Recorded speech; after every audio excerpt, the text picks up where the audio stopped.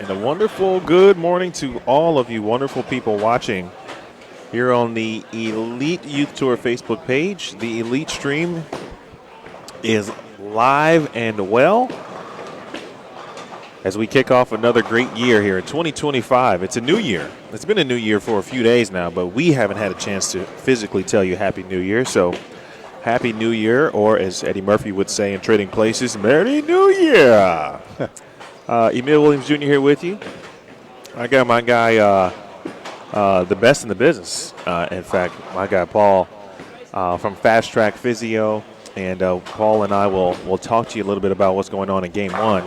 And then Riley Smith will join us here as he's had about a game or so to kind of take a look at what's happening with this very, very distinct and interesting lane condition, which was a part of the team trials from last year. Not 2025 team trials, but the 2024 team trials, day 5 of the men's pattern to be specific. Paul, first and foremost, Happy New Year to you. How are things in the Fast Track Physio world going right now? Emil, thanks so much. First off, as always, I appreciate the honor of being able to speak here on the live stream at EYT. I'm a proud sponsor of the Elite Youth Tour, and I know it's been a bit. I've probably missed the last 4 or so.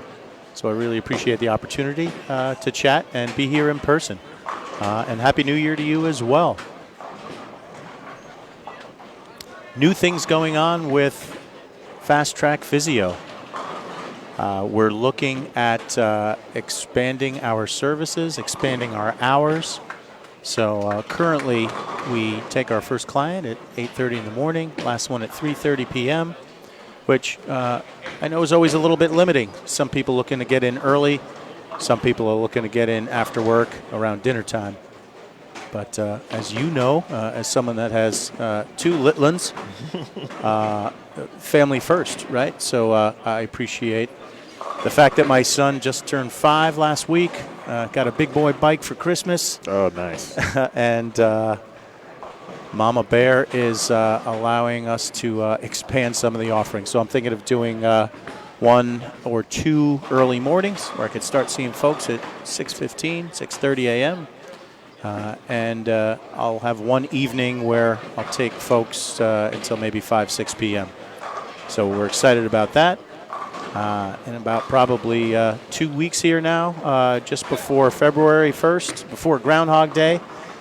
Groundhog's going to, on February 2nd, look out of his hole, and if he sees his shadow or not, Fast Track Physio is going to be rolling out their membership services. So kind of like a model to increase more utilization, more community involvement, and even some discounted rates and special perks if you kind of join our membership program. So I'm excited to talk about that.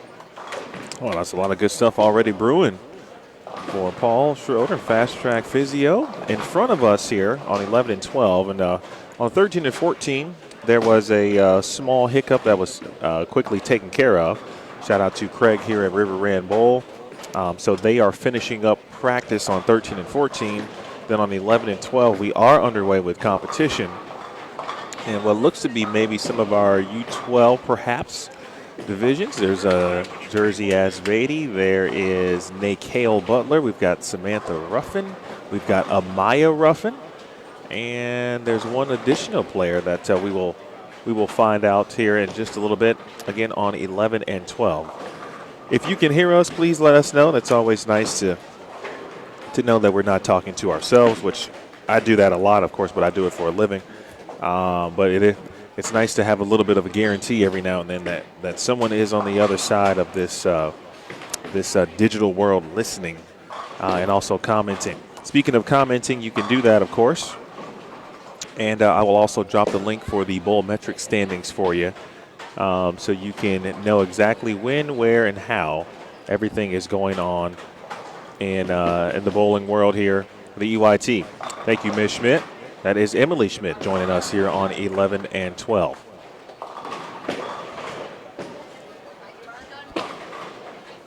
I may have just spoken to Dad now that I say that.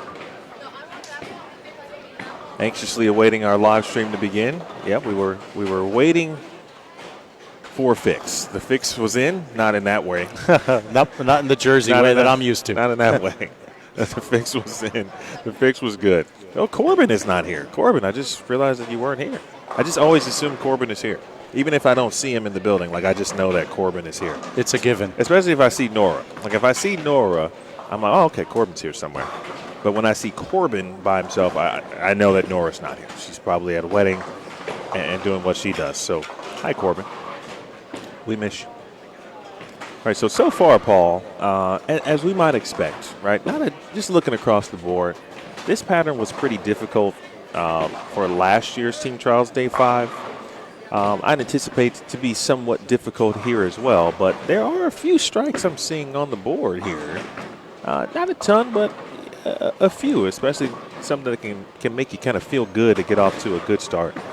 When you bowl, Paul, and you want to get off to a good start every time, but what are some of just your keys, your focuses on whether it's league, tournament play, whatever it is, to try to get yourself off to the best start possible? That's a great question. I think that's something we all search for, right? I think it starts first and foremost for me with trying to be in my IPS. It stands for Ideal Performance State. And for me, that starts off mentally. I'm certainly a little more challenged than a lot of these youth bowlers that I see, but I always say where I'm limited with my physical game, I think I try to make up with it with my mental game, which still could use work. But it certainly starts with trying to have the same routine, take that deep breath, that exhale before I step on the lane. And before I do that, I'm a big New York Yankees fan, so I'm going to make an analogy here. I know we're in the Chicagoland region, but back in the day, back in the late 90s and the 2000s, the Yankees had a center fielder by the name of Bernie Williams. Burn, baby, burn. Number 51. Oh, thank you. And he was interviewed the way a lot of players are interviewed, and a lot of great hitters, and he hit over 300 many times in his career. Almost won a batting title. Maybe he did at one point. And I don't know if it was Paul O'Neill or some other Yankee that was asking him, or maybe it was a reporter, hey, man, you get up in the box, you walk into the box, and what do you think of? You're facing Pedro Martinez, you're facing whoever it is, John Smoltz. What's your process? What are you thinking? And his response was so candidly truthful and revealing, and he said, nothing. You know what I mean? He's going in with a blank slate. So over the years, and especially the last maybe, 7, 8, 9 years, I spend any of my time prepping before I bowl any kind of competitive event. Competitive event to me is league, it's tournament, something like that. And I'm sure you guys know that I do all the physical stuff and the central nervous system priming and activation stuff, mobility. But I really try to carve out just as much time, if not twice as much time for my physical game, for my mental game. Like certainly 45 minutes before I leave for the center. My family knows that, all right, I'm going downstairs and I'm going to do my routine, which starts with a lot of positive mental imagery. Sometimes I'll look at some really, the 4 good shots that I've thrown, those 4 videos that I've saved over the last 9 years of the good shots that I have, just to remind me of that feeling visually, and I try to cue into that. And then when I throw my first shot in league, after practice, it's take a deep breath, try to be Bernie Williams and clear it out, and just do what I do, right? I think sometimes when I get out of that, and I could become too mechanical, or I think about too many mechanical swing thoughts, things just don't get right. And then sometimes I remind myself, or my wife, who's not like a competitive bowler, will remind me. She'll say, dude, you've been bowling for 36 years, man. You know what you're doing. Just get up and just throw the ball. And that works. So to answer your question, hopefully the audience isn't sleeping yet, but to answer your question, that's my process, and I try to stay in that one shot at a time. If I have a 4-bagger, or if I have 3 opens in a row with 2 splits, I try to just clean slate it and one shot at a time. I like that answer. And I like Bernie Williams, too, so very well done. He was solid. He was more than solid, actually. He was near great. You're a Yankees fan, so I'm not going to give him great. I'll just say he was very good. Appreciate it. Dakel Butler with a good shot there, but a good shot that I thought was actually going to make the corner, and it did not. So that's something to kind of keep an eye on. There's Emily Schmidt about to step up on lane 11. Now over on 13 and 14, they are into frame 2 of competition. Liam Rolick, Tyler Williams. We've got Skylar Petts there. Maybe Anthony Rodriguez and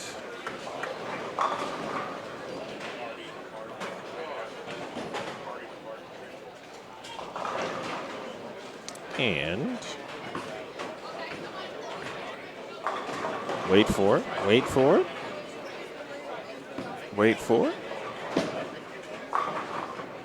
Alyssa South. Nice to be back with you here in the Elite Youth Tour. It's been a while.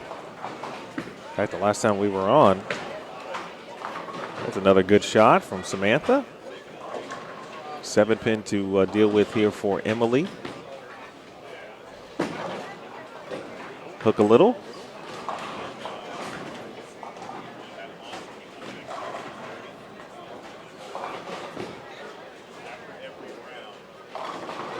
Last time we were on was, December 9th or 8th? Boy, that was a long time ago. It's been a bit. It has. They had the Bowlapalooza weekend. Of course, doubles and then the Team Cup. Luke Switalski over on 15 and 16. He's got 5 out of 6. And Luke just returned from the Team USA trials. And a couple other players who are in the field, Macy Jones, Mats Thunberg, for example, they also were there competing. Luke shot 300. Yeah, that was amazing.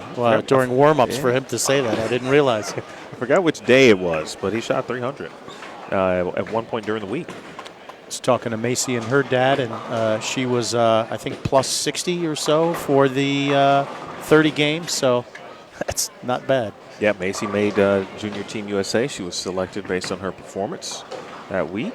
There's a couple players who are not here, of course, and Deandra essentially gave the entire list of players who either made Junior Team or the adult team who have bowled in the Elite Youth Tour. Good shot there from Emily. She leaves the 6-pin. Talented, fluid lefty. Very, very classic-like style. Emily Schmidt.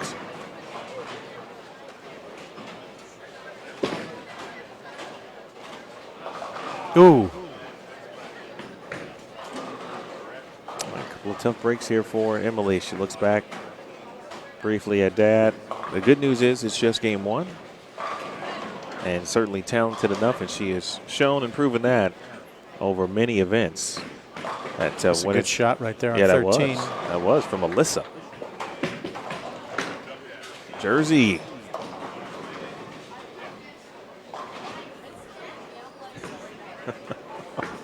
She is explaining what just took place to her mother. I think as I watch Jersey age, she's looking more and more like her mom on the lanes.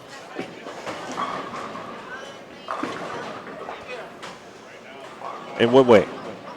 Her physical game, posting the shot, that diagonal, that classic diagonal line that I would say that Deandra has. The balance.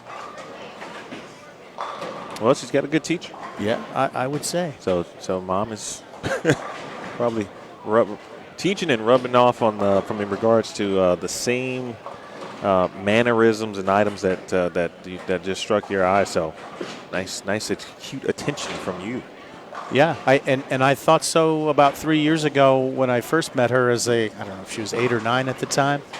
But each 6 months or so, it's refining and becoming more and more like her mom.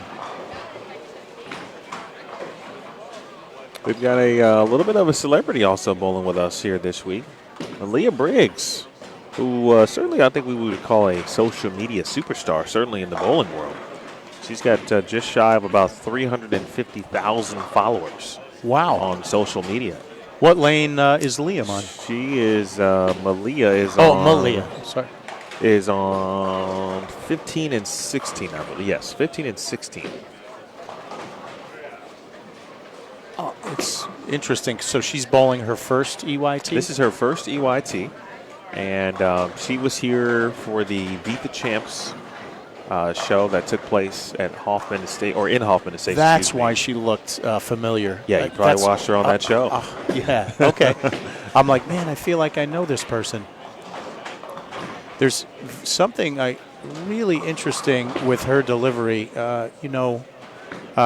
When I speak about training and conditioning and prepping yourself for bowling, and the things we tell the kids at Lane Tech High School, is that the majority of your inertia is really being generated by your lower body and your core.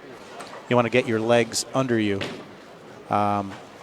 And it's interesting how Malia, after her power step, when she goes to the explosion point to release, she has I don't know, it's like maybe a 15, 18-inch drop in her squat. It happens suddenly, and from a movement specialist, from my perspective, that really is a way to really harness the power of your lowers. So I don't know if I'd like to talk to her at some point, because I wonder if that's something that was coached into her, or that's just her natural propensity. I'm sure it's somewhat a combination of both, but I could really see how, and with her very good timing, it really maximizes leverage at the lane.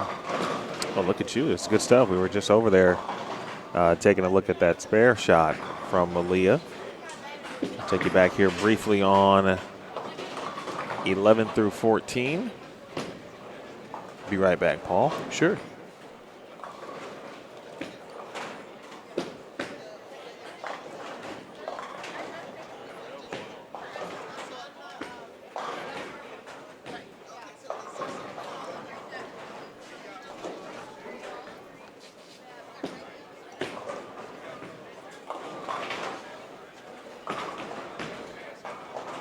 It's a great shot by Macy on 15.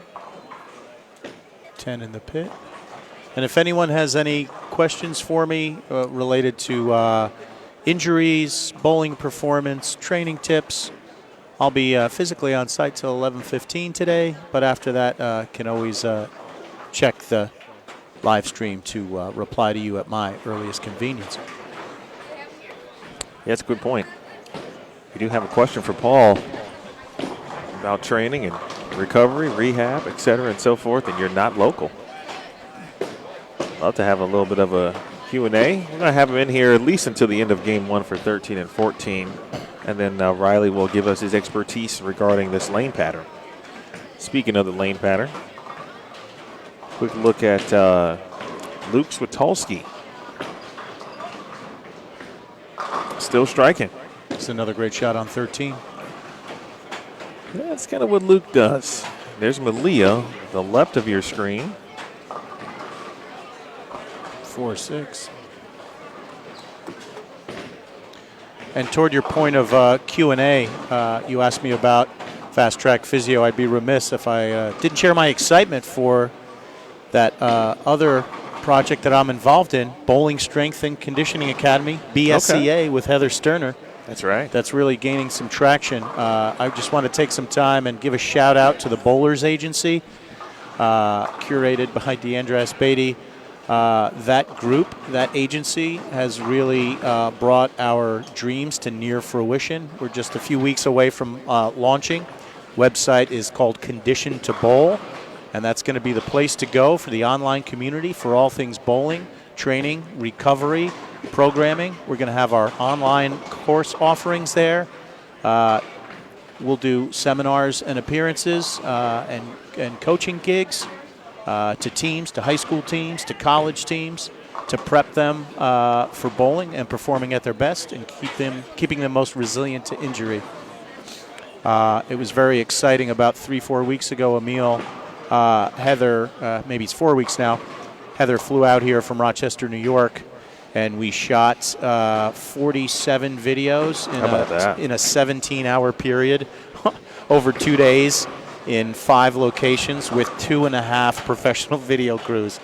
So it was a whirlwind, such a whirlwind that I think some of the repetitive work may have caused a little shoulder injury with me. I have a left labral tear in my shoulder. Add that on top of the arthritis of my AC joint. But you know what? That is not going to defeat me. It's just going to be a little bump in the road. I know how to tap into the resources of my villagers. I'm going to do as much independent self-management. How about that shot? That's that Tyler Williams. He's got every trick you could have. God bless. Every tool. Emily shoots 144. Samantha Ruffin 1 strike away from getting into the 2-0s here. That was a pretty decent shot there for Jersey. She doesn't get the carry. How about Miss Ruffin here? Either way, it's still going to be and that's going to be a clean 190 plus game for Samantha Ruffin out the gates. That's a really good game. And there's not a lot of 190s out there at the moment. Luke still striking. We'll see if Jersey can maybe get the 10 pin to bounce. Quick look at Luke full screen. Left of your screen. There's another one for Luke. He's on his way to a possible 270 plus game. Griffin Jordan on the pair as well, and Griff is going to be in the 220s. In fact, 223 to be specific. 190 on that pair as well. Do you know what ball that is that Luke's using? I believe that is a Motive Sub-Zero Forge. It seems to match his jersey. I don't know if that was on purpose or it's he's following what the lanes are giving him. I don't think it's for fashion. I think this is about function.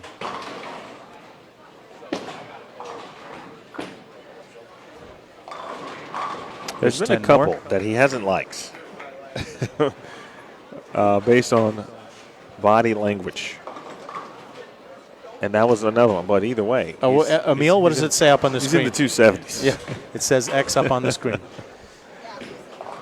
Here's Nate Kale trying to finish it out here with a 1-2-8 conversion. Nate Kale Butler, her parents are here. They always are. Got to clip that head pin a little bit. Oh.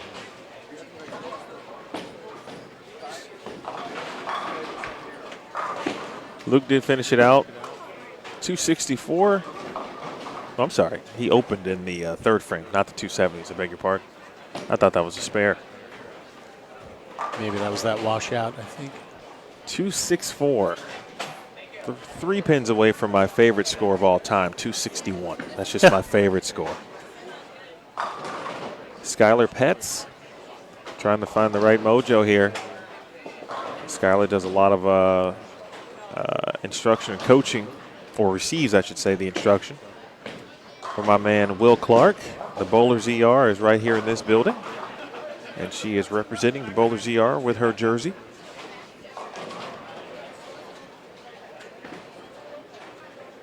Always know Will is in the building. He's generally wearing some brightly colored Puma-related apparel. Sometimes people refer to him as the Puma Man.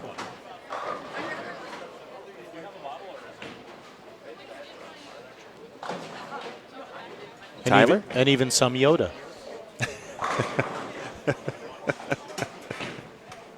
Well, he could be Yoda too, because his teachings are That's what I mean. masterful. That's what I'm saying. He is the bowler whisperer. That would mean you would be the physical game, or no, the physical rehab or rehabilitation, or even the prep portion of things. Like, what about the prep, the preventative maintenance, right? What is that? How do you work that into, kind of what you do from the daily basis, or even if you're working with athletes? How do you kind of make sure they're focused on the preventative part? Yeah, that's a good question. I think the best way for me to answer that would be for me to elucidate. Ooh. No, we're good. Okay. For me to elucidate and talk about my role for Lane Tech High School as strength and conditioning specialist. Yeah, I assistant coach, but I really feel that having them in the weight room with me one-on-one for an hour, and it's the whole team. And sometimes it might just be 6 team members, but usually it's about a good 8 or 10 of the 11 guys. Every once in a while I get all 11. And just really reinforcing the concepts of mobility, activation, strength, core strength, rotational strength, lower body strength, dynamic stretching, and listening to your body, knowing how to make your body move, having control of your balance, control of body position. And with all these repetitive things week to week and year over year, you know what? I'd be a monkey's uncle if I said everyone's exercise form isn't better. Guys are getting more stable at the line, and things like this, and just reinforcing these concepts. So practicing and living it and re-drilling it and not trying to make it too complex, right? I mean, we may show 2 or 3 different ways of how to mobilize a hamstring or how to, make your shoulders and spine open up, but try not to overcomplicate things and have them do it repetitively until it becomes integrated into their own way and own habitus and own practice. So I think that's the challenging part, right, for anybody, and especially at the youth level when they haven't had injuries and they're 15 years old and know that they're invincible and they're not aware that Father Time is undefeated. They're at least 20 years away from broaching that concept. But just trying to, like I say, man, live it and practice the concepts until it's not a strange thing and it's adopted into their own practice. And as I always say, I make suggestions and you make decisions, right? I'm only with them an hour a week, and I'm privileged to have that hour a week and maybe more sometimes if I show up to practice. And as we just spoke, you're a Lane Tech alum. I was there for a good portion of the city championships. Shout out to Lane Tech for congratulations on winning the city championships. And let me take a time here to give a shout out to Tyler Paulus for being the singles champion for the City of Chicago Public League Championships. Congratulations there. We had 2 of our guys take 2nd and 3rd, but Tyler Paulus really showed out there that day. He was throwing the ball real well and throwing a lot of strikes. So from being there and from the recent districts, it's just a matter of just getting after it and seeing what they could do. All right, folks, real quick. I need to make a quick refresh. All right. So do not go anywhere. We got one item that froze up on us here, and the only way to make it unfreeze is to quickly reset. So hang tight just for a few seconds, and we'll be back on the air in just a little bit as 13 and 14 are finishing up game 1. And then everyone will be in about game 2. Hello to Justin Perez on cue. Justin says hello as Paul is discussing the recent success of Lane Tech. Tyler Williams, by the way, just struck first shot in the 10th. He can get to 203. Okay, hang tight. Just a couple of seconds here.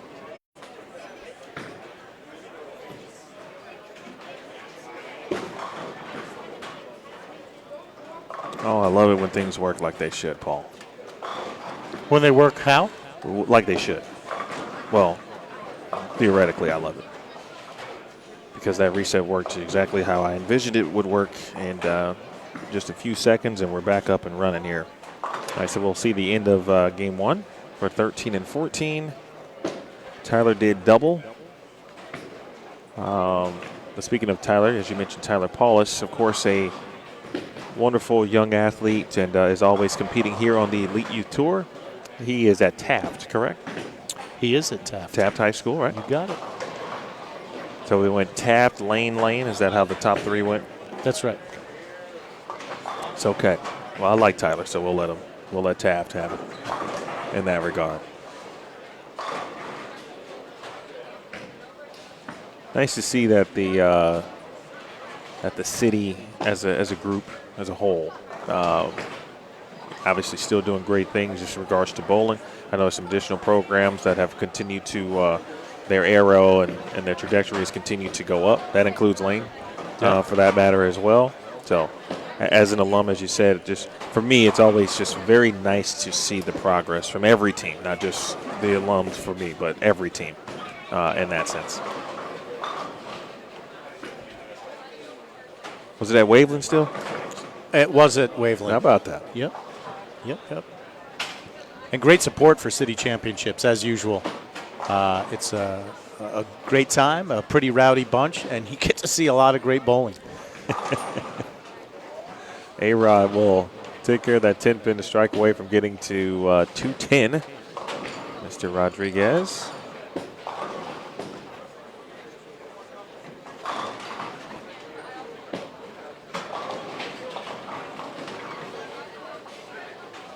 To 8-10 on the fill for Anthony, 2:07, and now officially everyone is into game number 2. And while we wait, let's go full screen to game 2 next door.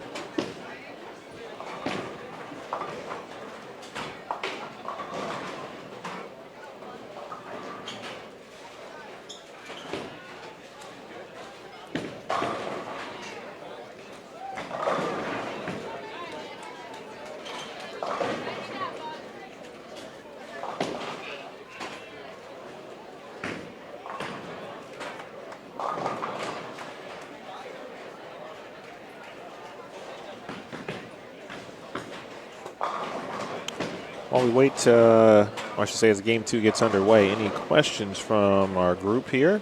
You've got the standings link, of course, and now with game 2 in the books, we should have our game 1 update here in just a little bit.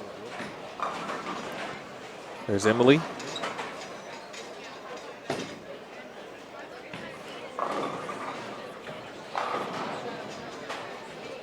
New group of players on 13 and 14.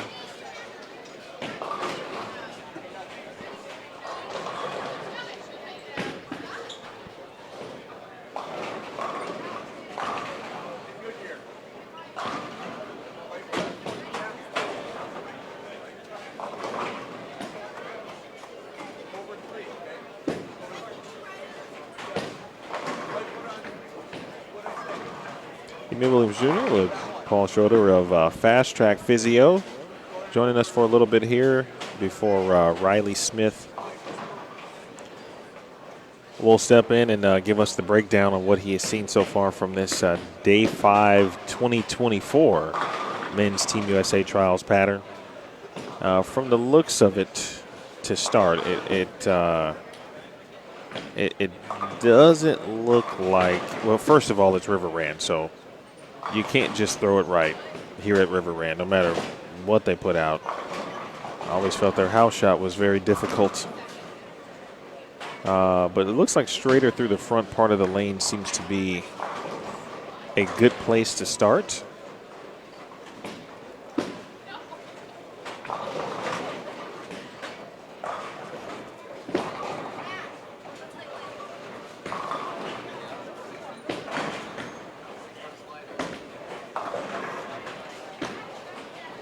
This is game 2. I believe the high game probably of game 1 was Luke Switalski's 264.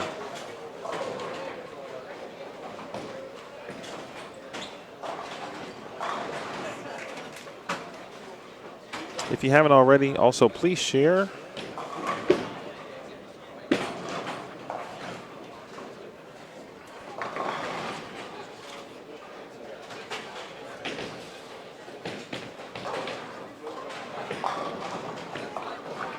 Nehemiah Kiefer has joined 13 and 14 along with Tristan Wilms. We've got Alexander Santalis, Nate Goodyear,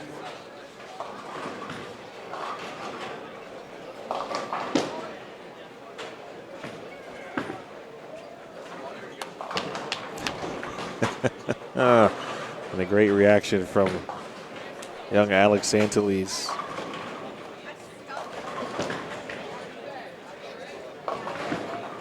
Took care of a 9-pin.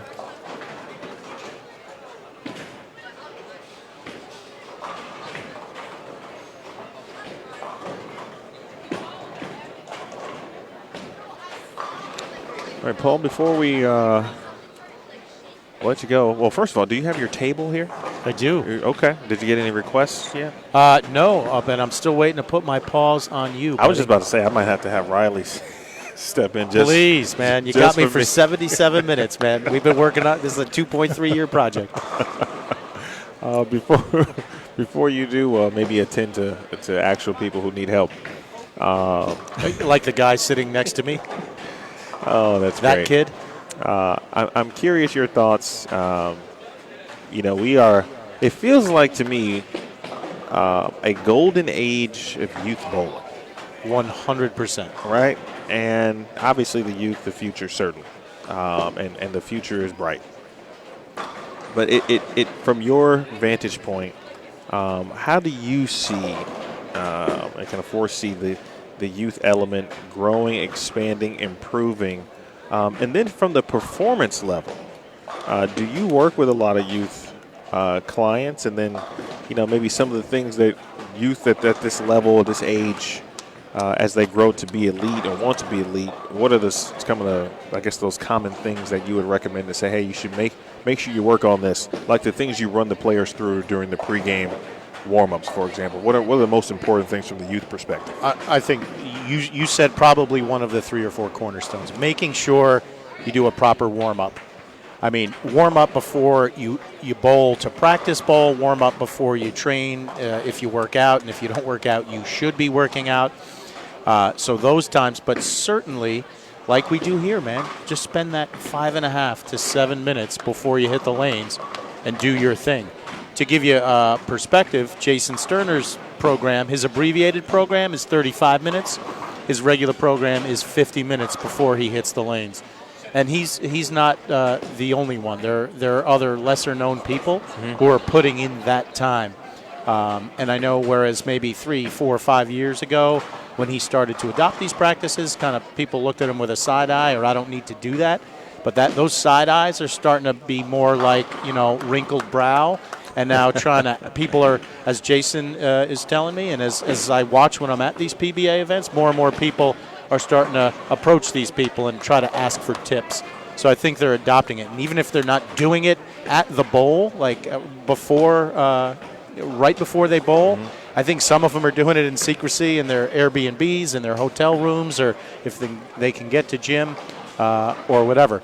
Now, in terms of, I said, one of the 3 cornerstones is that. The second piece is the post-bowling, post-workout recovery. Right? You're doing a repetitive motion. It's asymmetric. It's like doing a curtsy lunge, right? You're doing 400 curtsy lunges in a week, and that's with a 15-pound weight, right? Yeah, that's something that needs attention. You need to activate the other side a little bit. You need to mobilize the tight side.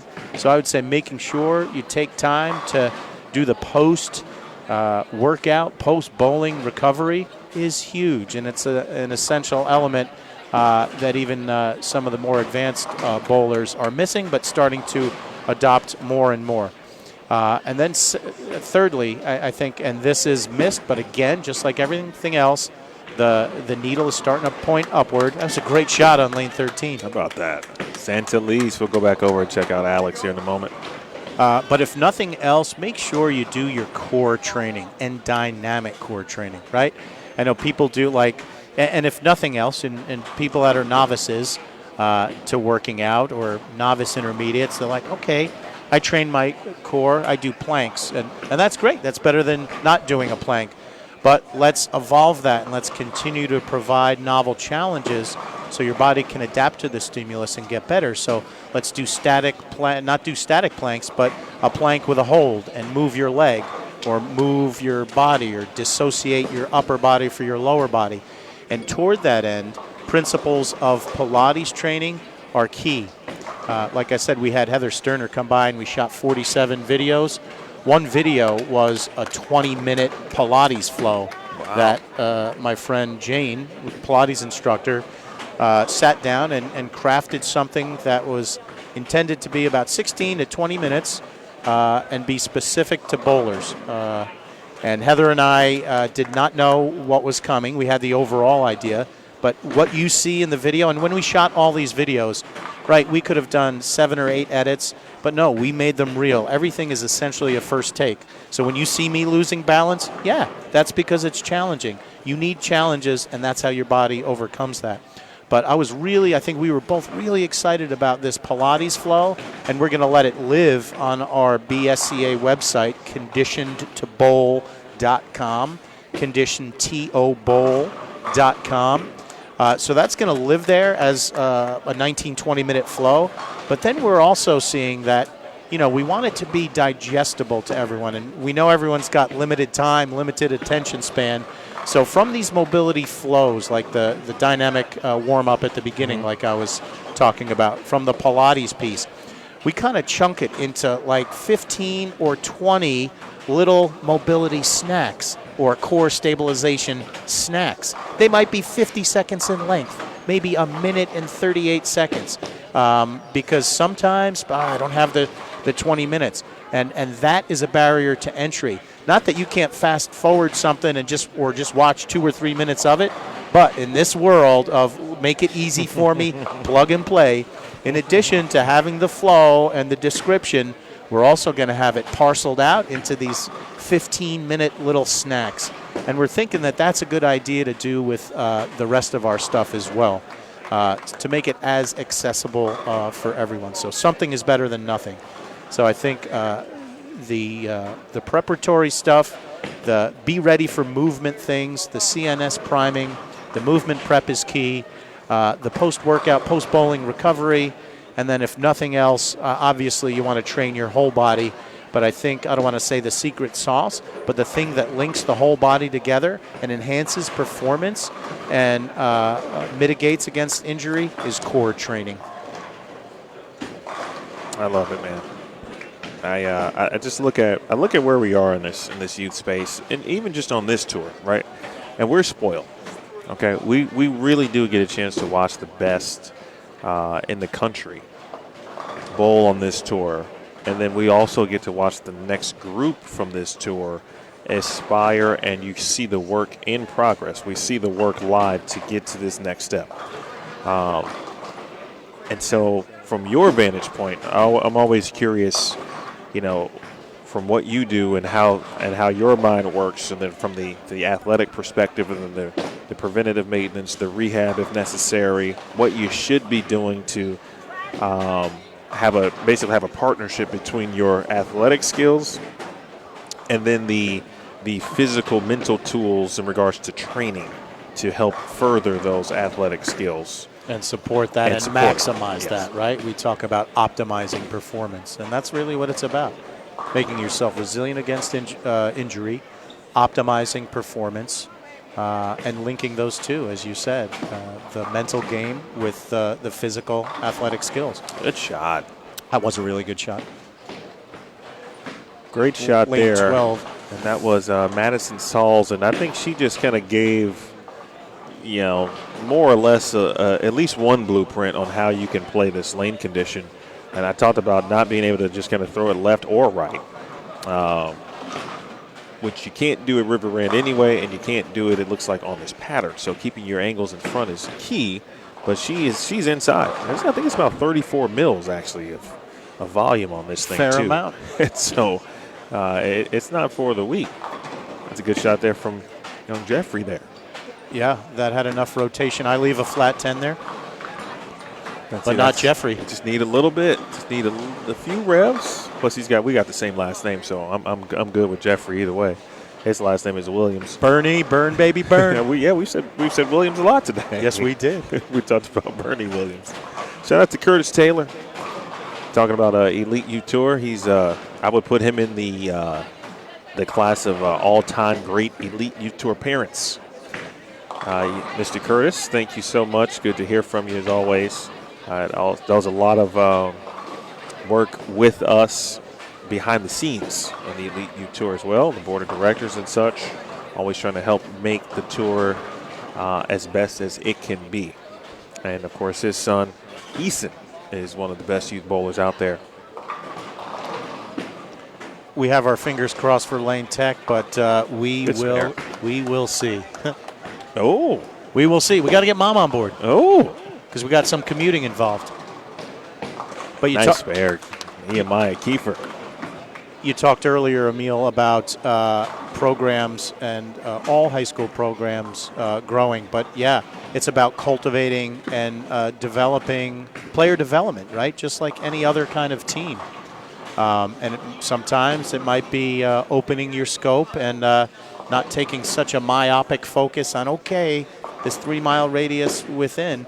We have one guy on our Lane Tech team who I believe he goes to a magnet, not a charter school. And I believe it's, I don't know if it's IHSA or CPS rules that state that if you go to a high school like that, charter school, magnet school, that doesn't offer an athletic endeavor that you want to participate in, then you can choose an affiliate high school that does. So, so the guy who actually was runner-up to city championships, Jordan Landa, is one of those people. And that really helped build our team. And he's only a junior.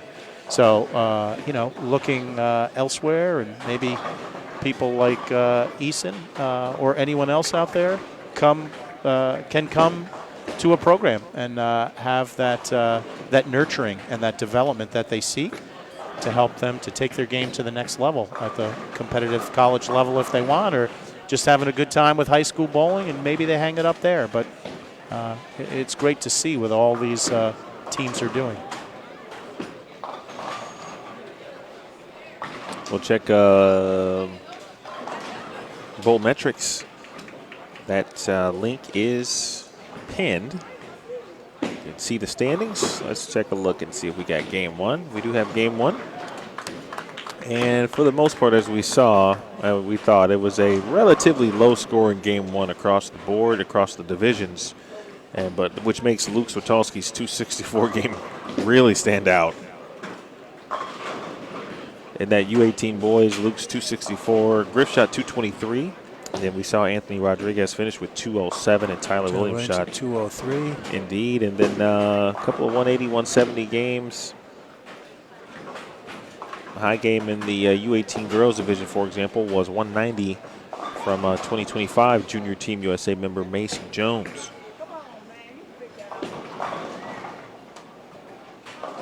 So this one's going to be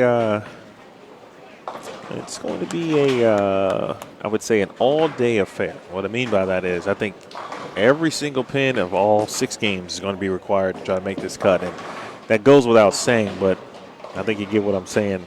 Today is a day where, and Deandra mentioned this, and she always says it, but truly on a tougher pattern, spares are key. Make your spares today. The person or the players who make the most spares today will find themselves in the finals because this pattern is pretty difficult. I was going to say, strike for show, spare for dough. And even if you get frustrated by leaving a washout or a split, get your count, right? Especially if you're on multiples, right? 2 is 4. 2 is indeed 4. I mean. Quick look at Nehemiah's 2-4-10 conversion.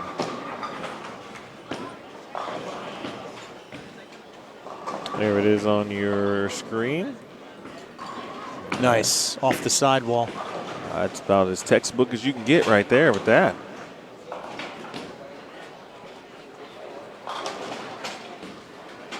You've been around this EYT tour now for a minute, Paul. The years kind of go by quickly. Yeah, we're just getting to 3 year. I think I'm coming up to my 3-year anniversary. What has maybe surprised you and or some of your favorite things just about the tour in general when you get a chance to make it out and obviously running the players? When you just talked about Jason Sterner, nice pair again from Santa Lee's, Jason Sterner and his program and what he does prior to a squad, an event, etc. And then, it went from maybe players saying, why does he need to do that, to players maybe secretly asking for help. That's exactly right. That's exactly right. Now, I feel that, though, when you first started coming here, there was a little bit of that from our youth group here, right? And we all were youth at one point, so we'd be like, who's this guy? Why is he telling me to go out crazy on the ball man with all this energy. And pull my fingers down so my forearm can stretch. But the more you come out, obviously, the more obviously they know you grow the relationship, the more they are willing, and then I think the more they've understood how important warming up, stretching truly is. Have you seen that difference as well over the years? Yeah, 100%. To your point, repetition is the mother of learning. So sometimes you need to hear something at least 11 times for it to begin to kind of trip that trigger in your brain where you're adapting it as a new learning module that you could buy into. So I get that, right? If I was only making, 5, 6 a year, it probably took me 2 years for people to be like, right. All right, now I'm probably half buying what this guy's selling. But you talked about relationship growing, and that's really where it's at. And I've said this before on other podcasts, and apologize if I'm being repetitive here. But to inculcate any behavioral change, you need to do it at the incipient level. I'm sorry to talk with such a big sentence there, but if you're going to do a behavior change, you're so much better served by doing it at the youth level, because then it's just going to be normal to them and normalized, and not like, oh, this is some voodoo science that maybe, is going to help me, not proven. No, man, it's been vetted out. It's just, it is what it is, but, it's taken another decade or two for the application of these strength and conditioning principles to get from the other sports like golf, baseball, the NFL, the NBA, right, now into bowling. So it's great to see. My heart is warmed. I really appreciate it at both professional and personal level to be as welcomed. And, you saw me going around here today, and, I know at least 1.5 dozen, 2 dozen of these kids' names, so I could go there and just call on a kid and say something, and they're willing to do it. And the buy-in is there. And we could actually go to videos from just 2 years ago letting me do it, where it's like, okay, there's the leader, and maybe 20% of the group half gets it, and everyone else is looking at each other and holding their elbows and looking at the pin deck or whatever it is. But now everyone's so much more on board, and to your point, I think they get it, right? Before they were just going through the motions, but I think they're starting to get it. I think get it rationally, intellectually, right, as well as kinesthetically, and feel it.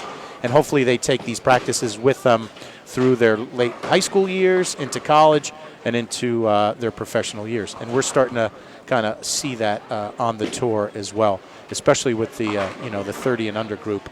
It's more embracing of the strength concepts and conditioning concepts. To answer your other question, I think it starts off with how well the EYT is run. Just everything about it. It is so, the depth, the thought, the social consciousness, the state of community, the scholarship, having it live streamed, having people like you here, the EYT board, everything, the host centers, how it's run, the national anthem.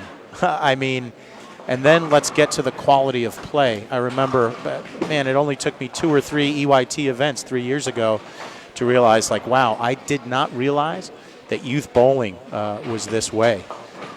It's absolutely incredible. And even I think in the 3 years that I've been here, I think the elites on the elite tour have gotten better to the point where they're standing toe-to-toe with some of the adults in some of these tournaments, right?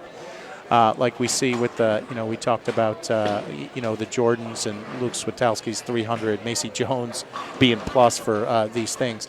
And these kids are still in high school. So, and even the more entry people, I think, have more game, more awareness, better coaching, more passion. The one point I know I'm going to have to yield the microphone here in a few moments. We talked about the 3 pillars with dynamic warming up, recovery post-workout, and doing core training. The one piece is making sure you monitor your volume and taking appropriate relative rest days and even some time off, right? Like in the summer when league is off, I think the best thing I did for my game, and probably more mentally than physically, though it's helped my physical game, is taking off the volume. I won't practice 2-3 times a week. I might practice 2-3 times a month in June or July or something like that, just to give myself the mental rest and the physical rest. And then come like late July, August, then that zeal is burning with me ardently, and then I get after it again. But it gives my mind and my body a chance to chillax. And as passionate as people are, the one thing that we're seeing with youth sports and the rise in youth sports injuries is the early specification in one sport, right?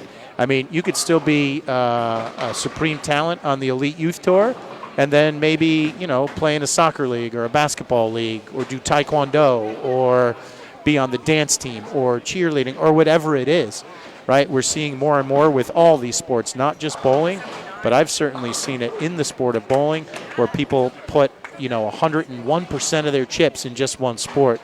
And that generally leads to burnout, physical injuries, as well as not carrying it on longitudinally, versus the kids that diversify and are maybe really good and doing 2 or 3 sports, and then they might do 2 or 3 sports in high school or 1 or 2 sports in college or play intramurals or, Chicago Sport and Social until their 30s and 40s.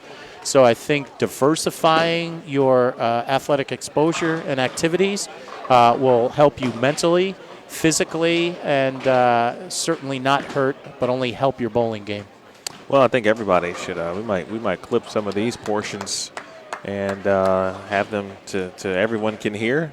If you miss anything of what Paul has been talking about these first couple games, a lot of good nuggets of information in regards to sport performance, certainly training, even down to the sport diversification, which I've heard a lot about. Glad you brought that up. With that said, I will release Paul because he's only got a few minutes left. He's got to leave in a little over an hour or so. But I got to get my hands on you. And I might take a quick glance and sit at the table. And but Riley will be here in just a second. I will be back with you in just a little bit as well. We will finish out Game 3 on 13 and 14. This group, not this particular group, but Game 1 started just a little bit behind. On 13 and 14, there was a fix that needed to take place, and it was completed thanks to Craig here at River Ram Bowl. And now 13 and 14 has certainly caught up. The one thing I love about youth bowling, and I feel like the younger the bowler, the faster they go. And they got the pace back where it should be instantly. EMI got to 179, by the way. Shout out to Riley as well. We didn't get a chance to talk or speak about her in particular, but Riley, who is the daughter of Aretha, who's on our staff here, is bowling the Elite Youth Tour. I don't know if this is her first event, but she is competing. Oh, great. Here today. I think you might be right. Yeah. So that's pretty cool. We got the next, or I guess our second mother-daughter or staff to daughter participant, of course, Jersey and mom Deandra, and now Aretha and her daughter Riley. And with that said, there's Craig zooming down the ball return between 13 and 14. Paul, as always, appreciate your time. I appreciate the opportunity. I really do. And it's an honor to be sitting here with one of the best. So I'm hoping, like you said, that you could just choose to make a little time. So maybe you can get some insight, and even if it's some transient relief and understanding of what these hands could do, or some self-management techniques, so I can show you better how to help yourself. Make sure you check Paul at where can they find you, Paul? FastTrackPhysio.com. And you could see me at any of the 3 locations. If you're in the Chicagoland region, we are located in Cabrini Green near North, Avondale, and Logan Square. And don't forget to stay tuned. Again, we're probably just less than 3-4 weeks away from the full rollout of BSCA, Bowling Strength and Conditioning Academy. And you can check us out there on conditioned2bowl.com, TOBowl.com. And thank you. All right, folks, Game 3 is next here on the Elite Stream, courtesy of Bowl Stream TV.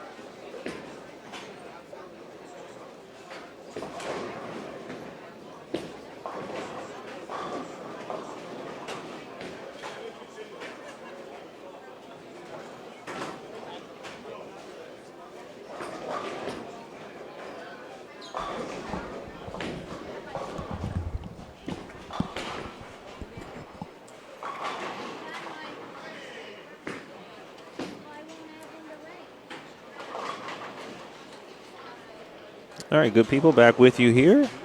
I am going to step out and see what Paul can and how he can advise me and to better. I'm sure he'll say something about posture and all the sitting that I do in this job and et cetera and so forth. But as promised, Riley Smith is here, and Riley is here to not only chat with you but chat with me about what he has seen through these first couple of games on what certainly is a difficult lane condition. And I'm going to find that and pull it on the screen so we can all take a look at it here. But first of all, Riley, Happy New Year. It's always a pleasure to see you. Genuinely happy to see you when I do. How's life? How's everything going? Thanks, Emil. Happy New Year, everybody, as well. Life is good. Not much has changed. And I kind of, as we get older, no changes, you know. You sometimes appreciate that's good. that now. Yeah. So things are steady. Got the beautiful wife here as well, helping run the tournament. I think next event, Rochelle will not be here, so she's learning some new tips and tricks of how to be the assistant tournament director. There you go. Well, somebody's got to step up. Yeah. Our people, you're the assistant live stream manager, basically. That's not even a role or a title. You got to have. When you said it that way, it was like, well, yeah, I had to teach Riley. Yeah.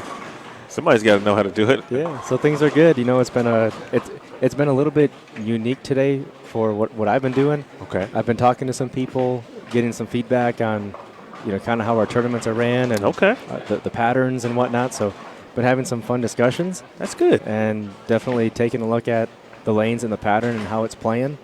So it's been a different perspective today, but it's fun. You know, it's nice to get away from the usual, you know, rhythm or monotony. Yeah, that might be tournament after tournament. So a little bit different today. This is an interesting leave. The 1, 2, 6, 7, 10, right? Yeah, that is, we would call like a PBA washout if almost traced it. If the 4-pin was standing. Interesting leave. And that's what we're seeing as well. I've seen a lot of interesting leaves today with this bowling pattern. Yeah, with that said, let's put the pattern on the screen. There it is. It is 45 feet and almost 34 mils of oil. That is a massive pattern. Yeah, that's could give you nightmares in some cases. What stands out about the pattern? Why is it so unique, you think? For sure. I'll get that in just a second. I want to first say we chose this pattern because it's right around the time, I'm not sure if you hit on this yet, but Team USA trials just completed out in Reno. And with that being said, I kind of wanted to bring Team USA to the EYT. So that's why we chose the 2024 pattern for the men day 5 last year. Yeah, the unique characteristics of this pattern is, as you mentioned, 45 feet. It's almost 34 milliliters of oil. That is a lot of oil on the lane. And for those at home, oil on the lane reduces friction. And when friction is reduced, it's hard to get your bowling ball to curve and make any type of ball motion. Also, the length of the pattern, 45 feet, the longer the pattern is, the harder it is to make your ball curve and create ball motion. So with those two factors, immediately, before we even start the bowling today, it was going to be a challenge to get your ball to hook. But that's what we want. We want elite patterns, and we want to challenge our bowlers to make them better. So today, spares are going to be important. You're going to have really weird leaves that maybe you've never left before and maybe we've never seen before. And that's just because the ball is going to be doing different things than we're used to seeing on conditions where the ball does have a lot of hook. So excited to put it out for all of our bowlers today. And then, like I mentioned, was talking to some of the parents and the bowlers. And the strategy today, if I can try to make it simple and concise, the strategy is to keep the ball in front of you, reduce the angle, the launch angle off your hand. So really straight angles, and don't let the bowling ball float too far to the right if you're a righty, and don't let it float to the left if you're a lefty. A couple of unique things with ball choice. A lot of boulders with the higher volume and the longer pattern will create surface. Surface creates friction, and with that surface, you'll get more hook on the lane. The tricky part is these bowling balls are so strong and the surface takes oil off the lane so fast, friction starts to happen. So a bowler with a lot of friction thinks, I'm going to create a lot of hook, but then their ball doesn't hook, and it's because it's losing energy so early on the front part of the lane. It's so early that the bowler's eyes don't even catch it yet. It's almost right when they release it. So that's going to be a trick today, when to make a ball change from your strong ball to maybe your second strongest ball, or even to your third strongest ball, and that progression. That's going to be a trick today because the hook is going to be almost where you can't even see it. So middle part of the lane, don't get it too far right or left, and make your spares. So simply put, take what you can get today. That's correct. That is correct. And we got the link posted for Bowl Metrics so we can see what the scores are looking like. After game one, I did not see many high scores. There was a 215 and a 200, but that's okay. That's what this pattern is meant to be. It's meant to be difficult.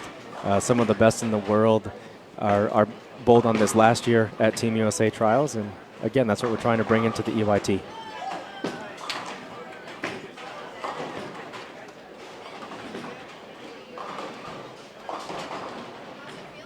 In front of us here, we've had Olivia Bell-Titus, who those are really good. Nolan Bushik, I believe. Daniel Wolf. Zach Benz. Around 13 to 14, we've got Dylan Alvarado, Kennedy Spears, Jessica Pivas, Addison Cole, Hook a little. Oh, that's a good break there. You talking about a break?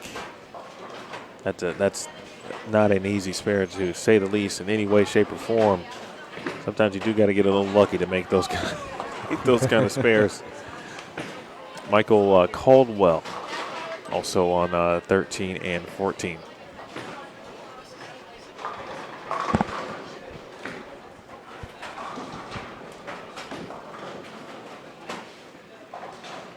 Norray Jones over to our left on 9 and 10. The next time Olivia is up, Riley, we got to take a look at her approach.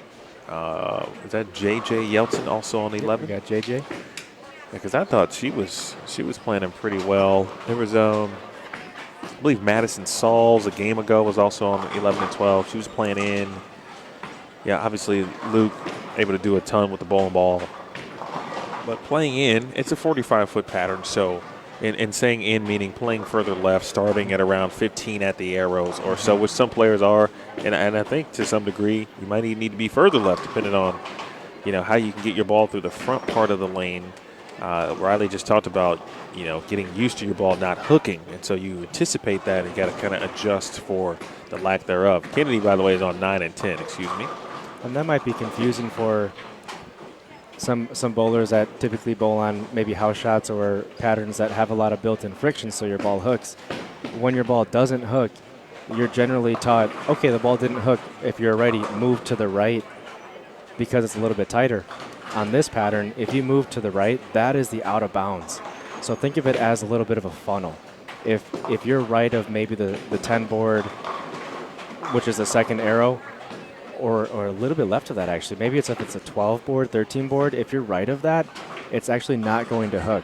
So the adjustment is actually to parallel left and get more into what would be a little bit of built-in friction.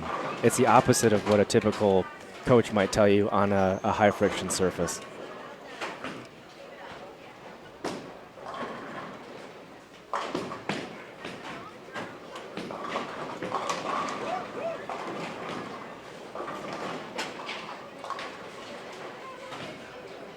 I was chatting with Olivia's dad back here. They're coming in from the St. Louis area, and their second time bowling an EYT event. So I was excited to see them, welcome them back. As she steps out on lane 12.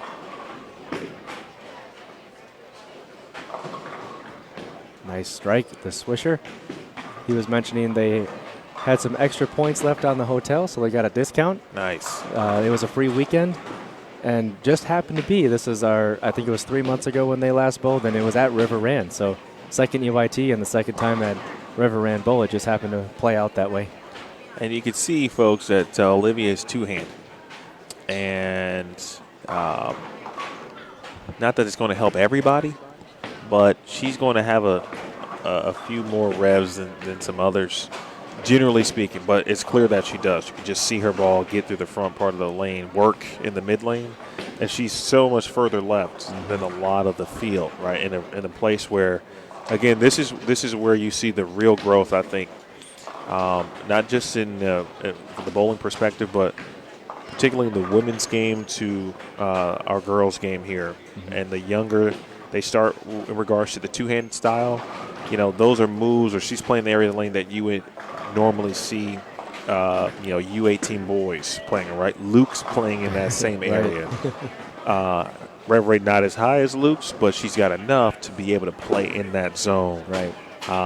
And you can see with the carry at the end of the pattern, right? It's just enough to be able to carry a light swisher, which is exactly what you want in this situation. And that's playing to her advantage today. Something I was talking to her dad about was just some other patterns that she bowls on.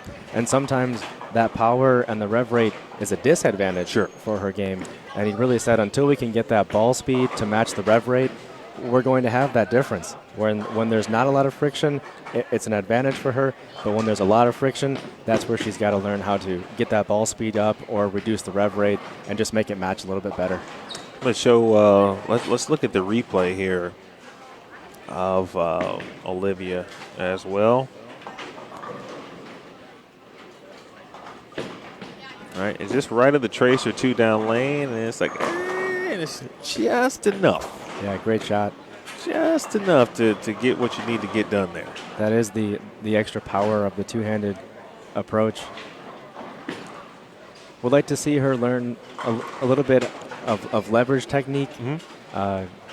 Pretty good setup at the start, and as she gets going throughout the approach, right towards the kind of the hop step that she has going on, and into the power step, it gets a little bit disconnected with her body. The ball kind of it seems like the ball is a little like pushing her arm instead of her being in control of the ball. So a little bit more strength there, and then you'll gain more leverage by having more control of the bowling ball in that position, coming down to the bottom of the swing, and then posting it. All of that will come together, be a little bit cleaner, and creates leverage. Leverage creates power. Good morning to John Sipich, the gentleman also known as simply Sip. When you got a nickname like that, he's big time. Sip, today's format is going to be 6 games. This is game 3. So 6 games. We are nearing a halfway point. We're almost complete with the halfway, I should say. And then we'll have the eliminator finals. I'll get the updated tallies on who or how many will advance in each division. And probably a couple games or so from Rochelle. So kind of a standard format, if you will, on the Elite Youth Tour perspective. But how about that? There's a good break. I love to see those. He'll raise the roof. Especially days like this, we love to see those go down. That's right. Raise the roof, young Nolan. He's too young to be raising the roof, actually. There's another great spare from J.J. Yeltsin. I'm a little concerned that he raised the roof, actually. Because he should know what that is. That's even before our generation. Oh, my gosh. No. After seeing the 7-pin fall slightly. I take it back. Last minute. Oh, did the 9 fall? I think it fell. I think. I put my hand in over my face because that was such a bad break. Let's Good thing we've got some replay here. Let's find out real quick.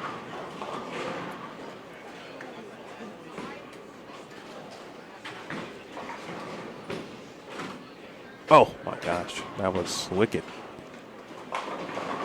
It looked like it ended up falling.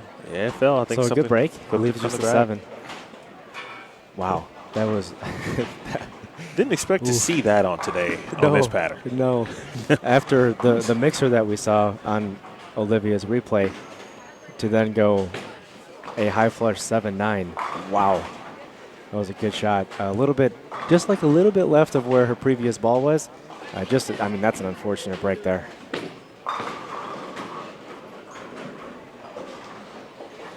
Good morning to Miss Boykin. Hope y'all are well. Good morning to Josh. Oh, the EBs. Sip, well, let's see. It's 10:30. We got started at 9:03. No, I'm sorry. Practice began at 9:03, so we started competition about 9:15-ish. So that puts us, what? 1 hour and 90 minutes for 2 games. Does that sound right? And halfway through game 3 now. Yeah, so we're actually kind of cooking. We're moving. So I think another 90 minutes of qualifying puts us towards noon Central Time. Yeah, so I would probably say about 12:30. Yeah. Including our 20-minute intermission with the raffle and everything else that we give away prior to the finals. So probably, I would say 12:15, 12:30. Yeah.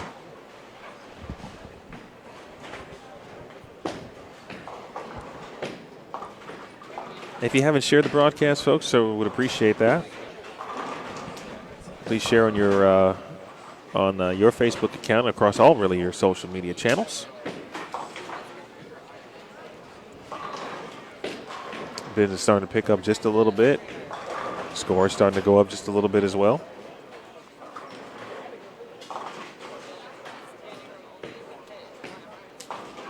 Well, good luck to Caleb. I remember taking that test. Well, maybe I don't, actually.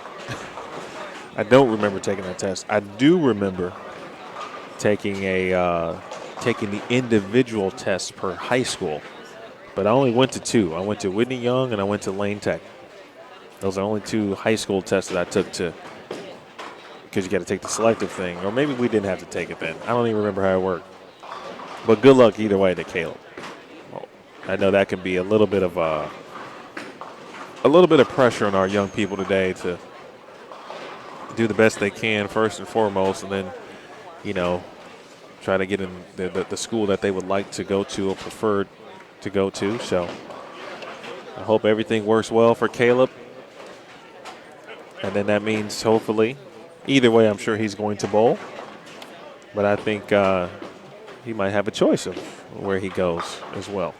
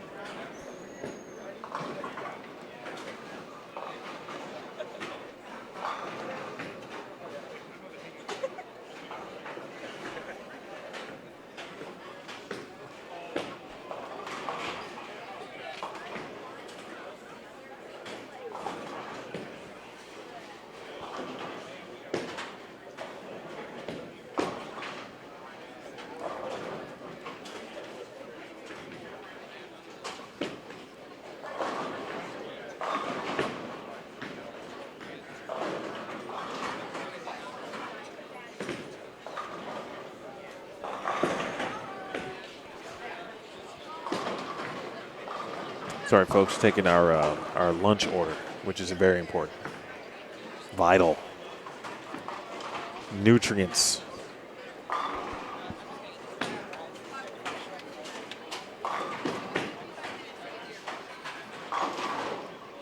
Quick look at bowl metrics. We've got standings after 2 games. U15 girls, Madison Sauls, Norray Jones, Olivia Titus, Jessica Peevis, McKenna Morales. The top 5. U15 boys, Sebi Vetter, Dawson Cole, Liam Rolek, Cameron Anderson, the top 4. Easton Taylor is 5th currently. U12 girls, Samantha Ruffin. I was pretty impressed by her earlier. Sometimes you can just tell in our U12 divisions, and Samantha Ruffin's kind of got it already. And, of course, Nehemiah Kiefer right now leading the way in U12 boys. U18 boys, Luke Satalski and Griffin Jordan, along with Tyler Williams. I think they're the only three players so far who are plus. U18 girls, Macy Jones with the lead early. She is plus. Might be the only young lady plus to this moment, but she's followed by Olivia Cameron having herself a nice day through 2. Addison Cole and Alyssa Salmon. We'll have to get the correct pronunciation for Alyssa. If we're talking about the fish, it would be salmon. But so we don't know. Salmon. We'll need to make sure we get that right. And Joseph Napier-Kowski, who is always near the top of the U23 standings when he is competing. And it's no different today, although his lead right now is just 3 pins in front of Nathan Noskal-Sakat. All right, so that's a look at the standings early on. Corbin, I went with a grilled cheese today, but you're right. See, Corbin just changed my entire lunch plan. So now I'm gonna go find Megan and change it. Speaking of that, I'm gonna go talk to. I'm gonna go have a chat with Paul, and then I will be back with you. Would you like a guest while I'm gone? If there's anyone willing. You know, we haven't talked to Deandra in a while. Yeah. And seeing this is 2025, we should talk to D. I said we'll get D. Yeah, let's try. Or Will. I'll bridge the gap while we look. All right, bet.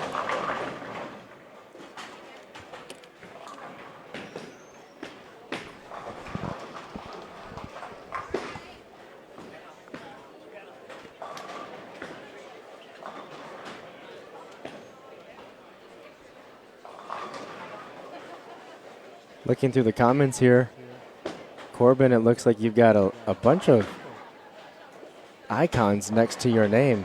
We got you as a top fan, a top sharer, and an anniversary follower. That's pretty cool stuff. You've got 3 icons. Wow. Corbin in the chat. All right, some of our bowlers are finishing the 10th frame here on 11 and 12 of game number 3. As Emil mentioned, we've got 6 games of bowling today, approaching the halfway point.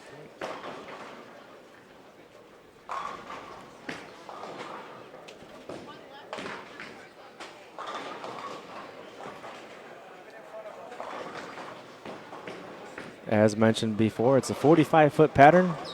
Almost 34 milliliters of oil. And if anybody in the chat here has any questions, just let me know. I'm happy to answer them. We're going to see if we can have anybody join us. Hopefully it'd be Deandra. We haven't heard from her for a while. Sometimes at River Rand Bowl we can get Will Clark, a great coach and pro shop owner based here at River Rand Bowl. We'll see if we can get him in there. But for now, you're stuck with me on this beautiful day for another EYT River Rand Bowl and the first of the 2025 year. We're already in the new season for the EYT. It started a couple months ago.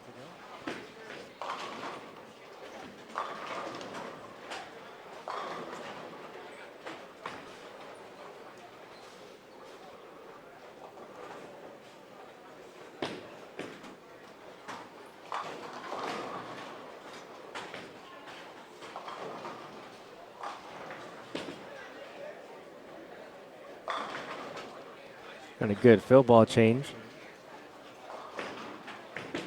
Ends with 9 spare strike for Daniel.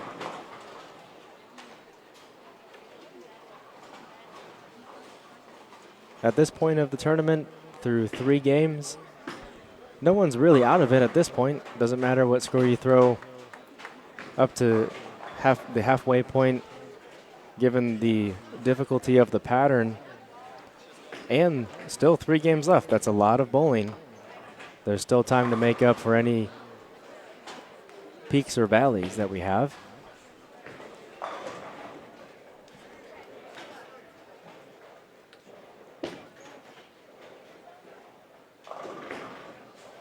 Awesome. We've got the awesome Curtis Taylor joining in. Yeah, I didn't get to see Curtis today. I do see Eason. He's just to the left of us. I think he's on 9 and 10. So next game we should see him on 13 and 14. So a perfect time for you to check in, Curtis. I miss our morning handshake and hey, how you doing? So I'll do it over here on live stream. Hope you're doing well. It's good to see you here. And John has commented, Will Clark with the goat emoji. Greatest of all time.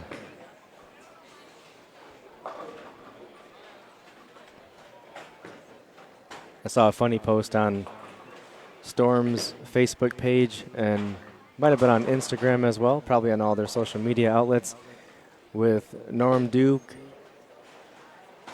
and I think it was with Liz Johnson. I don't remember exactly, but the post had 2 live goats at Storm headquarters on the lanes where they film all of their bowling ball reviews. There were 2 live goats that they were posing for a picture with. John, that's the first thing I thought of when I saw that goat emoji, was the most recent post there. I thought that was pretty funny. Got me thinking, where did they get these live goats? Had to be the local zoo or something.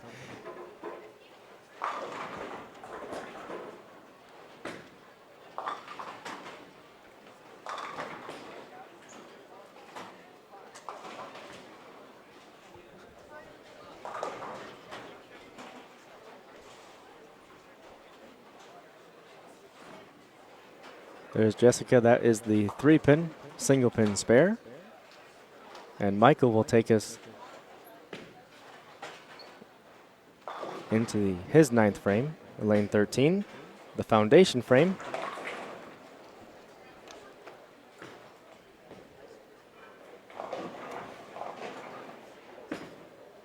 Two-handed righty. Comes in just a little bit behind the head pin, and that leaves the stubborn wrap 10-pin. The one that bowlers sometimes feel like it's glued to the lane down there. Stubborn 10-pins. We got Amy Swatolski commenting, go Luke, and Happy New Year to all the EYT family. We appreciate that. Happy New Year to you as well, Amy. Luke started very strong with the 264 game. I was chatting with Mr. Swatolski. As always, he did a fantastic job with our national anthem before we started. I did not see Luke in game 2 or 3, but he is moving, actually, right in front of us. He's moving down to the low end. I'm seeing him walk across the bowlers area. We missed you, Amy, with the national anthem.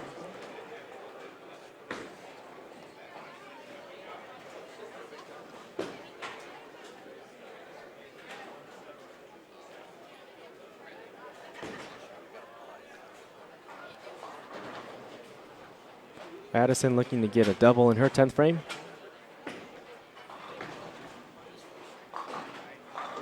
And leave that one a little bit right. That's the characteristic of the pattern. And leaves the 1, 2, 4, 8. Jessica's turn on 14.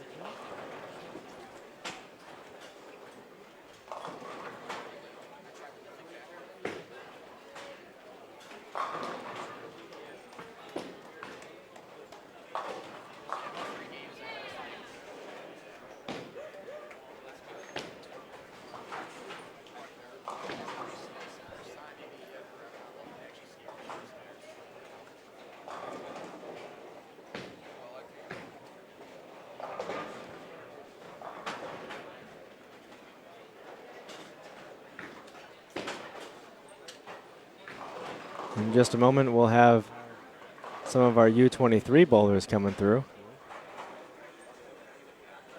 We'll have Joseph Naperkowski. He was showing off the brand new Storm Level. It seems like he might be impressed with that ball from the reactions that he was giving me.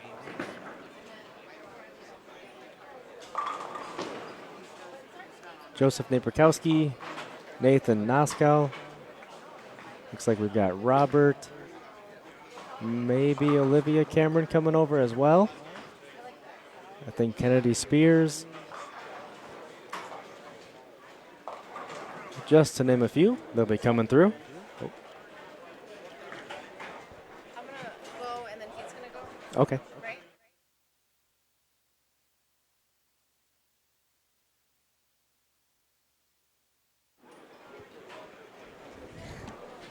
Oh. And to my great surprise, we've got another voice coming into our booth. Our great leader, Deandra Asbatty. Thanks for joining me. Surprise! You're welcome. I just realized I need to share this stream, so I'm about to do that. And that's a good reminder for everyone joining us right now, too. As you're on our Facebook page, please share the stream with all of your family and friends. We've got some of the best youth bowlers in the country coming through. In just a moment, as I mentioned, U23 will be coming on, 11 and 12. And it looks like a mix of U15, U18 will be on 13 and 14. So we're just finishing game 3, starting game number 4. And as Deandra does what we've asked, sharing on the stream, we'll welcome her in. Hi. Thanks for joining. It's been a little while. I know. I'm so happy to be here. How's it going?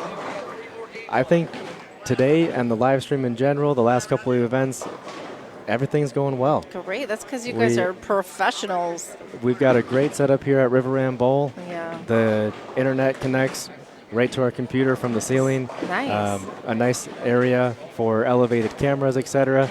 So I love this place. It's very easy for me. I think it's good for the viewers to watch as well. Yeah, can we just take a moment and share our appreciation for River Rand, because not only is their internet good, people here are so good. And Craig is the proprietor. He is amazing, always has been so welcoming and so helpful. And Francie's always here working at the counter at our events. And it has really, truly felt like family here. I mean, I text them in between our events. I check in with them. They are just really good people. And I'm so appreciative. Yeah. It's a staple in our tour, that's for sure. We were here a couple months ago. I think it was 3 months ago. Yeah. We had the event here, and every time it's so good. We had a little bit of a hiccup earlier on during practice, but I mean, they were on top. Yeah, that happens, and they were on top of it. Oh yeah, and they fixed it, and we're good to go. And there's so many great bowlers. You know, in my announcements this morning, I talk about how I don't know if you guys touched on the team trials that just happened at the beginning of January. Yeah, we touched briefly with the pattern and whatnot, and but go ahead. Yeah. Go ahead, talk about it.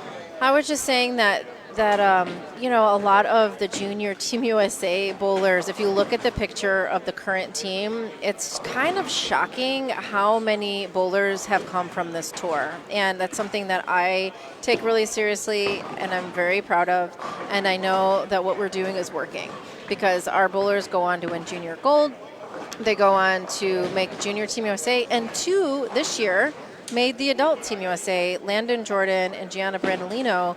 And I remember watching them in this tour when they were 10 years old. And, you know, they didn't lead this life of just winning, right? I think people think that's what happens when you see somebody as good as Gianna and Landon, like, oh, they're just good. But that is not the case. You don't get to see the journey. You don't get to see them struggle. You don't get to see them lose. You don't get to see the tears. I get to see it all. And so I know what it took for them to get to the point where they are now, and it was a lot of hard work, it was a lot of failure, and it was a lot of figuring it out. And I just want youth bowlers to understand that it is not an easy road to the top. It requires a lot, and if you're willing to give it, you can get there. But if you're not, and you're looking for a way to cut a corner or a magic pill, there isn't one. There isn't one. It comes with dedication, experience, and hard work. That's very well said, Deandra. And all of our bowlers here today are going through that exact same path as you mentioned.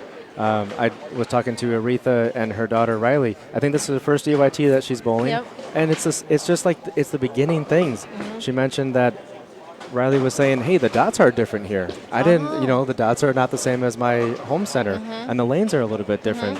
So it's the very beginning. Those are just the baby steps that then evolve into further things. Now I'm going to start working on my my physical game, my mental game. I'm going to learn lane play. So everyone is at different stages of their career and their bowling skill level, but we love to provide that wherever these youth bowlers are. Come to the EYT, and that's what we can do. Yeah, and this is truly where you figure out what it takes. Like, you don't know what it takes until you come and you compete on this tour and you look around and you look at your score and you look at the pattern and you're just like, oh, okay, well, I'm not prepared. How can I be more prepared for the next time? And then you just build off that. So, if you want to understand what it takes to get to the top, you bowl the Elite Youth Tour. And, I have a list here of the bowlers that have come from our tour that made Junior Team USA this year. This is just this year. This is not all time. And it's Abigail Starkey, Bryce Oliver, Connor Pula, Gianna Brandolino, Karina Capron, Trey Henriksmeyer, Christian LaCory, Caitlin Stull, Avery Domigan, Macy Jones, Mackenzie Mattis, Eliana Ochino, Keaton Ostrowski, Carter Street, Landon Jordan, just this year that have bowled an Elite Youth Tour event. And in the adults on the team this year, for the adult Team USA, that have come from our tour: Jillian Martin, Julia Bond, AJ Johnson, Landon Jordan, Lauren Russo, Gianna Brandolino. That's incredible. If you really think about it, like, that we gave them a place to get prepared. Yeah, that was 20 names, individual Wow, names that you just mentioned there. And I mean, that's just this year. Yes, just this year. Kind of gives me chills when I think about it. And then I told these in my announcements, and I read that list today. I looked around and I said, and I look around here and I think to myself, who's going to be next?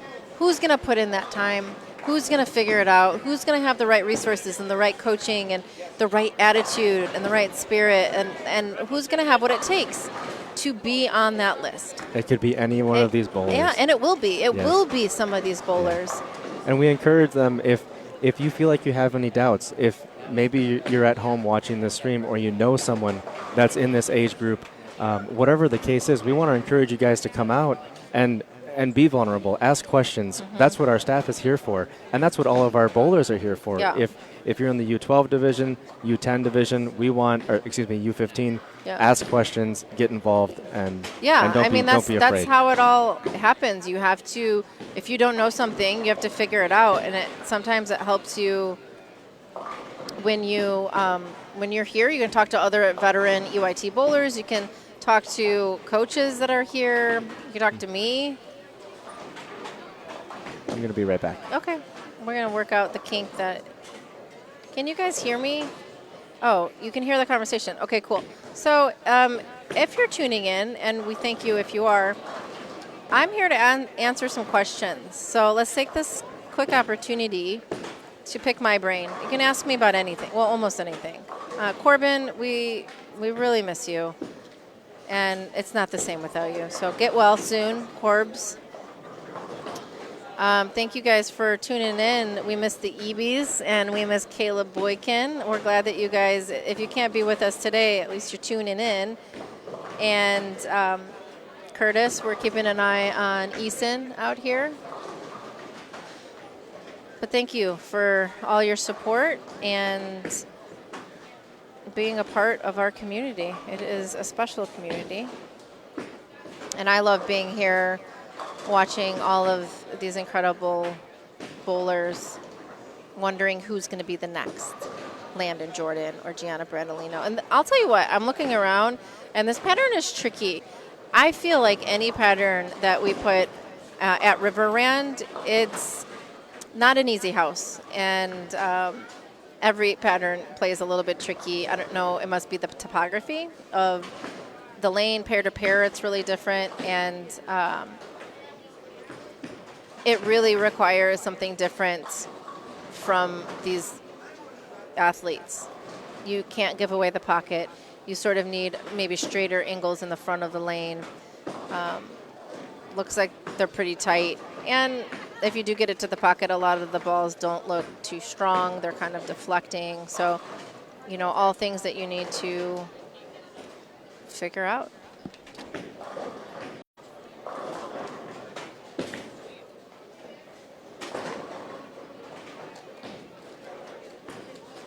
Thank you, Mr. Fix-It.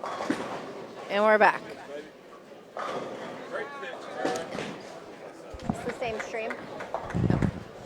All right. Thanks again for tuning in. Like I said, if you guys have any questions for me, I'm going to be in the booth here for a little bit. Hi, Curtis. Thank you for your nice message.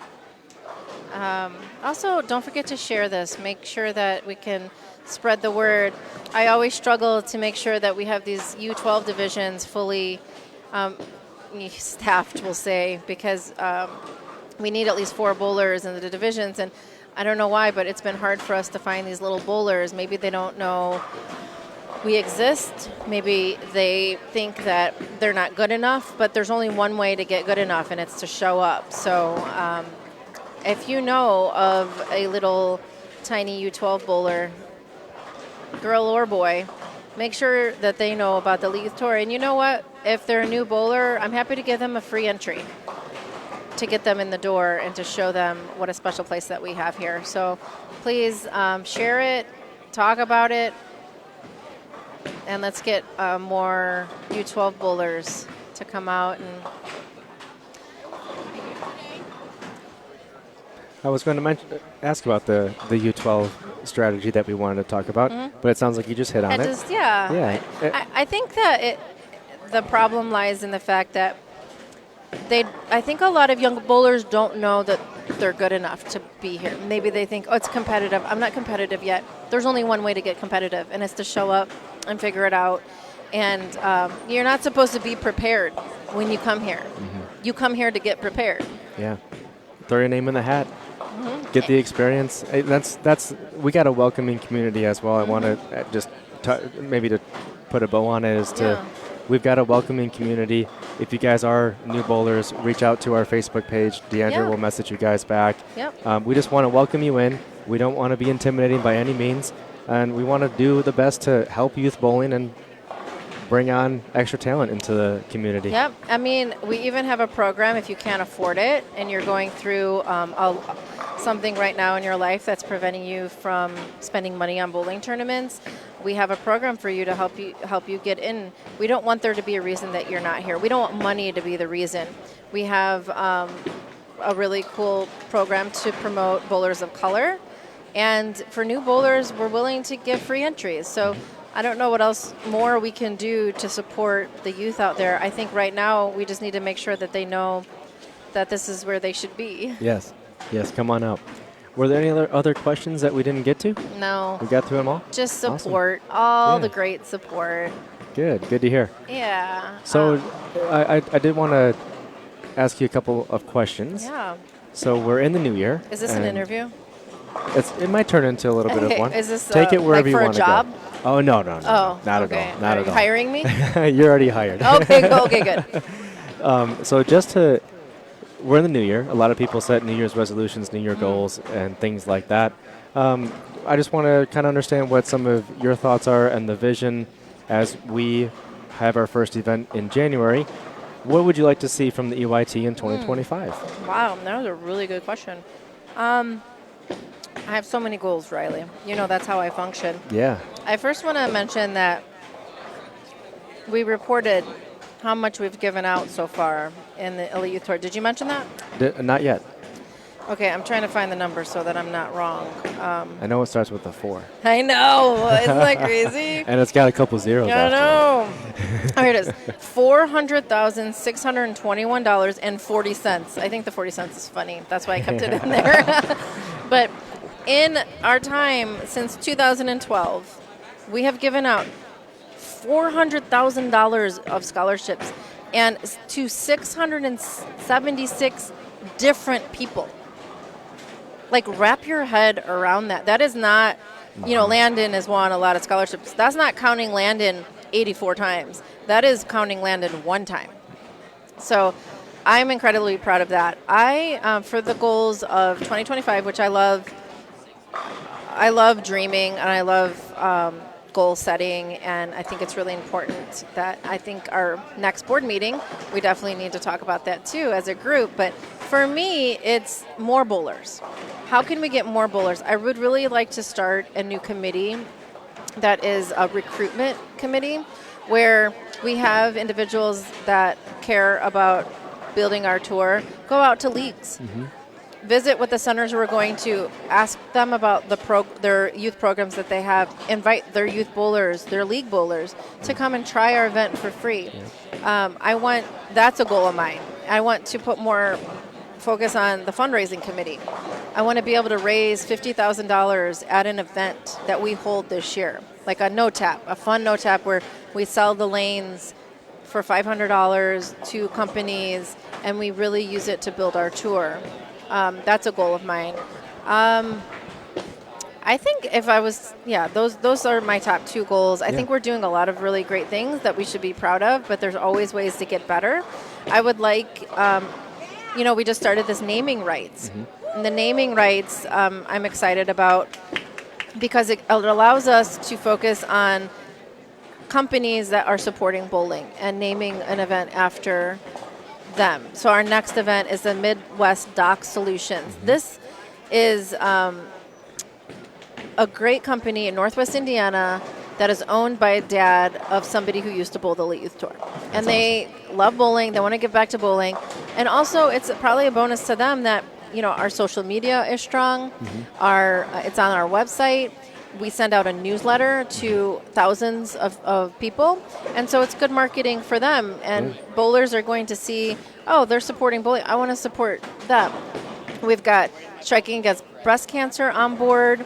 We have Dexter on board for naming rights. And we have Storm.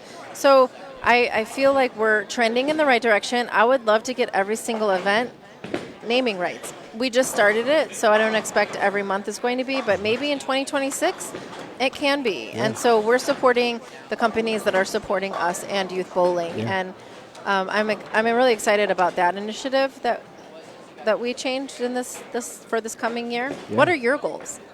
Oh man, you can't say mine. No, I can't say yours. I want to be my goal, and I've got to think of a way to make it smart. But my goal is to try to be a better EYT president. Did you guys know he's our president? I bet a lot of people don't know. We should share that video again. Oh yeah, that we made. But I want to be a better EYT president in the sense of when I was voted into the role, I had never been on a board of directors. I had never been a president for anything before.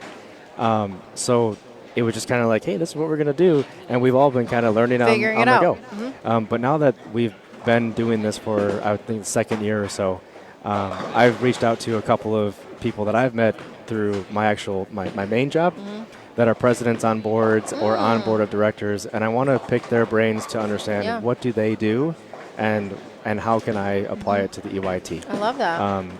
Because I'm looking for that mentorship outside. Yeah, I think that's really important to bring outside advice to our board. Also, ChatGPT is my pocket assistant. I ask. They're my helper every single day of my life. I ask it something, and so far it hasn't let me down. So you can always ask that too. Yep. But yeah, I think that you're doing a great job. I didn't expect you to have all this experience when you were assigned president of the board, but I know that you're smart enough and you work hard enough to figure it out and lead us to something better each year, you know? So let's do that. Yeah, so that's a main goal of mine. Yeah, it's awesome. As we talk about the EYT. Man, that was a big one. And you threw it back at me, so now I'm trying to collect myself. What else did I want to ask you? Oh yeah. What else? What else in this interview? Also, we got a big string of strikes up there. Was that Kennedy? We got a spare and a string of strikes. We do. Oh no. Sebi. Oh. All right, we Sebi. didn't do the announcer's jinx. Good job. What? The announcer's jinx. We didn't. Oh, we didn't, I know. we didn't I'm do not that. a black cloud. Are you kidding? I'm I'm a clear cloud. Yeah.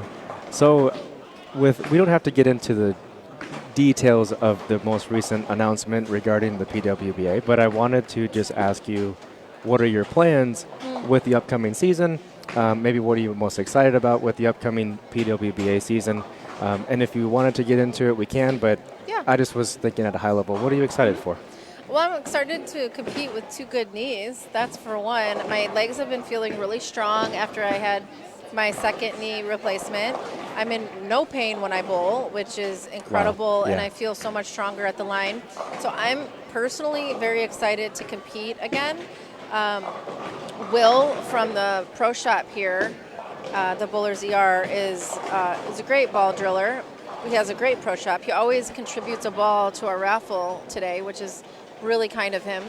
And I come here to get all my balls drilled because he's out on tour, and I like the idea of having one person kind of like build my arsenal and my layouts. And oh my gosh, that was incredible. I think that was the I don't, 4, 5, 8, 10. yeah, you don't see that a lot. That was pretty impressive. Like he like made it like he makes it every day. Yeah. Yeah, great spare from Scott. Yeah. So I'm excited to I usually take the end of the year off now in my career, and now I'm getting back into it. And there's a lot of really great storm equipment that I can't wait to throw. You've been bowling good lately, huh? Thank you. Yeah. So I'll have to pick your brain too to see what have you been liking lately. Did you drill that level? I have it in the house. I haven't drilled it yet. Okay. So the newer stuff I haven't drilled yet. It's sitting in my kitchen right now. I've been using some of the, I guess you could say now it's a little bit older, maybe in that year, within the last year. So DNA coil and the virtual energy blackout, those are 2 staples. Yeah. I mean, the Sublime, I've always loved that ball. Oh, interesting. So those are a little bit older equipment, Yeah. right? I've got a new wave coming Time through. to freshen it up. I've got a new wave coming Yeah, through. I'm excited to. I mean, there's just so many really great balls since. August was like my last tournament, so since then there's been a lot. So I'm excited to come to Will and build the arsenal. I always talk to Steve Klumpkin at Storm. He helps me also build it. I practice with Will. He's a great coach. So I am personally excited for us to have an opportunity to bowl on the PWBA tour. I know there's going to be some changes this year, and I think everything evolves. Like, that would be my answer. Everything evolves, and I trust that it's going in the right direction. I have faith. I'm an eternal optimist. Yeah. So I only think good things, and I hope that it develops into what we all want it to be. You know, I mean, I think when you think of a professional bowler, you don't just go to, did you buy a membership to be that? Like, that doesn't qualify you to be a professional bowler. What qualifies you is it contributing to your income? Are you doing it, whether it's part-time for a living or full-time for a living?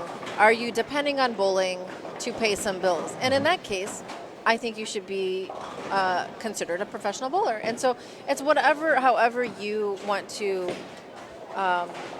look at it, whatever it means to you. So even though there's no memberships this year, I think that the women that bowl regularly on tour, they're professional bowlers, and it's going to be a PWBA title, and they're going to get a banner, and there's a lot to look forward to. I believe in the growth of bowling. So even though it looks different, I trust that it's going to go in the right direction. Yeah, and if there's anything I can do to make sure that it does, I'm going to do it. Yeah, I love those comments. Yeah, optimistic. I like Yeah. it. What other thoughts do you have? Just what's on your mind, recently? What are some of your thoughts? I'm so that you have? excited. The PBA is about to start. Yeah. So I'm excited to follow all my friends out there. I saw Liz Johnson's bowling the Delaware stop. Oh, that's exciting. Yeah, which is I Nice. think this weekend, Yeah, right? yeah. Or it We've starts- we got the PTQ, I think, coming up. Yeah. I think I saw 65 bowlers for maybe 5 or so spots, and oh man. yeah, Oh, that's tough. a lot of bowlers, but a lot of interest. Yeah. that's pretty good. Yeah, I love that. I noticed that because, I don't know if you knew this, but because you can't wear a wrist brace on the PBA tour, Liz Johnson's know going to that. compete without a wrist brace. When's the last time she did that? She's never done that, but She's a legend. Yeah. So she doesn't need that wrist brace to be great. Like, Yeah. she's going to be great. So Yeah. I'm really rooting for her. I love her. She was just Exciting. announced to be inducted into the PWBA Hall of Fame, which literally no one is surprised about. Why so- did not happen yet? Come on. Well, I know. I think that there was a little catching up to do that the PWBA had because of the years off. Yeah. When it came back, there's so many women that deserve to be in there, and so, you had the Kim Kearney and the Carolyn that got in Yeah. just a couple of years ago, which Yeah. really should have been 10, but it wasn't because there was no tour. So I think that's why. Yeah. Well, that's but- exciting. We'll have to keep an eye on that. That's a good. yeah, That's a good I'm one. so rooting for her. I can't Yeah. wait to see what she does without her wrist brace. Yeah. And if she'll bring that into the PWBA. Yeah. What if she just finds a great rhythm Yeah. and ends up bowling very good? Does she reconsider? I know. Wouldn't that be something? I wonder, is she bowling the PTQ? I'm not She sure on probably that. she would have to, right? Yeah. yeah, She's not, yeah, I'm because not there's sure. an exempt field. So I'm looking forward to watching the PBA. I'm excited that it's a new year. I'm excited to see what the LA Youth Tour is going to do. I'm excited to see when you're going to bowl your next 300 because you're like every other week you're bowling 300. Like, how many honor scores do you have? Oh, maybe 50 or so, somewhere around there. What is Yeah. the secret to your recent success? Oh, I did see you bowled a 299 though. 299. You didn't get it done that night. Just missed what it. happened? I had 807 that night. Oh. But I just missed the 300. I think it's confidence. And I was thinking of this recently too. I just turned 31, and just the age and maturity and experience.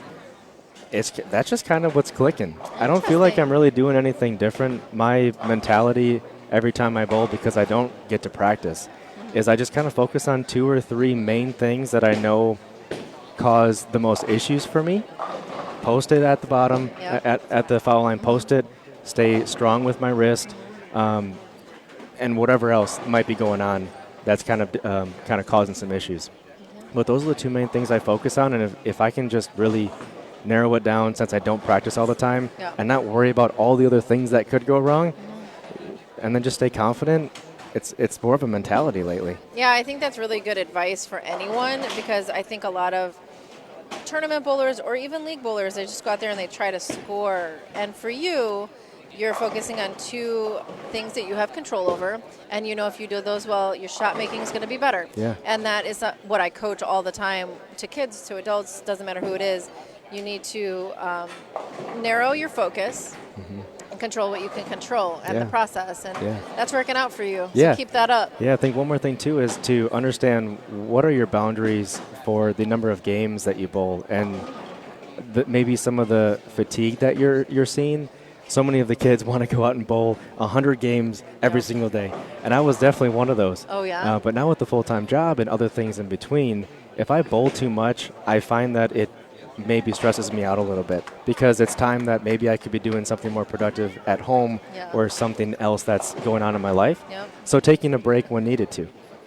That's okay. Take a break when you need to. If you feel like it's really heavy on you and you feel a little bit stressed, take a break. Clear your mind and come back to it. And rely on what you already know and your talent, right? So I'm the same way. I'm not putting in the time that I did when I was at my peak because of my life. Like I have 2 kids and I have a lot of work that I love to do and I'm doing. But when I go to and I'll prepare as much as I can to go to a tournament. And when I go, I say to myself, this is it. This is what I'm bringing. And it's going to be enough. I'm not going to get better and I'm not going to get worse. I'm going to rely on what I know. I have a lot of experience.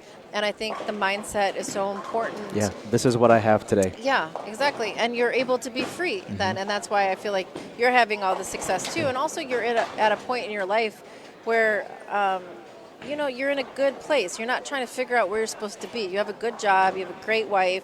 Yeah. You still bowl because you love it. Yeah. You're the president of a board. I feel like you have the security and first of all, bowling doesn't define you. Let's just enjoy what I'm doing and see how many pins I can knock down tonight. I think it's a great mindset, and it's sometimes hard to get there in your competitive career, or if you're a kid, right? Yeah. Because you're always trying. You're trying so hard, but The secret is not trying at all. Yeah. And it's just being. Try less. Yeah. Some people say that. It's true. Well, good. Do you want to have any closing remarks at all? We'll get Will in here in a couple of moments. Yeah, talk to Will. He always has something really good to say. Appreciate everybody listening and tuning in and sharing it and supporting us, and especially all of our sponsors. We have a long list of sponsors that we really appreciate down at the bottom of the screen. Dexter, H5G, Storm, Turbo, Gale Voschel, Bullstream. We have Fast Track Physio. We have so much support. We're always looking for more support, but we do appreciate those that are on our team. So with that, I'm going to go. Cool. Thanks for being awesome. Thank you for joining. Yep. And that was Deandra, our great leader of the EYT and founder over 10 years ago. And we will transition in a few minutes. We'll see if we can get Will Clark, one of the great coaches in the area and pro shop owner here at River Ram Bowl. In the meantime, we are transitioning over to game number 5. That was game 4, where we saw Sebi Vetter go 267. He started with a 9 spare in the first frame, and then he throws 8 strikes in a row, followed by a 9 spare 8, 267 for Sebi. And our U20 division, or 23 division, is on 11 and 12, finishing up our 10th frame. We've got Nathan with a spare, and a strike would give him 183. Robert with a big game on 11. 226 with a spare here. A miss would give him 225. And it's 226. Nice game from Robert. He had a string of strikes, 4 in a row.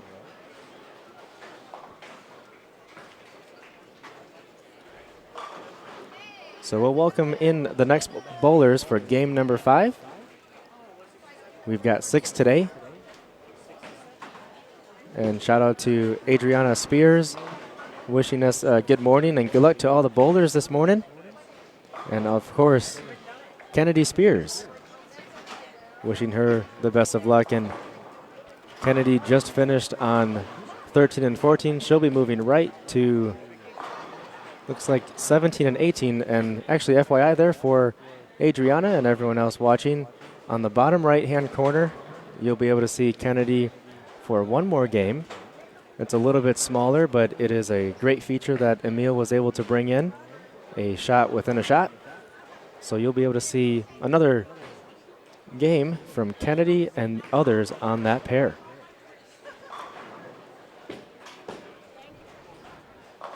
So we wrapped up a wonderful discussion, interview, and thoughts from Deandra, who is our leader of the EYT. As I mentioned, founded over 10 years ago.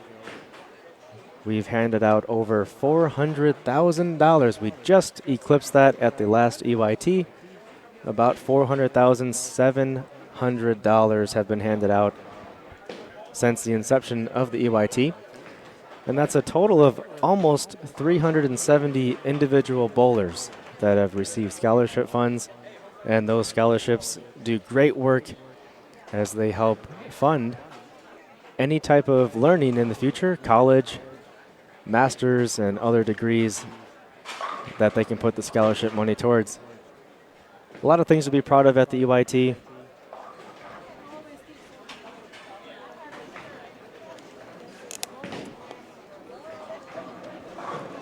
And one thing that we're extremely proud of is where this EYT stream has come.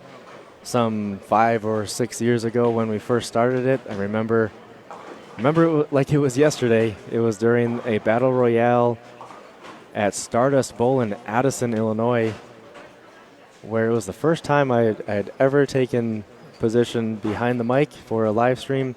And here we are, January 2025, with the great Emil Williams Jr., who's adding a different touch and improving the stream, seems like every month. Welcome back in. Riley, first of all, let me just tell you, I'm in bad shape. How you feeling, man? My body is not in the. I knew it wasn't in the proper well, I would say certainly not pristine shape anymore. And, part of what Paul does, as we talked about, is the preventative maintenance, and that's something that I was definitely not keeping track of, or even having a plan to do, etc. So in just the few minutes there, and I've had some ailments recently with knees and elbows and all kinds of stuff, man. And in a few minutes, I already feel a difference. But I think a lot of it is just the stretching element that we should be doing, but we don't.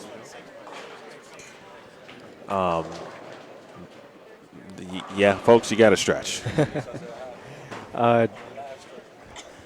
So after a little session with Paul there, Emil, do you feel sometimes, it's like, oh, okay, that feels pretty good, but afterwards you're like, oh man, now I feel worse. But it might feel worse before you feel better. I think it's kind of like So bowling. how do you Like, feel? when your game is improving to a degree? Like sometimes it may hurt in the moment. Yeah. But when it's over, it's like, wow, what a relief that is, because Yeah. I can I can move my shoulder.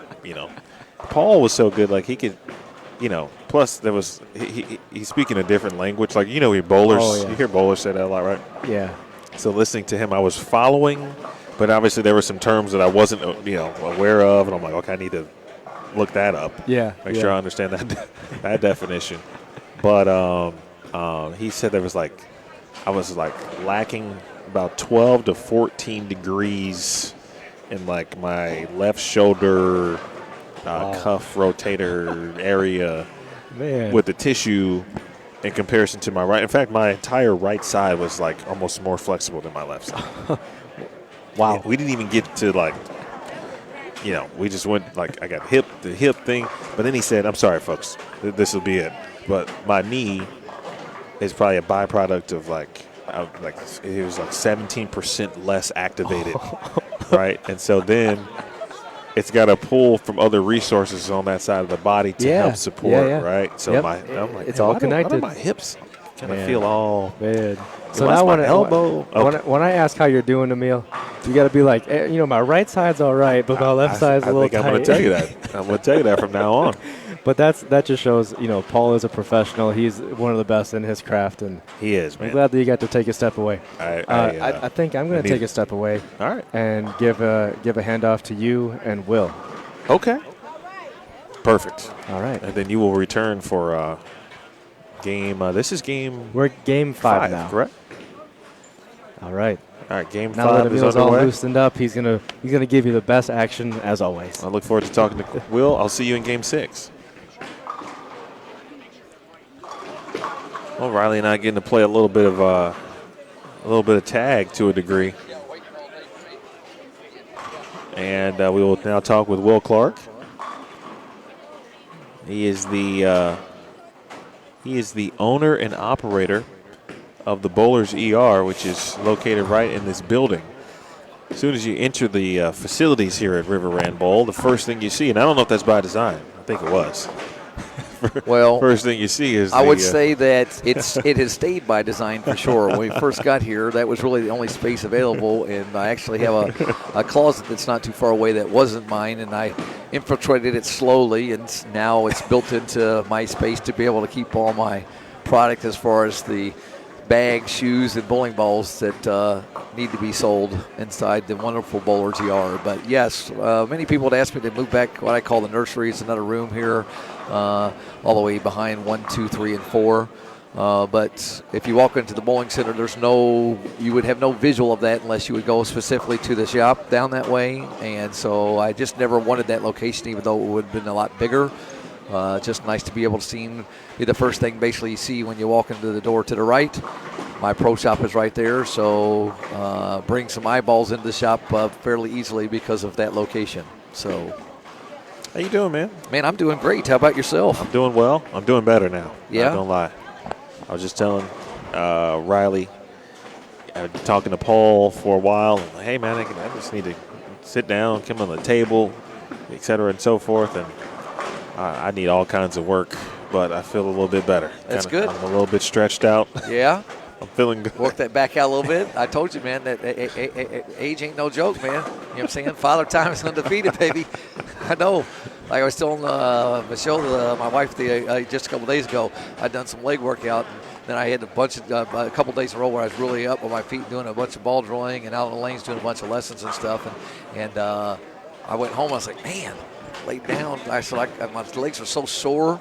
I was like, man, I couldn't even hardly sleep. She's like, well, did you do something? I said, well, I just went to the gym like I normally do. And so I went over to my chiropractor. He's like, asked me what I did. He goes, yeah. I said, well, you got to do a little bit more stretching, do a little more of this, a little bit more of that. I said, well, I guess as we get a little older that we got to do all that stuff a little extra to get the body to be at least able to do a lot of things that used to be so natural when you just woke up out of bed and just started. Absolutely. Like these young kids do now. But those days are long gone. I got to do a little extra work to get the body up and running like it's supposed to. Speaking of these youngsters, right? Yes. I asked Riley, I asked Paul, we're in 2025, and to me, it's like we've entered this, I won't call it a new golden age, but it feels like a golden age right now of youth bowling. Yeah. Where youth bowlers are so good so early, a lot because of individuals like yourself from the coaching perspective. There's just so many more resources available, and not that I even use my generation. Not that we weren't seeking knowledge, which we were, but it wasn't readily available. Now it's readily available for the most part. You still need to fine tune what's good for you and what's not. But you work with youth on a regular basis. What do you think has been some of the key differences in regards to just the generational talent gaps or increases, I should say, in talent? I feel like every 5 years we get a new group of players that. Yeah, I would agree with that. Team there's always USA. going to be some groups that come through. Just like a draft in college basketball or football. Sure. That have some like super high recruits, and then sometimes where it's like you got some really good players with where you have some ebbs and flows as far as that goes. I just think when we were younger, when you were younger and I first got with you, there just wasn't as many opportunities to go bowling things. I mean, for goodness sakes, this tour that Deandra has, the EYT, is fantastic, but if you go all the states around here, even in the state of Illinois, we have this one and two other ones just in the Illinois area that you can go to on a regular basis to go bowl in tournaments. So these kids are just hungry to learn and grow, the ones that want to get better, and so they're bowling in tournaments all the time. You know what I'm saying? And getting knowledge, and understanding their equipment and lane play and ball motion faster, and of course, having the availability. There's a lot more stuff that you can find online now. As far as getting some feedback as far as some things to work on, and I've always talked about that, and those things are great too. But having some coaches around that can kind of keep an eye on you to make sure the things that you're supposed to be working on that you are, to help fine tune those things faster. And you just have some kids, like I said, I think that that may not necessarily quite as athletically inclined to that. This is one where, like I said, it's more about being able to get your body in more precise positions. No one's playing defense against you. So the high school system as a whole has just gotten more bowling schools involved. Same thing with colleges.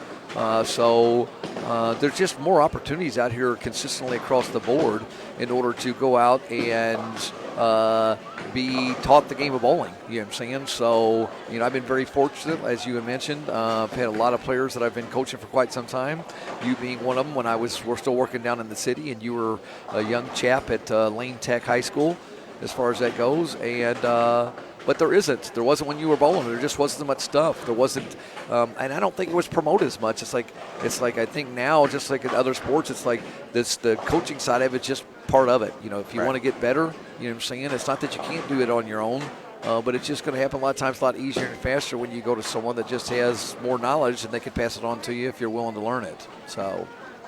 I tell them it's like a classroom in school. Classes that you may not quite be as good at. I said, well, what do you do in order to get an A or get a good grade? It's like, well, I have to do a little extra work this or that. I said, well, it's the same thing here. It's like, how do we get an A grade? A minus, a B plus, at least a B grade out on the bowling lanes when we're doing our work. And if you're attacking it like you would something else as far as that goes that's important to you, then you're just going to be able to get better, faster, easier. So. It's a great answer. I wouldn't expect anything less from you. That's why you're the GOAT. Well, I would never, ever, ever put myself in that category. I always tell everybody, I don't throw shots for anybody. My players are the ones that deserve all the credit. Like I said, I'm the one that usually gets to stand behind them and clap. So, but, I do the best I can to give them what they need to have to be successful. And then, they go out there and when it's the biggest, under the brightest light and the biggest moments, they're the ones that got to perform. So, but I appreciate the nice sentiment. That's for sure. When you're in the booth, it's the one time where I can say stuff and then you can't be upset about it. That is a fact. In the moment. He knows that too. He likes to say those things. He knows to not say those things to me when we're off air because I shut that down pretty fast. But I have to just say thank you, like my wife says too. I appreciate that. Like I said, I've always said I'm never going to ever claim to be the best, but I'm certainly going to work as hard as I can for my players to help them be their best. And, as long as they're willing to go on the journey with me and do those things that I ask them to do, then I would say that we're going to get to be successful depending on where you're looking to go. Some might be, hey, junior Team USA. Some of them like, I just want to go to college, whatever it may be. I'm here to help them navigate wherever they need to go and make it the most efficient and most prosperous route that we can go. So, hello to Sheena watching, checking in and watching Olivia. She will be. What's up, Sip? I see you just said, hey, Will. Yeah, Sip's there. He's been watching for a little bit. Olivia about to further her education and athletic career in the fall, much like many of our young athletes here on this tour. Yeah, I've been working with Olivia for a little bit now, giving a little guidance and help. I think she just signed to go away to school too, so which is awesome. Nice to see these young men and young women having opportunities to go and go to schools and get paid for them too. So yeah. This 45-footer here. Yes. This was the day 5 men's team trials pattern from 2024, not this year, but 2024. A lot of volume, obviously lengthwise heavy in that regard as well. Yes. What's been the keys for athletes who've been able to have success, and then maybe what would you be telling or advising some of these young people based on what you've seen today? Well, I would say this, that straighter angles through the front part lane, especially for the ladies, not giving the pocket away. This pattern particularly has not too far down the pattern, but it does have a speed bump in it, which has caused the ball a lot of times when we talk about a speed bump, like some extra oil that's been put all the way across the lane throughout the pattern. So a lot of times with a little extra ball speed up.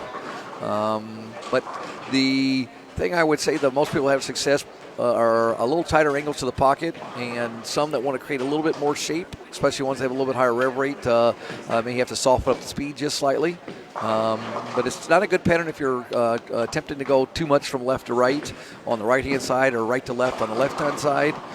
There's not a lot of margin to get the ball away from the pocket and still get the ball even into the pocket, much less shape through the pocket the right way. But like I said, and today we have a lot of, unfortunately, we have a lot of our high school boys that would typically be on this and kind of beating up the lanes a little bit more to get a little bit more friction through the middle part lane to help everybody hook it. They're bowling in their high school regionals today. So there's not as much rev rate from the people that normally come to the Andrews tournaments. So the lanes have not changed too much as far as having to move that far left.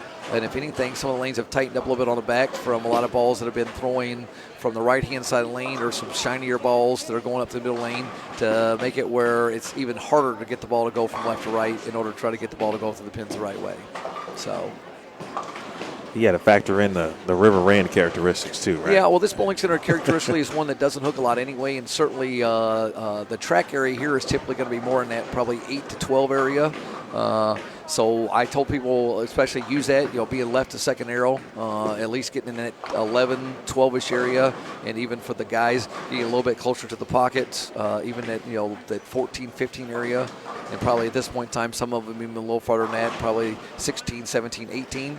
But like I said, more still going at the 3-pin, so don't need balls that are super whippy on the back, stuff that are a little bit more controllable, something that's going to be able to not have to go too far away from the pocket.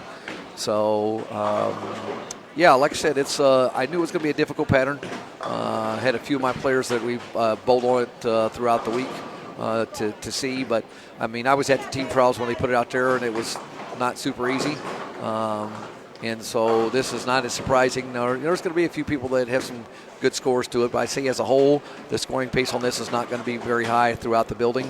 And from pair to pair here too, you might have a pair that you go out and find that you can go out and put a nice score up on and go to the next pair, and it's playing enough different where it's just hard to get the ball reaction that you're looking for too. So. A couple of scores. Let's see if everyone is in after 4 games. We've got, it looks like it. So Tyler Williams is vaulted to the top, at least through 4 games. He's +7 in U18 boys. I think there's a game or 2 from a player who's that haven't been entered yet. So there might be at least 2 more players plus probably. Luke is still +62 there for 3. So Luke needs a score. Griff was 26 over after 3. He needs a score. So in some order, Tyler, Luke, Griffin in U18 boys. Yeah, I would say probably especially where Luke was sitting at, he's probably still going to be in first after, regardless whether he had a decent game, good game. And my guess is that who else did you say here? Griffin? Oh, Griffin, yes. Yeah. Griffin is probably going to be similar. He's probably going to be at least in the same basic area or maybe slightly in front of Tyler whenever he gets done. So, like I said, we got a few people that are plus. We got some other players that, like I said, that I would say typically are probably bowl a little bit better than what they're bowling today. But I just feel like watching some of them are just that plan of attack is a little bit probably off from what it probably should be today. But it's about learning and growing. I always talk about these are experiences where, I always talk to players like I couldn't figure it out or I couldn't strike, I hit the pocket a lot. And I always tell myself, well, if you had to bowl on again tomorrow and you had to go through exactly the same things you did today, what would you do different? What balls would you choose? How would you roll it? Well, would you roll the ball more? Would you try to shape it more? Would you throw it faster? Would you throw it slower? It's like it's okay not to perform to the level that you want to at times. Not that we want to. But it's all about growing and learning all the time. It's like I hate to have everybody say, well, I made the wrong decision. I said, it's just a growing decision. I said, listen, you know what? I make a lot of decisions that would end up not being the one that's the best for my players, even when I'm coaching. And it's constantly about me growing and learning from that too. So when I see that picture again and I want to help, that I can help them make a better decision too. So instead of beating yourself up every time that you feel like you made the wrong decision or this terrible shot, it's like, it's okay. It's like how I'm going to learn and grow is continue to watch what my ball's doing going down the lane. And if I don't know what it's doing, ask questions. Like I said, especially if you have somebody around that has more knowledge than you do, to see what they feel like the ball's doing and can explain it to you. So you have a better idea, like I said, how you would attack it either the next game, the next frame, or next time you bowl on that pattern. So. In the booth with Will Clark. He's the owner and operator of the Bowlers ER Pro Shop right here in River Rand Bowl. He's also now like a cross-country zigzagging coach because he's got athletes across the country. Are you international yet? You got an international athlete? I have Kim Bolaby. Oh, that's right. That's from right. Sweden. Actually, he's been here all week with me. He's actually flying out today to go to the first tour stop in I believe it's in Delaware. Yep. So we've been working on a few things this week, kind of cleaning a few things up, and I think he feels good and ready to get going. So again, it's nice to have players that I get an opportunity to work with around the country for sure. Been blessed to work with some great players all over the place and travel and doing clinics, and even myself, Deandra, Gianna, and Bella Castillo are going to be doing a clinic out in around the San Antonio, Austin area here in April 5th. Not to plug that too much but just throwing it out there. So, it's been awesome. Like I said, that's meeting someone like Emil when he was 13, 14 years old and being friends with him to this day. It's the bowling industry has brought me everything as far as friends, family, way for me to make a living, all that sort of stuff. So I'm very blessed to be able to even sit here and have this opportunity to talk with Emil in this environment.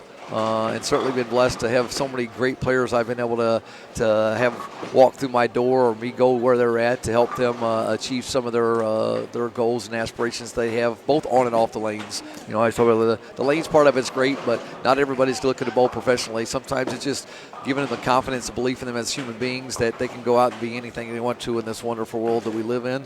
And I'm very blessed to have opportunity to be a part of that on a day in, day out basis. So. Did you happen to catch that last shot from Eli? I did. I'm curious, how is he able to play in that area? I mean, I think he's probably got to be perfect. Yes, to be right up 10. I would say that in that area, it's got to be very, very precise.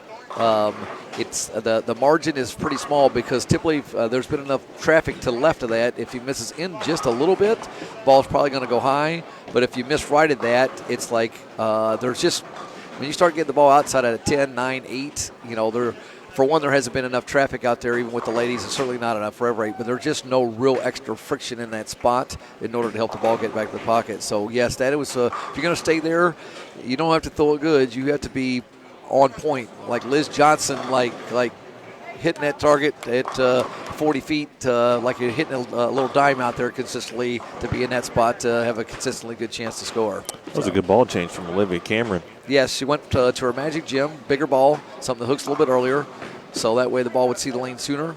She's another one likes to throw it a little bit firmer and a little bit straighter, which is great. But like I said on this, you just need a ball that wants to read the lane soon enough so the ball will actually make the right shape as it's getting down towards the pocket. So you can see even someone like Easton over here starts off with a front four spare. It's just like, all of a sudden it's like the lanes may start changing a little bit, and all of a sudden it's like, or maybe make a shot that's not quite as good. It's really easy not to bowl well on this, and it's really hard to put a big string together. To put 4, 5, 6 strikes in a row together on this is asking a lot. So I know that we've had a few players today that have had some scores maybe in the 250s, 260s, but typically you come in here today, if you're shooting 2 O's and 2 10s on this, you're going to be golden no matter what division that you're in. You're going to be towards the top of the leaderboard shooting 2 O's and 2 10s. And probably in most of the U15 divisions or less than that, probably 175, 180 games are probably going to be good enough to make the cut today in order to give yourself an opportunity to win. Nice split conversion there from young Easton. Went two-handed. Yeah. Backup, I should say. Backup, yes, backup.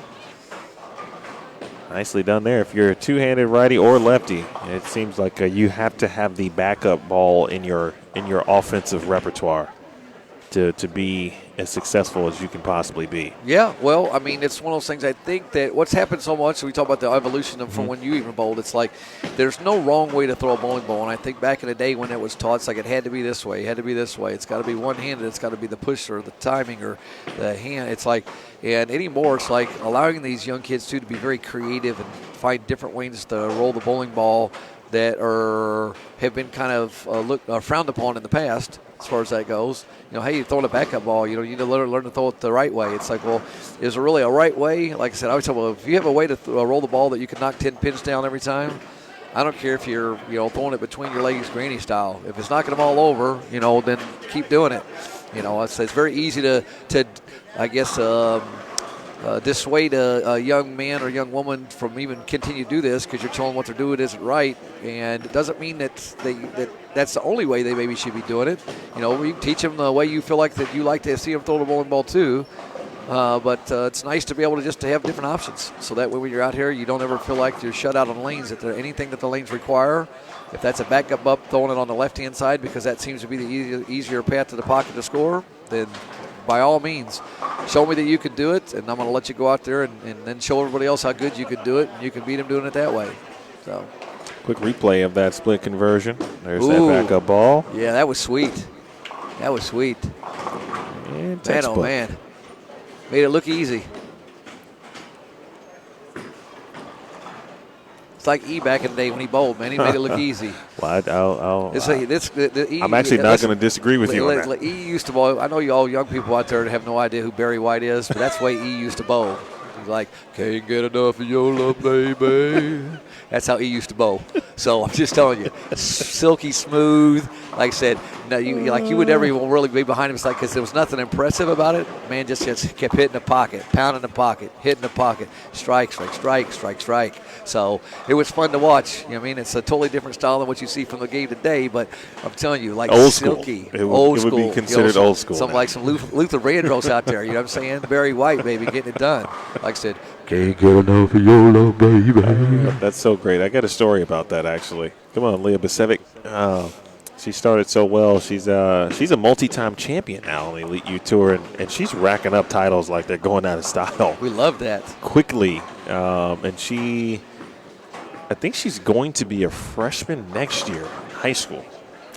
She's from Rockford, and I thought she went to the same school as Ashlyn Tevis and Allison Roberts, but she's like a year before that. So she's still not even in high school yet. So she's Ashlyn's a junior this year. Yeah, Ashlyn's a junior. Right. So I mean, like I said, again, like you talk about a lot of young talent. Again, you could just see at a young age, it's like with a little bit more maturity, a little bit more seasoning on the lanes, a little bit getting sharper rolling the bowling ball.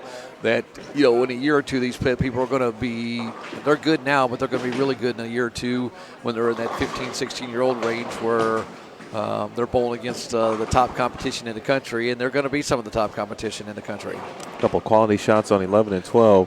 Real quick, so last year I was at the New Mexico Open, and D-Ron Booker, who won the Masters. Yeah, I just talked to D-Ron, not to interrupt. I've never read. I actually introduced myself to him at Team Trials. I said, I know you don't really know who I am. He goes, oh, no, I know who you are. I said, well, I just want to let you know that, man, what you did at the Masters, so well earned, man. I said, I love who you are, how you go about your business. So I didn't mean to digress out of the way here. But, man, what a super nice man. Again, you watch him bowl, honestly nothing impressive. He wouldn't draw your eye, but, man, if you just stand there and watch him making shots, it's like the quality of shot that man makes ball after ball after ball. There's not a surprise at a tournament like the Masters where that's such a premium out there. And in match play, too, that, he just put a lot of pressure on people to have to make good shots the whole time he was bowling match play. And no one could mow him down. He just out there and just got the job done. So, but anyway. Hook a little there, that's okay. It's still a good finish in the 10th frame. And so D-Ron, really along that topic. He's at the New Mexico Open, and I was talking to buddy Jim Tillery, also from that area. And we were on and essentially talking about D-Ron's smooth style. Yes. The exact same thing. And so I started referencing Sade, smooth operator. Sweet as taboo. And so Jim is into memorabilia, and he frames like vinyl albums and stuff like that and goes around and sells them at various shows. So I've purchased an album from him before. So I got this random box in the mail with his name on it. And I'm like, well, this looks like a box he would send a vinyl in. Right. Well, that's a nice gift. Turns out it was a vinyl gift or record. It was Sade's Smooth Operator based on our conversation from the Mexico Open, and he had D-Ron sign it for me. Oh, wow. That's fantastic. Very unexpected. Nice gift. That's good stuff. Well, listen, he all tries to be humble, so I could put him on the spot. Listen, I can tell you this. I've been around this for a long time. There's not anybody that knows more about the players that are out bowling and cares about what he's doing more than the man I'm sitting next to. There's not too many people I would really – not that I wouldn't sit in the booth, but I'd want to sit in the booth with because I just don't necessarily do this on a regular basis. I kind of go about my business. But anytime he asks me to do anything, I'm going to make sure that I do it for him. I said he's been a fixture in my life for quite some time, but what he brings to our sport, to me, is second to none. I know I may be a little bit biased because I've known him for such a long time, but it's just quality human being, great family man, great husband, great father. But, man, out here, like I said, you're not going to get anybody that can give you the message in a way and deliver in a way that's any better than what this guy is sitting next to me. He is the real deal. We're so appreciative to have him do all these things in the bowling world because I know that he's good enough to be doing any sport. He could be doing baseball, football, basketball, golf. Doesn't make any difference. And like I said, he is about as prepared as you're ever going to be to make sure that he's going to make things work as smoothly as possible. And that's why a lot of times you don't even know who he is because everything runs so smooth that it's just like him, like I said, out there when he's throwing that bowling ball. Well, I appreciate that. So does Landon, who finished well, 183. Young Sydney here trying to finish in the same regard. And if Leah Basevic can hook, bang. Nice shot by Leah. So you can see this shot that is it Leia right here in front of us? Leah on the right, Leia here. Sydney on the Sydney left. on the left. I'm sorry, Sydney right here in front of us, where she's throwing it slow still, but get that ball even outside in that 8 area, and it gets slightly going to the right. It just is working so hard to try to get back to the pocket. I don't know Sydney at all, but if I told her anything, I'd tell her maybe to make a whole zone change instead of going through 8, going through around like 13. So that way the ball just only has 5 less boards it has to hook to get to the pocket. So from being around 13, she would probably have a little bit more margin to get the ball to get to the pocket a little easier. But like I said, it's about learning and growing out here consistently. And like I tell everybody, if you have any questions while I'm here, I'm usually a guy wearing like lime green or purple or pink or red or baby blues or whatever it is. Any of you that may not know me, my name is Coach William Clark. And if you have any questions while you're bowling, to get any information that might help you, I'm certainly happy to help anyone that might need it. So don't be shy or bashful to come up and ask, and I'll be happy to help you out in any way that I can. Final shot for game 5. That one crosses over for Leah. She gets to 170. And just like that, game 5 is completely in the books, and we are moving right along here. Yeah, we're basically one game away from match play. Like I said, it's moving quite nicely as far as the day so far. We're only getting into 12 o'clock, so probably here in the next 35, 40 minutes, the qualifying will be done, and then we start cutting it down into match play, and then that's when the tournament really begins. That's whenever we got to go and get all the people bowling against each other head to head, and see who can come out victorious today. With that said, I think this is a good time to take a little break. I'll probably go get I understand that the food is ready, so I'll take a quick snack, and then Riley and I will come back. We'll close out game 6, and we will prepare for said finals. Awesome. Doc, always a pleasure. Hey, well, thank you so much for having me. Love you. You know what I'm saying? Like a brother from another mother, bro. So like I said, you keep doing you, and everything will be great. So thanks for having me on. And like I said, if you need anything else from me, all you got to do is ask. That is the Doc, ladies and gentlemen. Will Clark, owner of the Bowlers ER Pro Shop right here in River Rand Bowl. Small break. Riley and I will return here. We'll take you through game 6. That's next here on the Elite Stream, courtesy of Bowlstream TV.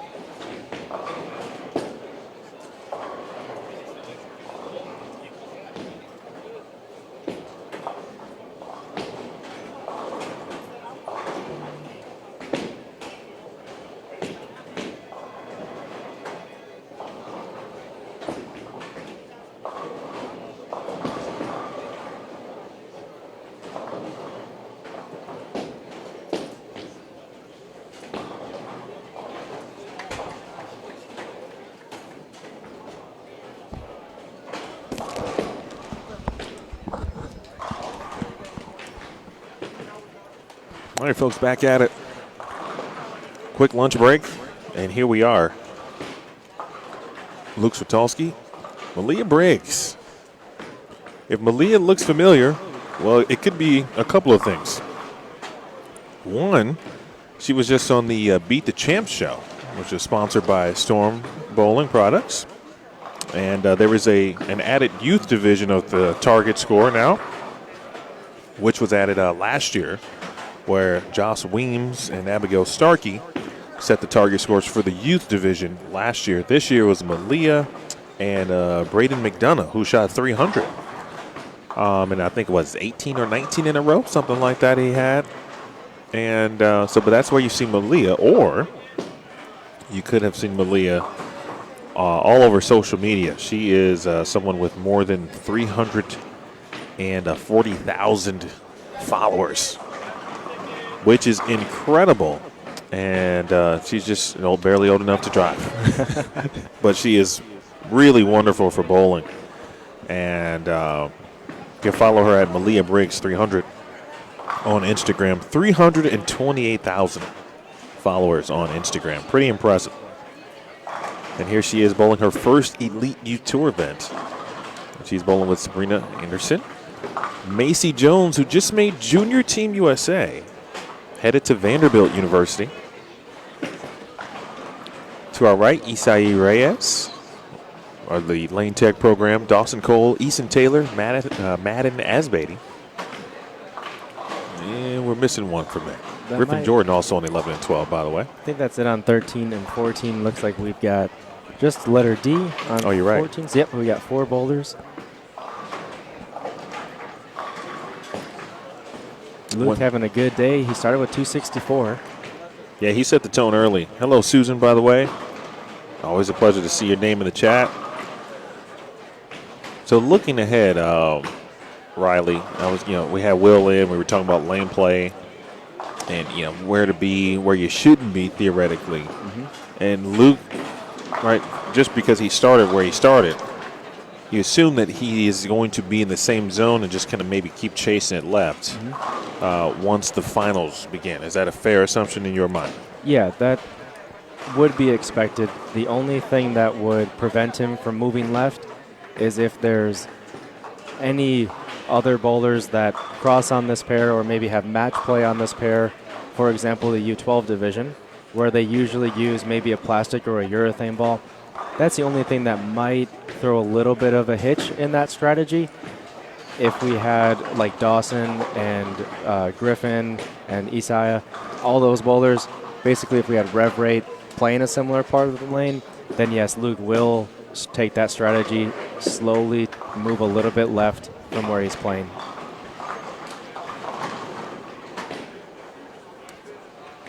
Frank's trying to carry that 5. Similar shots like that. We saw the lay down just left of 20 or so, crossing the arrows just right of 20, which is the 4th arrow. In that line with the reactive bowling ball, that's going to break down the pattern. So that is expected. However, today, with our full field of youth bowlers, a lot of different equipment being thrown, that might move bowlers a little bit to the right and then back to the left. They might have to play a little bit of a game pair to pair. Should be an interesting challenge, as it always is.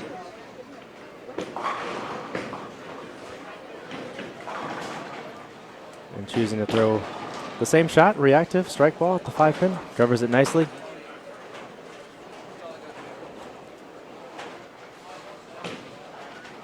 Young Griffin Jordan He's headed to Scat Savannah.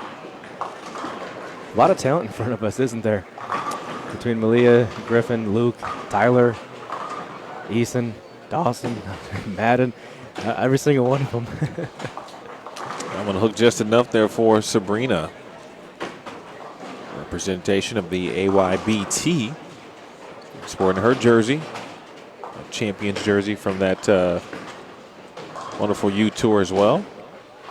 Just looking across here in Game 6, there are a few more strikes. And again, we'll mention this too. There's not maybe as much rev rate, with some of the boys missing. A lot of high school bowling still going on here in Illinois. Certainly, it's the postseason. Nice spare there by Eason. And so, maybe breaking down the lanes of the game were so early, right? Having a defined spot to kind of throw it to. Didn't really have that, it felt like, today. And so with the less rev rate overall in the field, not that the scores are going to be down, but sometimes when you don't have something to throw it to or you don't see a clear picture, it can make it a little bit difficult. Yeah, so it essentially plays flatter longer throughout the day. That's tough. And when you throw the same shots and repeat them and break down and create friction, that is what opens up the lane and takes the flatness away. And like you mentioned, finding a hook spot, great shot from Madden. There's a big turkey in the 8th frame. That was huge. We saw the little hook spot there, and we saw it finished more aggressively than it would have games 1, 2, or 3. That was huge for Madden, obviously based on his previous couple of frames. And then let's take a look at bowl metrics, see what we have updated. So it looks like in the U18 girls, since Macy Jones is in front of us, she is leading the division, and she's got a pretty commanding lead. Actually, I never did get our numbers on the number of players who are going to advance in each division today. I'll send a quick note.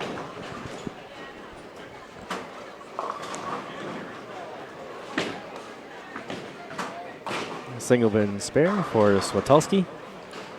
And Reyes will look to do the same. He's got the 4-pin left.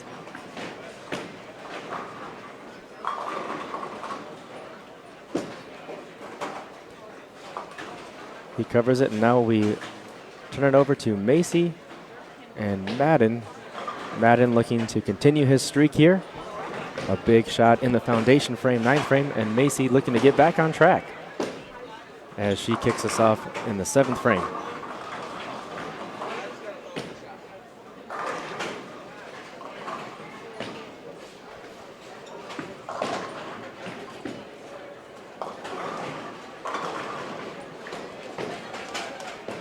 And Macy's shot, although it left a washout, it actually wasn't that far off.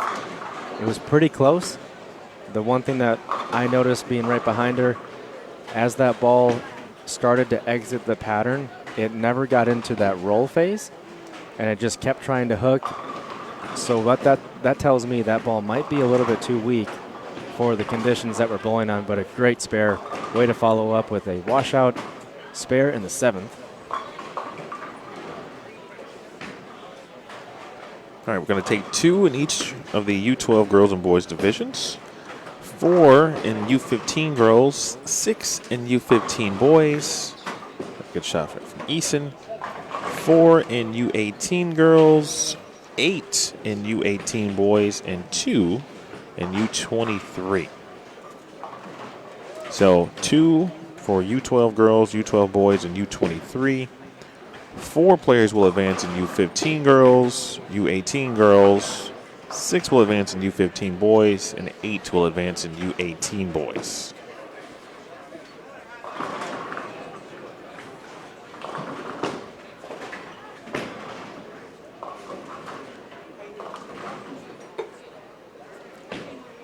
Yeah, a very apparent fine line that we're seeing on our live stream pair here. A lot of good shots. But if it's just a little bit too far to the right, it seems at this point, not enough built-in friction, and we're going to see some light hits on the head pin. So with that said, how about this finish from Madden?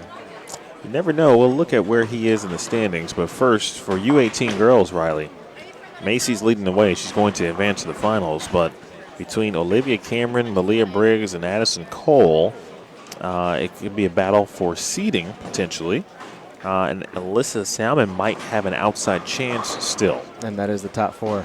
She's 50-plus pins back, but if Briggs or Cole may have a false or misstep here,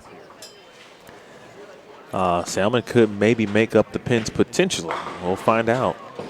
Good shot there from Matt. Well, he threw some really good shots from frame 6 through on, really probably frame 5, honestly, minus the splits, of course. Get out of there. Briggs has pin. a really good look right now. So looking at the standings, she's 2 pins ahead of the 4th place position. We're here through 7. She's got a really good look covering her spares. She's got a really good shot at not only keeping this position, but potentially passing even Olivia Cameron for 2nd. U18 boys, Luke Switalski, Griffin Jordan, Tyler Williams, Caleb Laurenus, Mats Thunberg, Scott Wolf, Anthony Rodriguez, Caden Von Schnacey. I gotta make sure we get that pronunciation. Since we're taking 8 in U18 boys, Jeffrey Williams is 2 pins back. Isai Reyes is 21 pins back, and here he is, maybe trying to save 170 in a 9-pin. Well, that's tough. Griff. Very close, just the difference of a board here or there. Good comeback shot for Griff there. Is it commonplace on a longer pattern, right? So the players are essentially around 15 theoretically, right? And because in some cases the angles are a little bit straighter through the fronts on this pattern, that you see more 9 pins. I mean, we've seen a fair share, even going back to the almost 7-9 from Olivia earlier on 11 and 12. Does that make sense based on the angle of attack? I think it does, because we're playing so close to the head pin. If there's a little bit of extra motion in the back end, there's not, basically just think of it, the runway's not very long. You're close to the head pin, and a little bit of extra movement, it could be maybe amplified, right? And now you're going to leave a 4-pin, maybe a 9-pin, something along those lines. So it is common because you're playing so close to the head pin. One extra board could be the difference between a good flush strike versus a 9-pin, or kicking the 9-pin out, which he wishes was the first ball.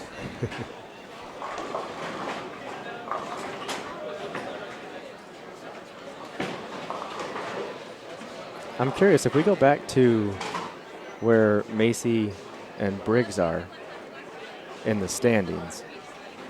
Yes, they are very close in U18 girls. So Malia is, okay, that's a pretty big difference. So Macy's bowling very good, minus 19 only. Mm-hmm. Okay, so I was wondering, Macy's still trying to find it right now. She threw a good strike there, but I was wondering if there was any possibility of a shake above the lead, but looks like Macy's really holding on to it and should be the number 1 seed.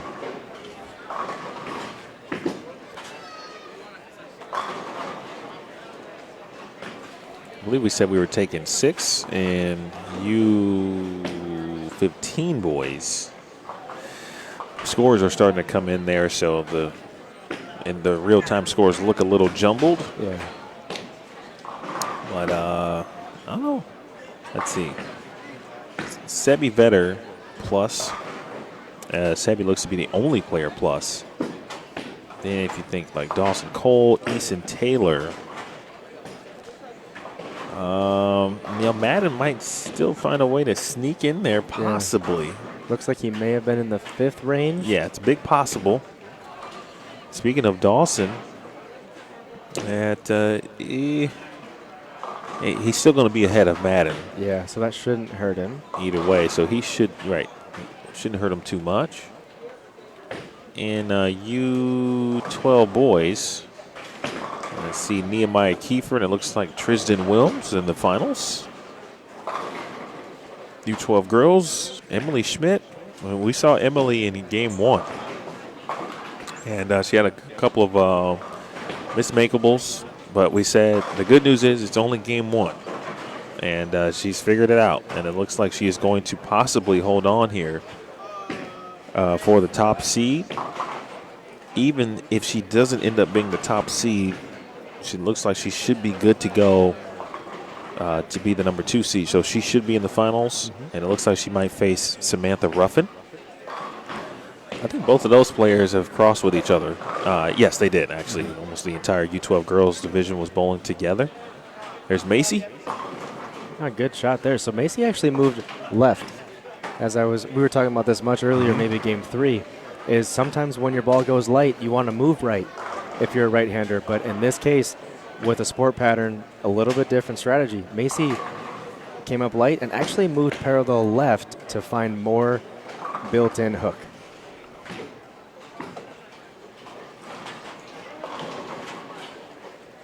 All right, another strike in the foundation frame, and that clears lane 12 for Briggs, working on 3 strikes in a row and looking to really solidify herself in the standings, potentially can move up to second place.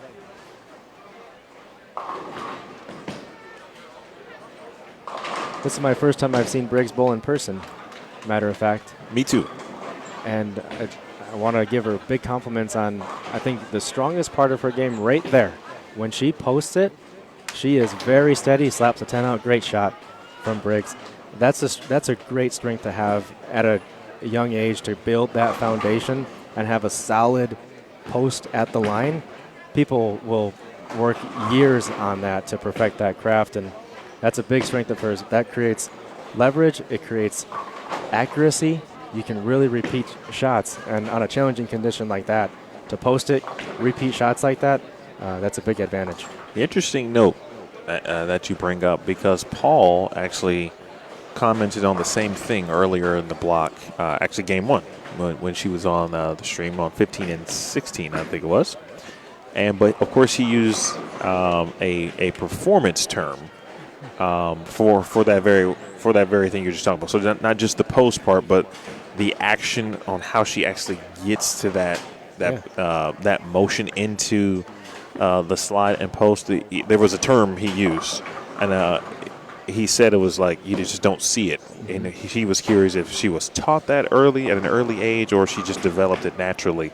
To the point where I think he actually went down at some point and tried to maybe just ask her briefly or ask her dad.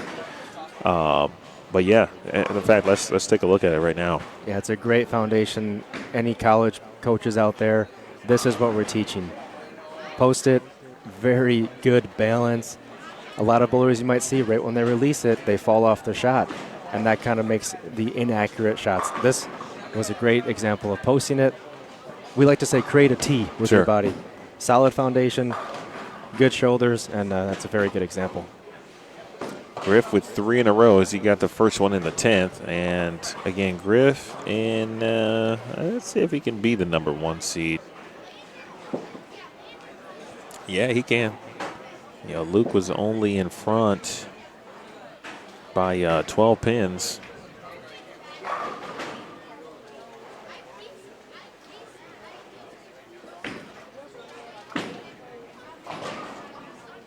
Oh, he liked that one. Wow, I like the confidence. He knew it. Sometimes on these long patterns there, Emil, when you know you hit your mark in the front part and then you see it hit the back part of the lane, with these long patterns, the ball is going to do the work. It's going to see that, just that right spot, and sometimes, no doubter, you know they're going to fall. Okay, Griff. I believe there's like a friendly competition going on here between Griffin and Luke.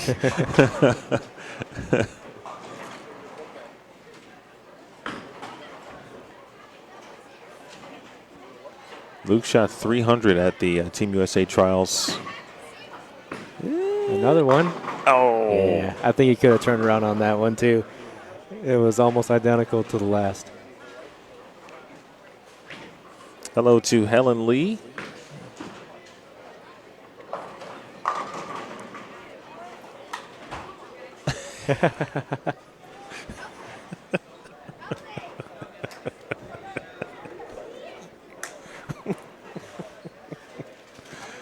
Oh, I got to be honest. I can't wait to see Griffin at the collegiate level. Yeah. Because, like, I know just by watching him these last few years that there's a different level of fire, right? I know it's there. And sometimes those things come out when you get into the match play. The collegiate setting, Briggs again. She is locked in. And to be honest, this is coming from someone who walked out shots in college. Just putting that out there. I can't wait to see Griffin walk out a shot in college. I honestly can't wait to see it. The team atmosphere. And I hope it's on going. TV. Yeah, it brings out another side of you, the energy to do it. You're doing it.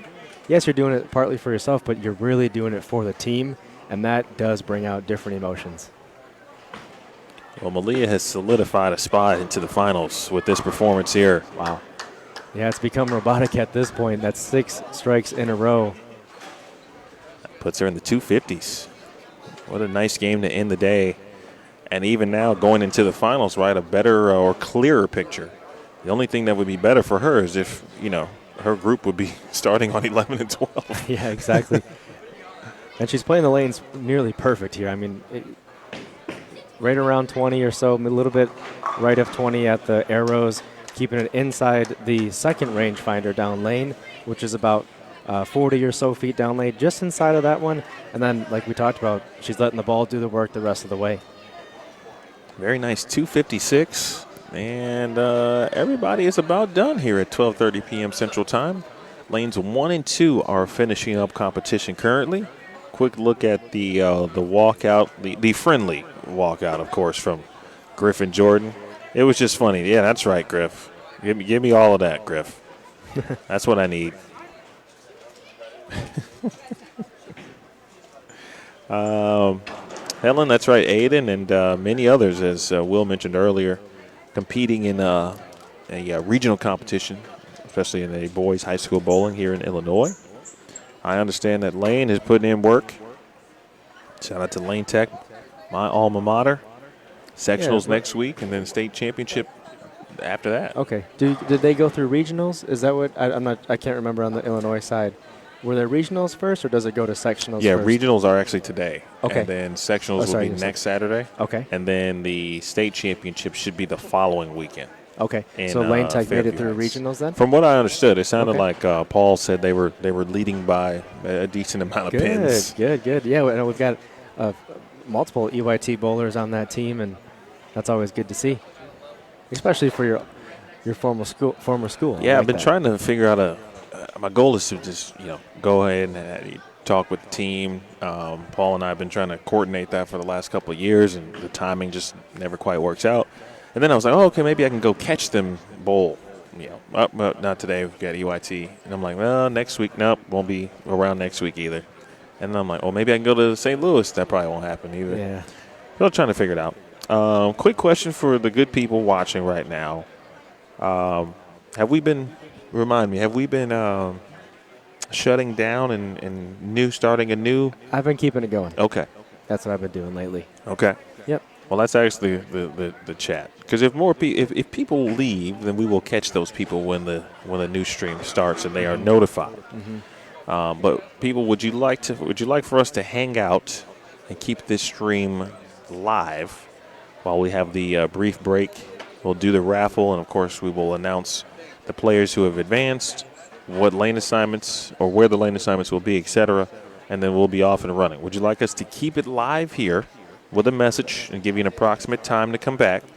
Or just say, that's okay, you guys shut it down. We'll be on our phones waiting for the notification that we are live, and then we will instantly click that notification on our mobile devices as well. So which one would you like? And if no one says anything, we'll just keep it live. Can you do a drum roll? we'll keep it live. Do you have a drum roll sound effect that we can get going? Oh, that's funny. Wait for the votes to come in. Since you said that, we were talking about regionals, and Helen mentioned it as well. Let's take a quick look at regionals and see what's going down here. It's a nice photo op right there in front of us, or to your left. Olivia and Malia. Malia, again, with 328,000 followers on Instagram, right? She's obviously someone that, at least from the youth perspective, for sure, right? Youth bowlers know who she is. I think a lot of adults know who Malia is. She was also, I believe she was on Fox and Friends last summer for National Bowling Day. Yeah. Yes. They sometimes bring in like a NASCAR driver with them, I think. Or maybe that was. Am I thinking of something else? No, because there's two races that Go Bowling typically is involved in, and that was a separate one. where NASCAR and bowling do merge. National Bowling Days in the past, it's been a couple PWBA players. It's been a couple or one PBA. Like Brad and Kyle, I think, did it once. Daniel McHugh and Kelly Kulick have done it a couple times. Yeah. Kaylin Abaganya a couple years ago did when she won her second consecutive U12. Yeah, She just won the U.S. Amateur, by the way, folks. So yeah, Vanderbilt. She's a Vanderbilt bowler right now. she is going to Vanderbilt. Yes. Oh, not yet. She hasn't gone yet. She'll be. No, she has committed. Okay. But she would be going in the fall, so Okay. she's completing her senior year of high school. Wow, man. I know, right? Could you imagine? You win the couldn't amateur title in high school? I can't actually. I didn't even know how to throw. I couldn't even throw a spare flat-handed in high school. I was hooking at everything, and she's out here winning amateur titles. Fantastic. Wow. So it looks like some regionals were yesterday. Jill asked for Keep It Live. Oh, Corbin. Oh, Corbin on the staff. Corbin's got 3 little icons next to his name, too. He's a top fan, a sharer, and an anniversary follower. So that's tough if we don't follow his advice.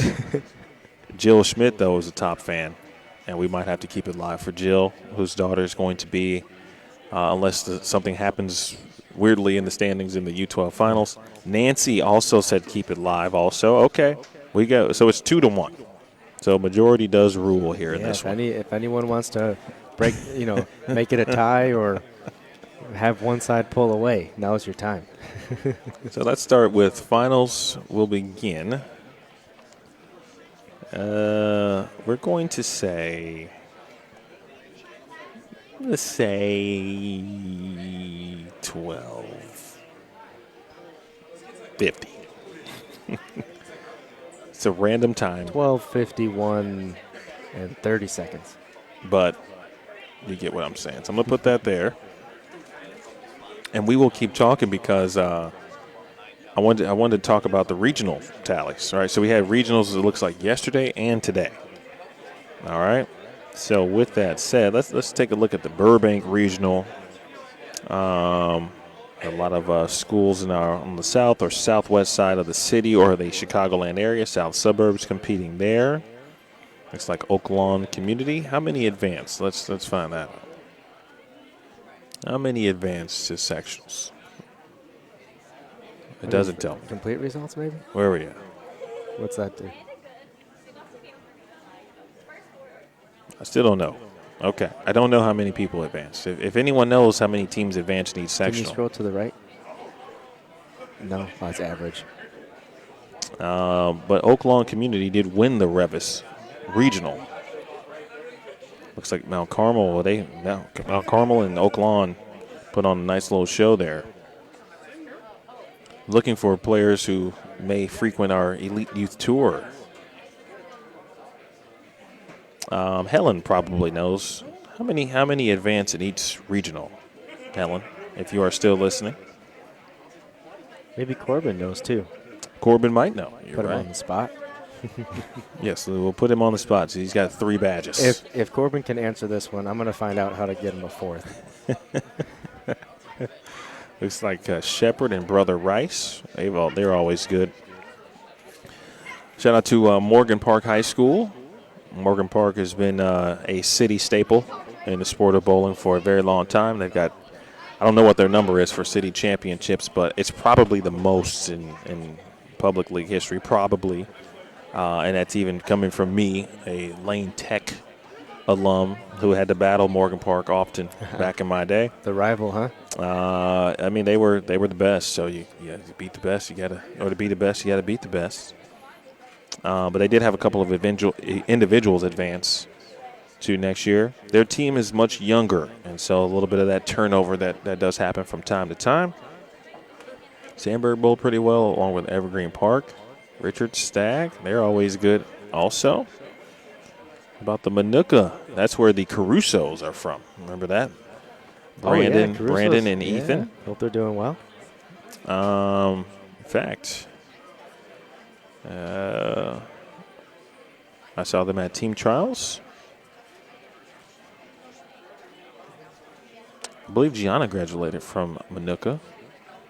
Take a look at the new Linux. The Lincoln Way Central Regional. Oh my gosh, Lincoln Way Central shot 67-16. How many games is that? Do you know? I believe it's 6. That's a lot of score.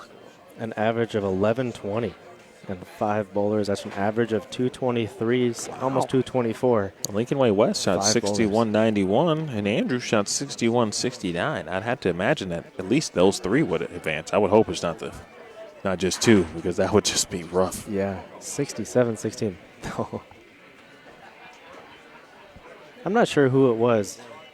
I'm just going to bring it up because it was amazing. Sure. I saw it on Facebook. I'm not sure if it was Illinois or somewhere else, but a high school bowler in the regionals or sectionals, whatever qualifying it was, he put up 890. He had 9 spare, and he struck the rest of his 3 games. So he had the back 35. Yes, 890. This is a high school bowl? Yeah. I wonder if I can find this one. Maybe I can give him a shout Illinois? out. Let me do some research here. Real quick, though, speaking of, okay, I see it now. Advancing teams. Lincoln Way Central, Lincoln Way West, Andrew, Lincoln Way East. So the top 4 from the Lincoln Way Central Regional advanced. I feel that Carter Mann has bowled an EYT event before. Yep. Austin Satwinski, I'm going to bet that he's in some relation to Eddie Satwinski back in, he went to Lindenwood.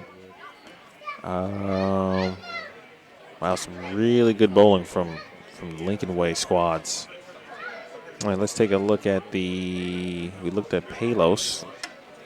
Shepherd advanced, Brother Rice, Sandberg, and Evergreen Park. We are talking about boys regional play here in the state of Illinois. O'Fallon, Collinsville, Belleville East, and Waterloo. Always some very good teams there in southern Illinois. And then Maple Park, Canelan, Sycamore. Sycamore is so good, and they don't even have Landon or Griffin on their team. Mm-hmm. And, of course, that's where they live, at Sycamore. Yeah. Imagine if they were bowling in high school. A good team already. So I've got an update on the 890. It was one day ago at Kingpin's Alley Latham. Okay. During a high school match between Colony High and Shaker High. A young man by the name of Jacob Triado went 290, 300, 300. And based on Kingpin Alley Latham, let's see where this is located. Latham, New York is where that happened. So shout out to Jacob. That's impressive. Jacob, I think it's Triado. Shout out to you. Wow, 890. I'm sorry. Yeah, 890. Yeah, insane. Just to throw 35 in a row. I'm still trying to throw 12 in a row on a regular basis. Let alone, like 6 in a row is good. Yeah, we're just trying to make like 12 good I shots. just want to shoot 260. I don't even know if they're going to strike. Just I'm trying to make some good shots. I'd love to shoot 270, but 260 is good. Generally get you paid every now and then. With that said, folks, so a few minutes. The scores have already kind of flipped. With that, let's go to bowl metrics. We'll do a little refresh of our own. Okay, so we'll start with U18 boys and the 10th frame show. We know why. Griffin did edge out Luke Switulski for the number 1 seed in U18 boys by 3 pins. So Griffin will be, again, top seed. Luke will be second. They each will receive a first-round bye. Tyler Williams, the number 3 seed. Matt Thunberg was 4th. Caleb Lawrence was 5th. Scott Wolf 6th. Anthony Rodriguez 7th. And Jeffrey Williams is 8th. Again, taking 8 bowlers in U18 boys. All right, so then U18 girls, where we're taking the top 4. Again, top 4 in U18 girls. Macy Jones finishes at minus 51. She has the lead, followed by Malia Briggs. Olivia Cameron will be in the finals, along with Addison Cole. Those will be your top 4 in U18 girls here in January of 2025 at River Rand Bowl. U15 girls, where we will take also the top 4. U15 girls sees Olivia Titus, who we watched earlier today, young two-handed player. Our raffle is ongoing over the microphone. There you hear Deandra Asbeatty. McKenna Morales is 2nd, followed by Leah Basevic. And Norray Jones, as long as that is right, is going to be in the finals, I believe, for the first time of her young EYT career. Her mom has been here, and her dad is here. Quick story about her dad, Aaron Jones. I told this to Paul Schroeder while I was getting worked on. But I met Aaron long time ago when I first started working or meeting Will Clark when his pro shop was at Waveland Bowl in the city. And Aaron and others would come up and chat and talk and practice, et cetera, and so forth. And I've been knowing Aaron, obviously, ever since. So really good stuff there. In fact, I meant to tell Rochelle one thing. So can you run down the rest of our Sure. We're on U15 boys currently. Absolutely. I'll pick it up here. U15 boys. Decide if you would like this storm koozie or bowling ball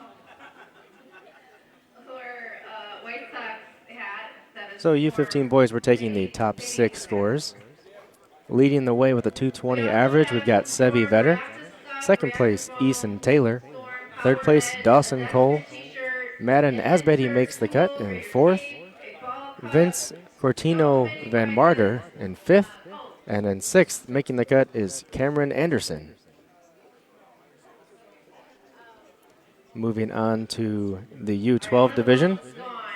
In the U12 girls division, it is the top 2.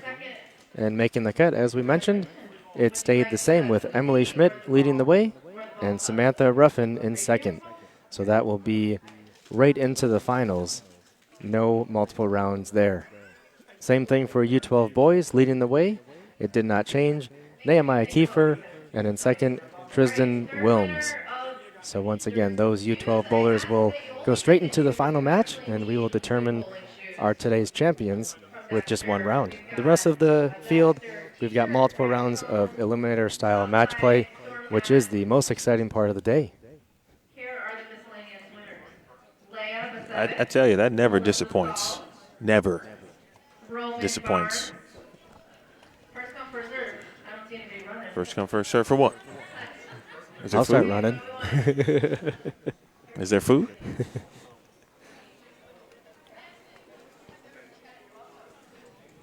Oh, thank you for that note on Leah. I thought she was in 8th grade.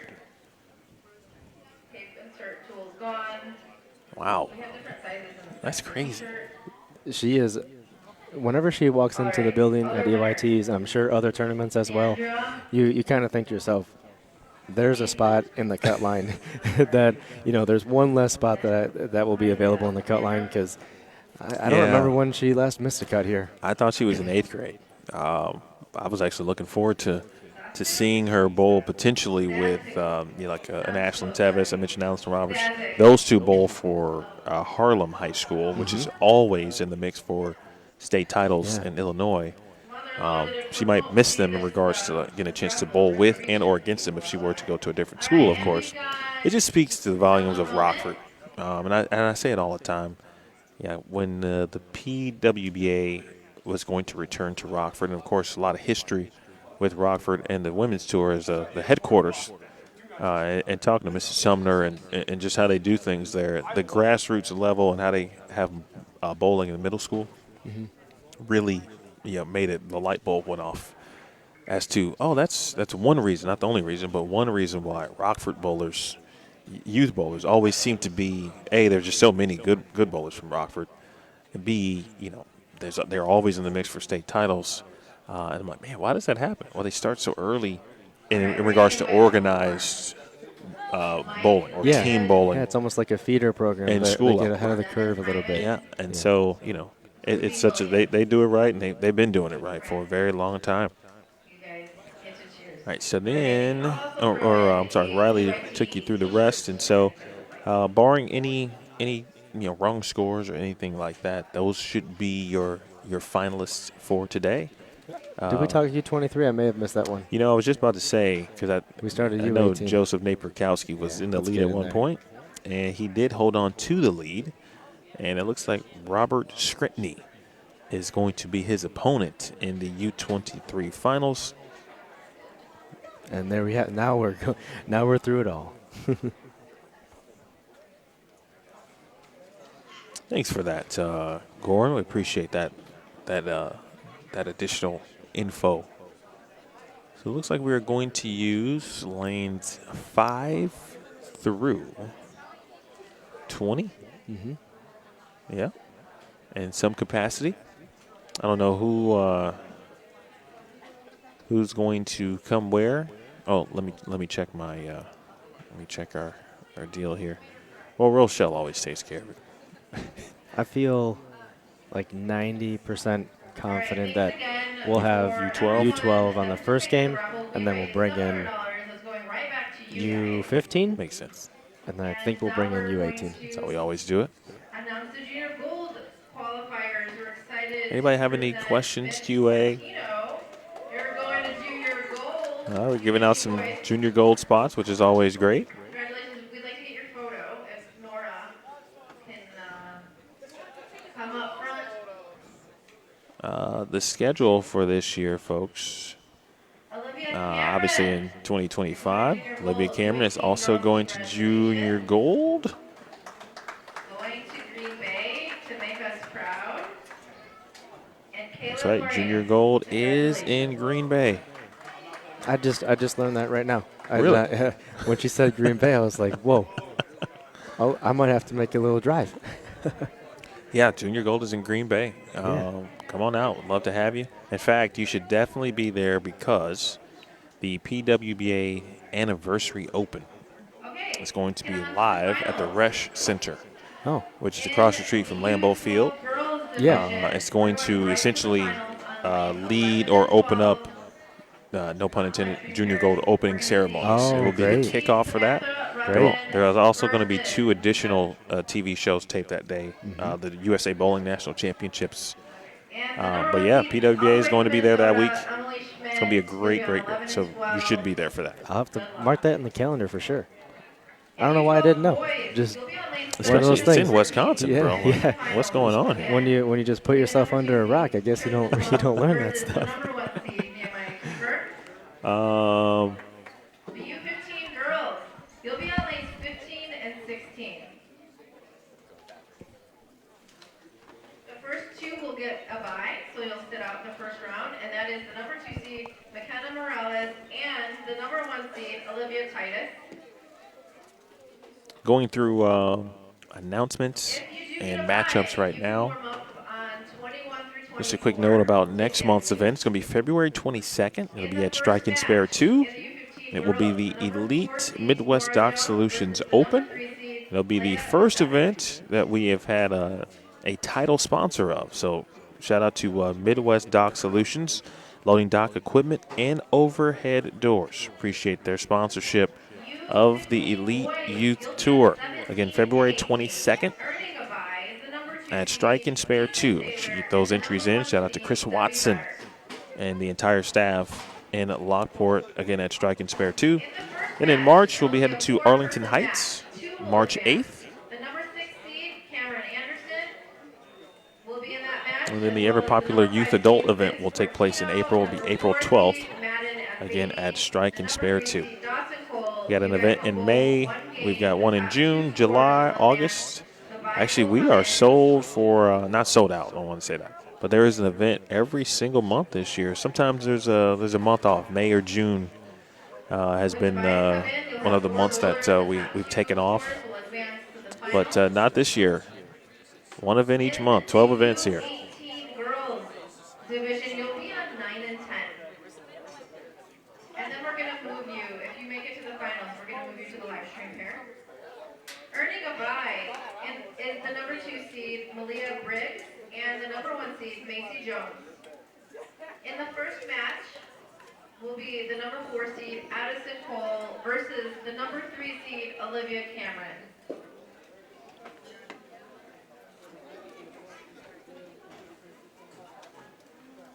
U18 boys, you're going to be on 5 and 6, and then we'll be moving you also for the finals.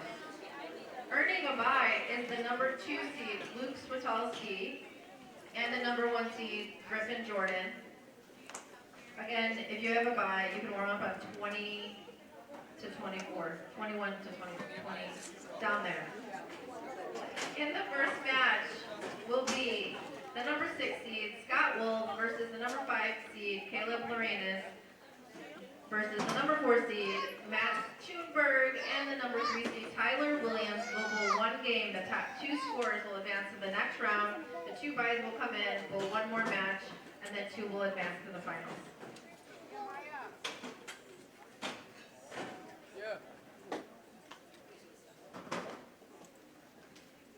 And the U23 division, you'll be on 7 and 8. Going right to the finals is the number 2 seed, Robert Scretny, is that right? Okay. Versus the number 1 seed, Joseph Naperkowski. You guys will all get 2 balls on each lane to warm up. If you have a bye and you come in, you will also be allowed 2 balls on each lane for warm up. So start heading to your pairs, and we're going to turn them on shortly. 2 balls on each lane.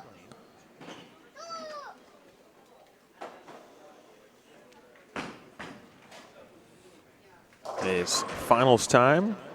We've got players doing having warm-up opportunities. Those are the players, of course, who have byes in their respective divisions, so they get to warm up down on the high end of the building. We're going to have the U12 girls and U12 boys championship finals right here in front of us here on 11, 12, 13, and 14 respectively. Nehemiah Kiefer versus Tristan Wilms. And Emily Schmidt versus Samantha Ruffin. Last time we saw Emily specifically on 11 and 12 was game 1 when we began qualifying this morning. Same thing can be said for Samantha Ruffin, as those two, along with, believe the entire U12 girls division, crossed together.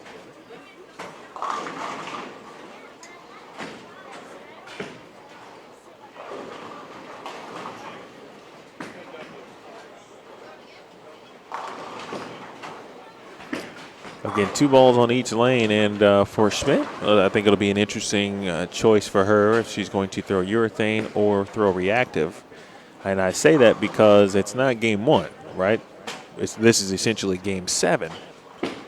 And so it's very possible, just based on that last shot, that urethane, because there might be just a little bit more friction to play with now that we're in game 7, essentially, might be an okay spot or a good usage point, as that ball made its move nicely from the left side there for Emily Schmidt. Something to keep in mind. Dad is right to our left, watching all of these practice shots, of course. Well, that was an interesting hit from Kiefer. The thing is practice.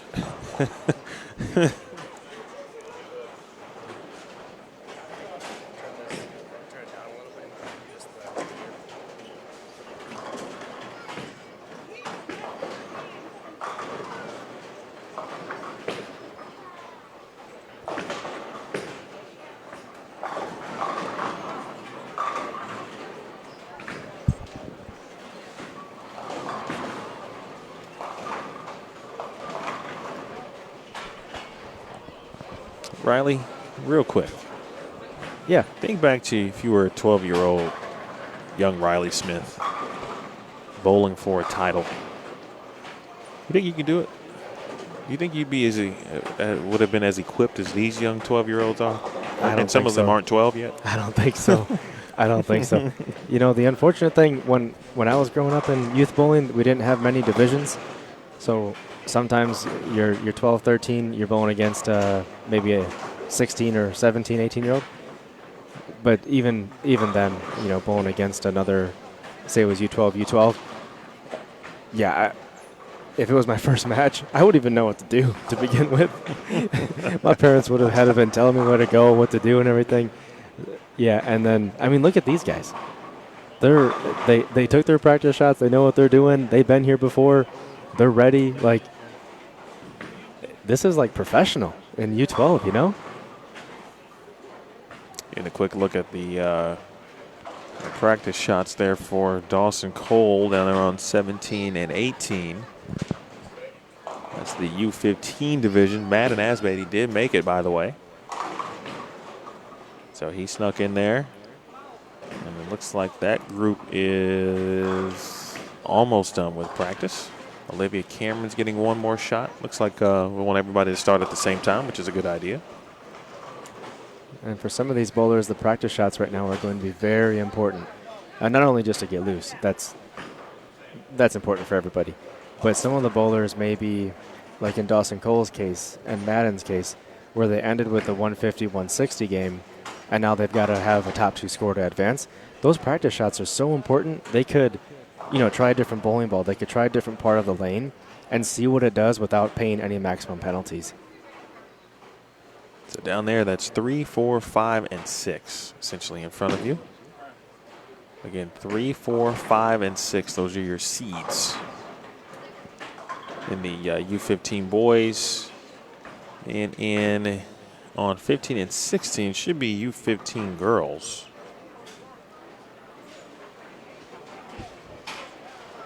And it'll be, well, we took 4 there. We took 4 there. So it's going to be the 3rd and 4th seeds. 3rd and 4th seeds who will get, I'm sorry, who will bowl. They'll bowl 1 game, and then the highest score will advance.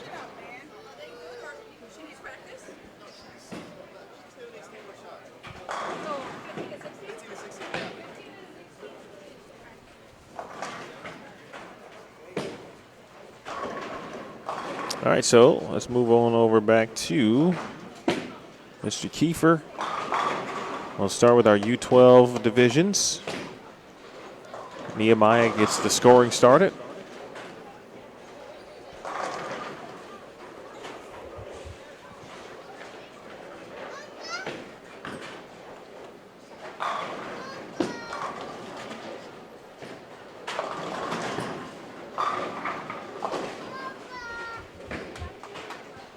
Emily Schmidt looks like she is going to go first.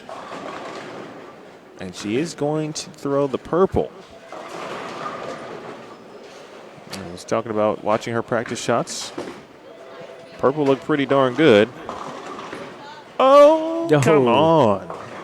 Gets a little late break on the 6-pin throughout qualifying. I saw Emily throwing 2 purple balls, the one that she just used, and then the other one was the Roto Grip Optimum Idol.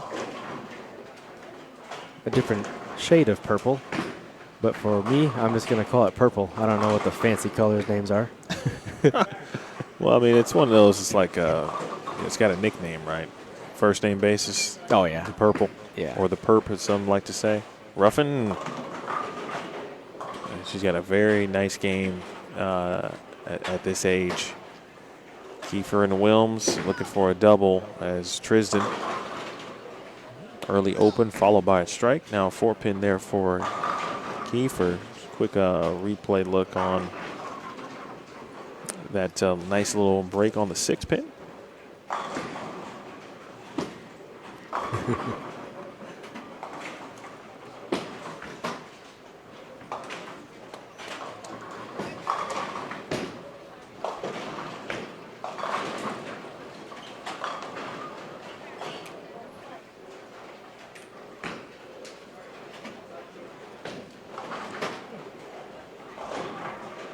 I like the teachable moments that we see. And it has nothing to do with like actual bowling on the lanes.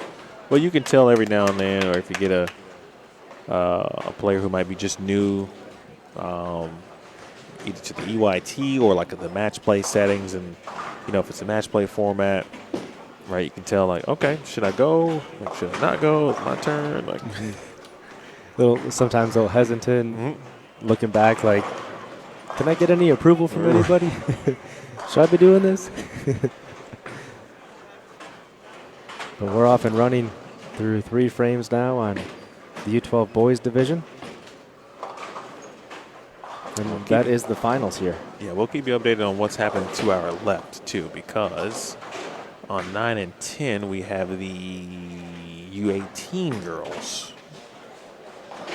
I think we're taking 4, or we took 4, I should say, in U18 girls. Yes, which is correct.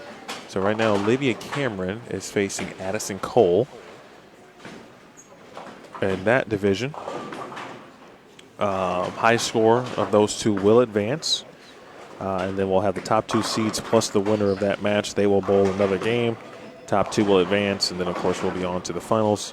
Similar situation, the U15 girls on 15 and 16 with Norray Jones and Leah Basevic.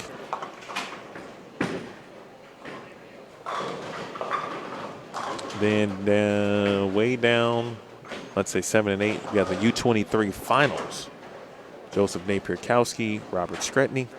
Actually, speaking of Lane Tech alums, Robert Scretny was a Lane Tech High School, or is a Lane Tech High School alum. And then down on 5 and 6, the U18 boys. What we got there? U18 boys. We took 8 down there, right? Yes, and we got the top 4, All right. or not the top 4. It'll be the 5, 6, 7, and 8 bowling 1 game, and the top 2 scorers will move on. Bet. Oh. Well, first open there for Emily Schmidt.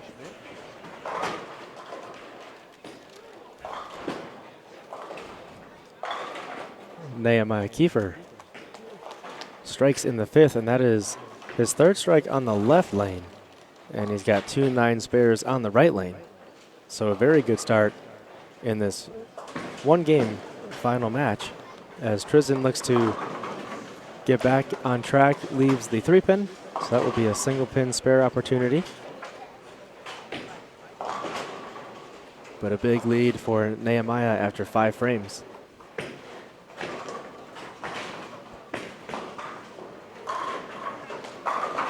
That's a good spare, an important spare there for Tristan. Sometimes you just need to see the ball hit the pins no matter what happens. Yeah, sometimes that will free him up a little bit, have some confidence, maybe a big sigh of relief.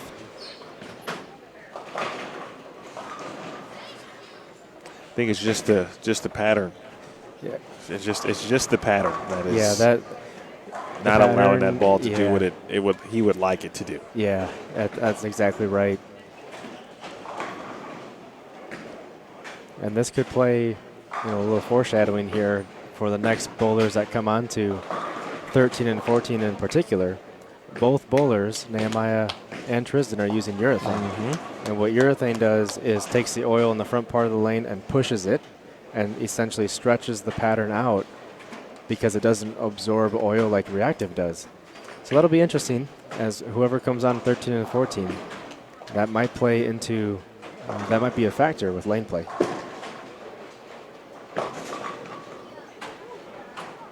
Big break there for Kiefer.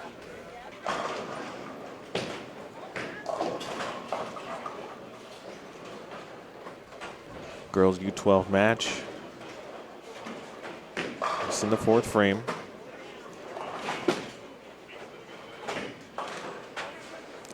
Nehemiah just kind of burst onto the Elite Youth Tour scene last year. Yeah. Maybe it was even late 2023, it feels like, but definitely last year where, I don't even know what his title count is, but I feel like it's at least 3, maybe 4. That's a great way to say it. He really bursted into the EYT one day we didn't know who he was, and next day he's a multiple-time UIT champion. I mean, it's been wild. That was an intriguing hit there. All right, I think a combination of ball speed, ball choice, and then it was still going right. Like Correct. The ball was going left to right, and it didn't have a chance to slow down. Yeah, that's what I saw as well. Good choice to take 2. Every pin matters. So good choice there to take just the 2 pins and move on to the 8th frame.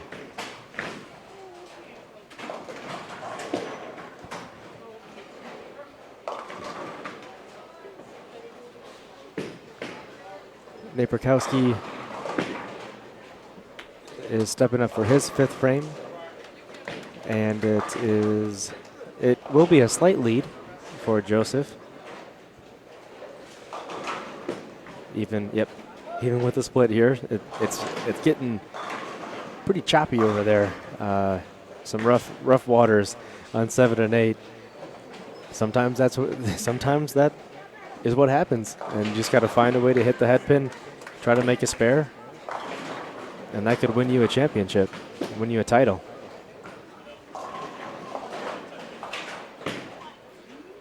Young Tristan, I know, is a little bit frustrated.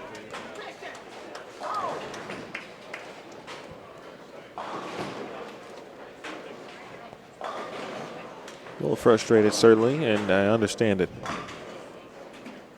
That happens. Pacevic and Norway Jones there. We can see that at the bottom right of your screen. We'll go full screen in a moment once our championship matches are over here. I like the encouragement from the family of Nehemiah encouraging Tristan in the situation as well. Wow. He's lofting urethane, which is actually a really good strategy, because if he was setting down the urethane ball in the front part of the lane, it would be rolling really early and getting the ball off target too fast. So it's actually a really smart move if he's going to throw urethane to loft the front part of the lane. And it seems intentional. I don't usually see him loft up like he is right now.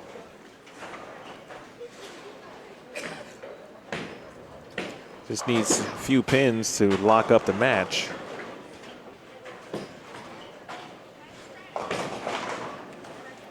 Two, 4, 10, but it's not going to matter. Mathematically, it's over.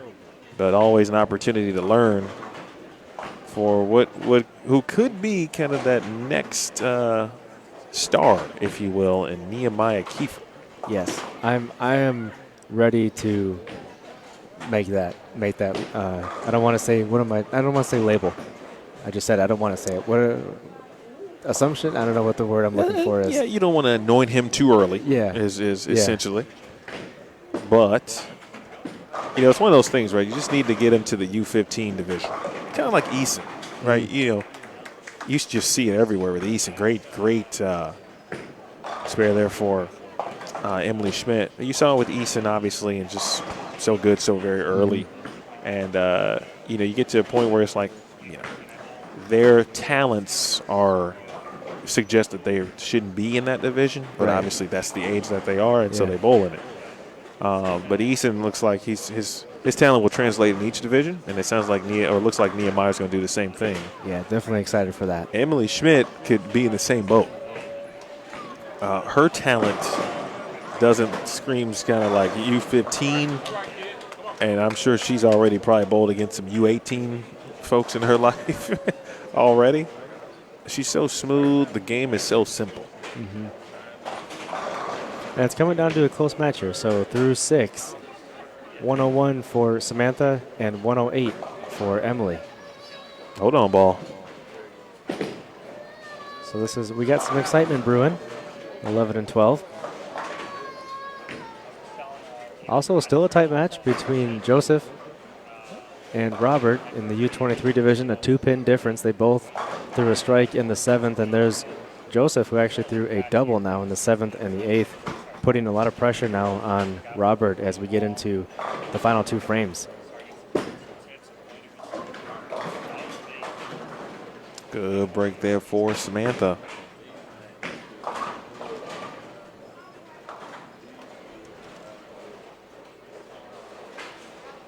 So Kiefer going to get the victory. Shout out to Tristan on his runner-up finish today.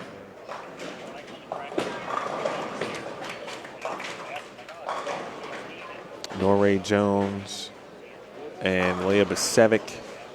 And Norray Jones with a nice lead. Basevic with 1 mark through 5 frames, which you would not expect from her. She's over on, again, 15 and 16. We'll go full screen momentarily there.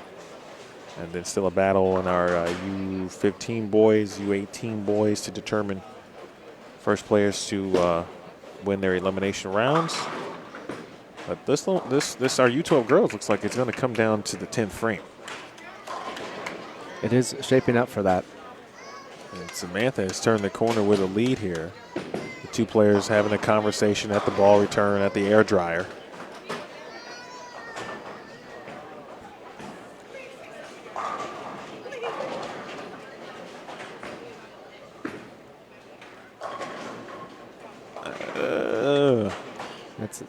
That's one of the weird leads that we were talking about earlier today. Different entry angles with our bowling balls because of the pattern. And this is the 1, 5, 7, 8, 9. The strategy here, let's try to get a little bit heavy on the head pin so that the ball can take out the 3 pins behind it.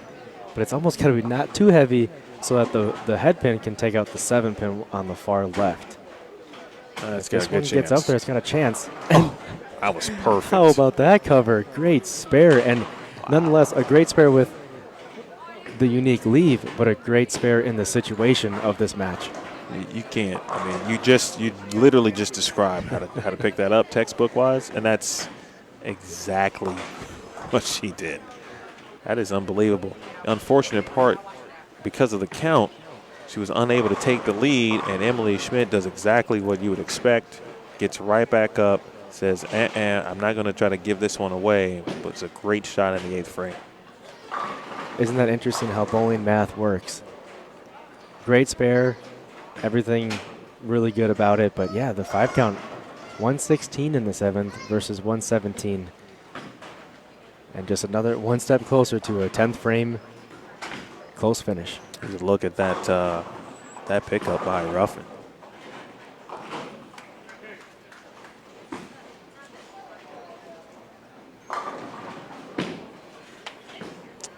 From 1 spare now to an unfortunate leave here for Emily Schmidt. Leaves a light 7-9. So with that said, Ruffin's going to have a chance to step up in the 9th and 10th and win. Close match. You got to take 1 here. Unfortunate break. Just brush it off here in the 9th frame for Emily. Take 1, and you'll see. We'll just see what happens. For Samantha, in that moment, you're probably a little excited, because something went your way. But you got to take your time here. Go through your pre-shot routine and try not to rush the shot.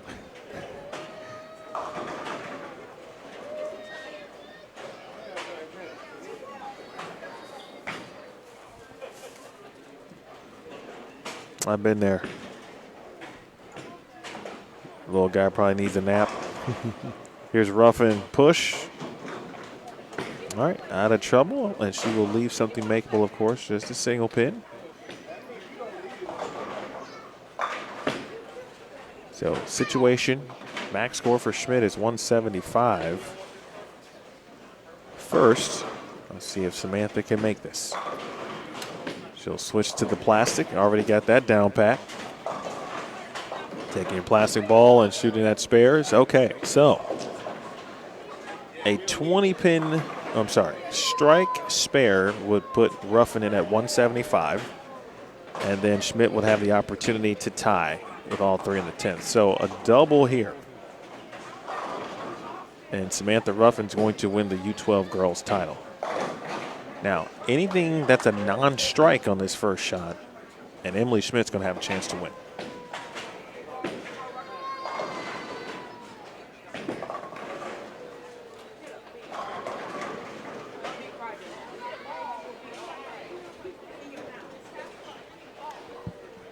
A little bit left of target on the strike ball there. Coming up high, leaves the 3-6-10.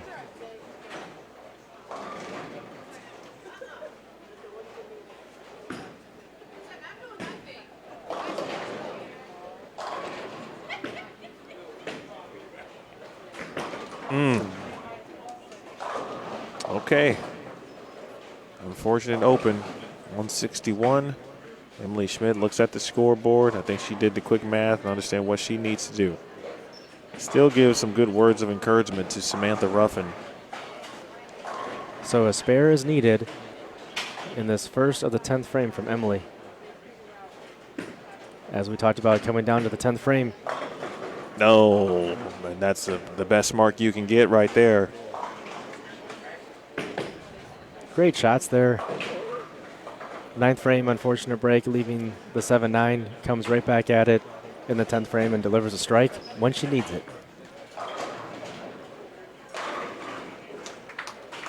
Right, she needs 7 and 2 shots.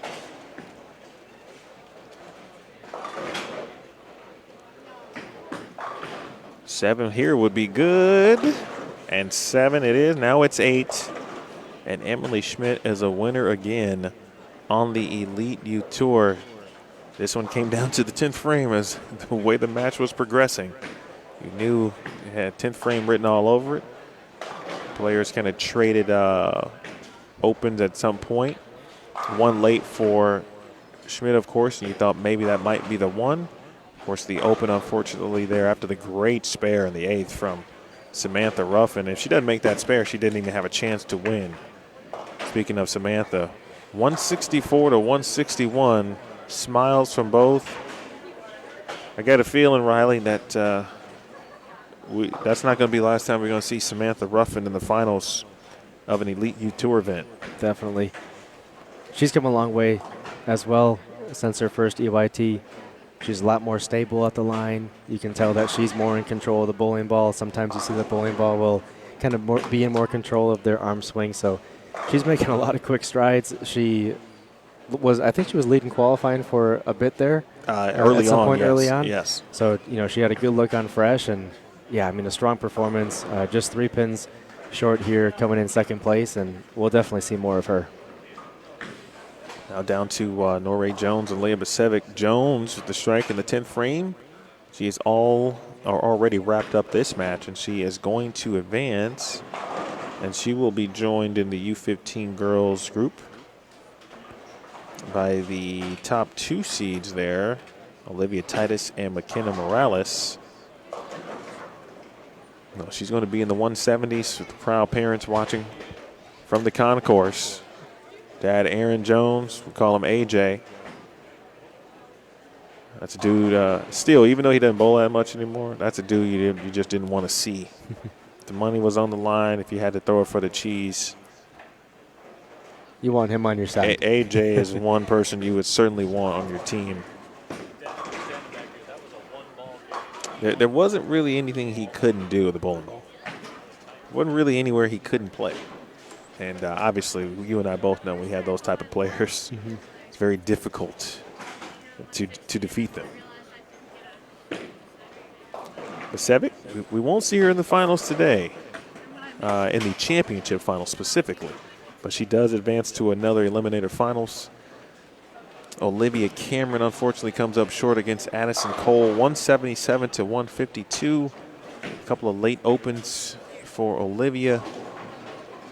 And a split in the 10th, but that wasn't going to be enough. One late open, I believe, in frame 7. The difference late. So Cole is going to advance in U18 girls. And she's going to be joined by Malia Briggs and Macy Jones. Really good players there. Over in the U15 boys, looks like Eason Taylor and Sebi Vetter are now getting their warm-up shots on 17 and 18. Vetter, the number 1 seed today, plus 123 for Sebi. That's very good. On this pattern. I'm impressed. I'm very impressed. We We saw his 267 on the live stream while we were talking with Deandra. Yeah, very good bowling to average 220 on this pattern. And I think just to close out our final division, the U23 side, it was Joseph Daprakowski that threw the back 6 for 206, defeating Robert with a 149. Joseph really buckled up on what looked like a really tough pair and found his way to the pocket and didn't miss from there. So congratulations to Joseph. Another EYT title on a tough pattern. Yeah, he's racking them up too. So I believe we're going to have our U18 girls over on 11 and 12. And looks like we'll have U18 boys on 13 and 14. And let's see on these practice shots. We usually don't highlight them, but I want to because they're coming, the bowlers on 13 and 14, also 11 and 12. The ones that are getting practice shots were just down on the high end where they were throwing shot after shot, staying loose, and they were probably creating a little bit of friction of their own and maybe making a move to adjust based on how those lanes were playing. Now they're coming to 13 and 14 where we saw urethane that was thrown for give or take maybe 25, 30 shots, and that really stretches out the pattern, reduces the friction. So I'm thinking on this shot, if they don't move right to begin with, we might see them leave a couple 2-pins or miss the head pin to the right. Sounds like a train horn somewhere nearby. Maybe an alarm of someone's phone alarm. Well, Luke, flush strike.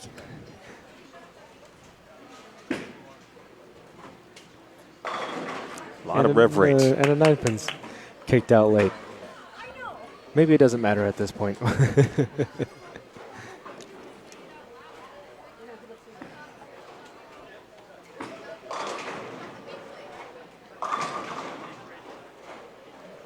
lot of rev rate on 13 and 14.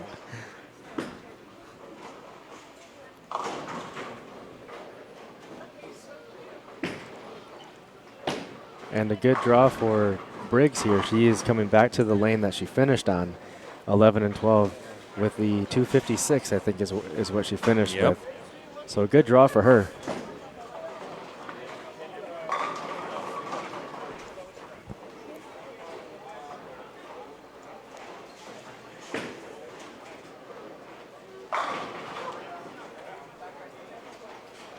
So I think they're underway on 17 and 18.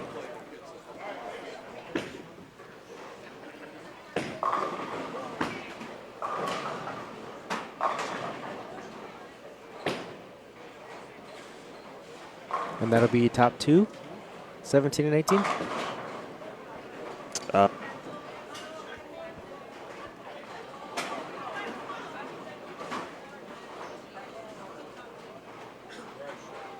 Apologize for the technical difficulties, folks. Looks like we're maybe running out of bandwidth in the building.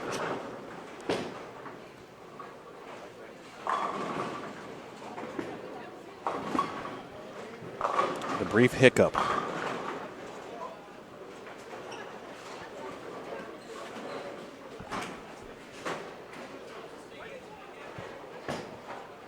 Would you say the same thing in regards to the practice shots within our girls on 11 and 12 in regards to the importance of them? Yeah, I think 11 and 12 will be a little more similar to the lanes that they were just throwing their practice shots on. We didn't see urethane. It was reactive by both of the bowlers in the match before. So I don't think the lanes would have transitioned much at all. And if I'm moving from the practice pairs over to the actual match and I'm getting my practice shots, I'm kind of taking myself back to where I finished qualifying and thinking, this is what I was doing then, and was it working or was it not working? That'll be my decision to either try it again or try something different that I learned maybe on the practice pair. A lot of times, I think when you have a practice pair, a mistake that could be made is to adjust based on how the practice pair is playing instead of how you actually adjust to the championship or the match play pair that you're going to bowl on.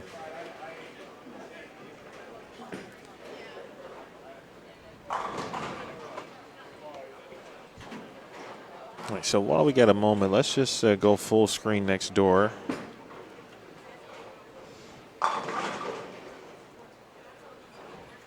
Got Sebi Eason, Dawson, and Anderson. thank you.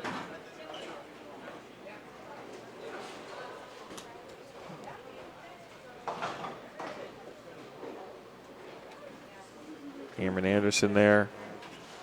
They're already in the third frame. It's cool to see Cameron make the cut here. We saw him on the live stream pair for a game or two. That was a really good shot. He got all of that one. And it's kind of, I don't know if it's, I can't remember if this is maybe his A game that he likes to play, but nonetheless, he found a really good line. He's doing the optimum idle as well and keeping it in front of him, playing close to the head pin, middle part of the lane. He's got a pretty good look. It's cool to see him make it this far. I'll get you back to 11 through 14 here in just 1 second.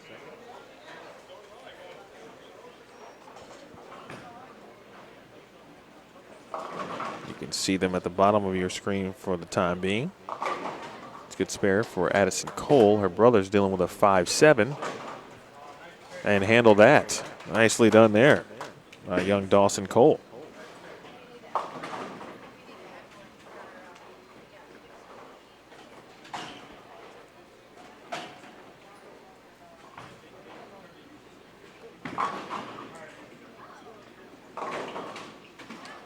All right, 2 spares on 11 and 12 in our girls division. And multi-pin spares. Always a little more difficult than the single pin.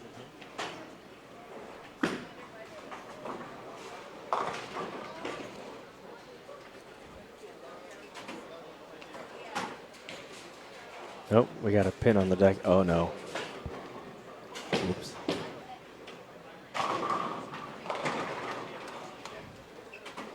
We'll have to reset that on 13. We got pins everywhere. Yeah, that was that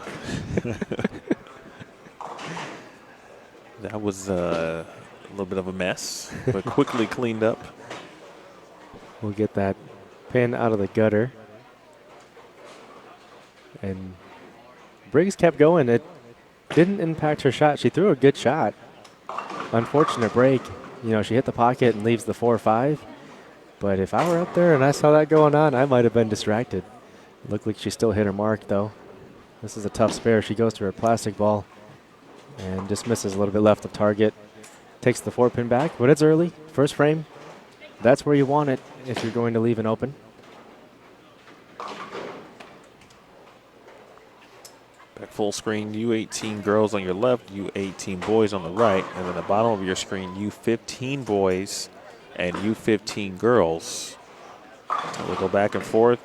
Do me a favor, folks, if you are watching, let us know which players you're trying to watch, and then I'll do my best to make it as equal as possible in regards to viewing time. Good shot. Briggs grabs a 10. Good break there for Griffin, first frame. U15 boys are going to be done first. They're already in the 4th frame. In fact, some are done with the 4th frame. Eason just started, or no, Cameron's going to start the 5th frame over there.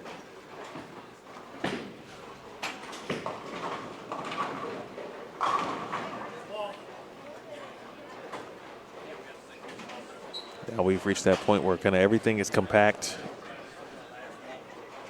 All of the matches, of course, still going on simultaneously, but the importance and the atmosphere gets a little bit tougher each frame as each shot goes on.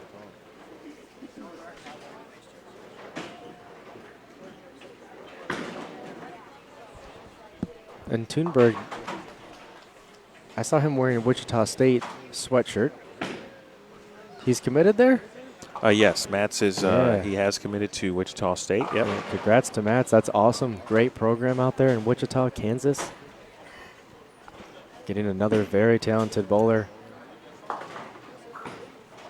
little mishap on the 2-4-5. Yeah, I don't know if mom or dad is here, but I think they both were in Reno. Match did bowl the Team USA trials. Dad was there first, and then he left, and mom came in to finish out the week, essentially. Nice. So we see an adjustment for Macy and leads to a double early in this game. The game before, well, matter of fact, last game of qualifying it was, we saw Macy on this exact lane, and I think it was just a little bit too weak of a bowling ball. It was a little too clean, so it was really skidding a lot through the front part of the lane and didn't really give her a chance to have it recover and come back to the head pin. This time around, she's made an adjustment. This ball's definitely picking up earlier, and it's working. 2 strikes in a row.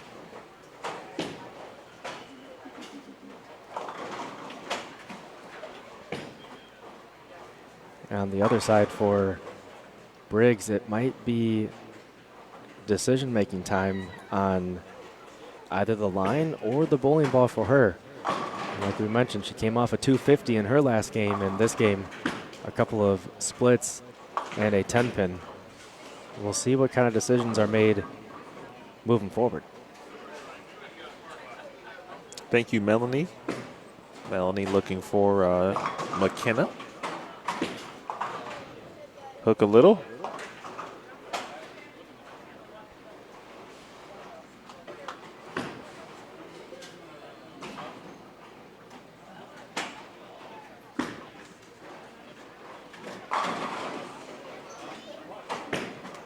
Nice double from Scott.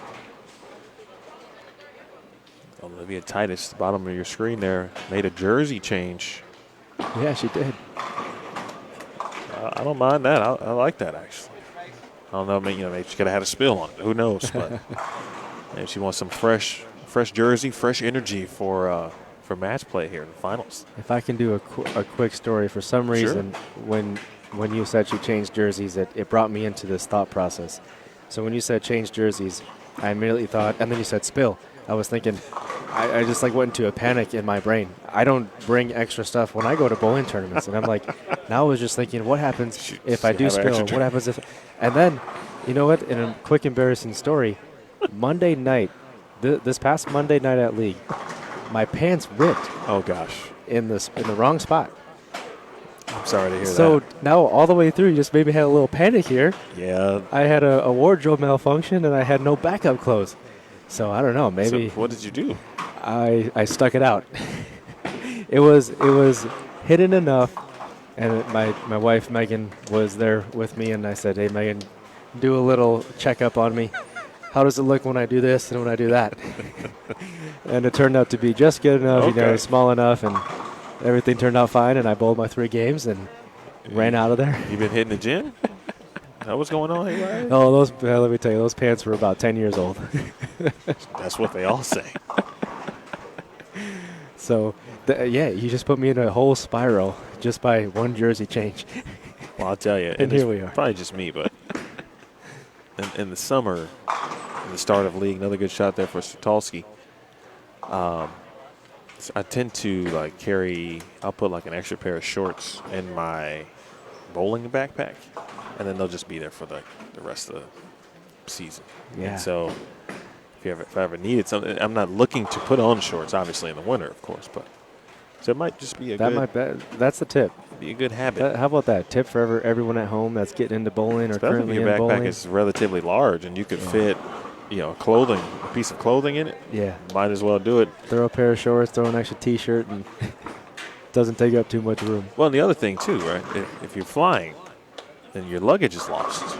At the very least, you've got a bowling uniform. That's a good strategy. And some clothes. That's a good strategy.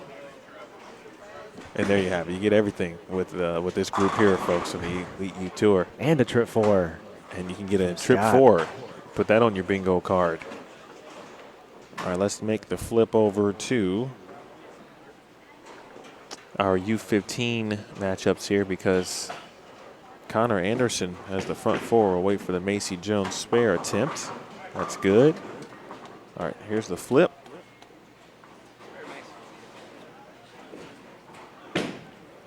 See McKenna also there for Melanie. Mrs. Thunberg also said she was watching Addison and Dawson, and confirmed, of course, the news regarding Wichita State Very exciting. for Mats.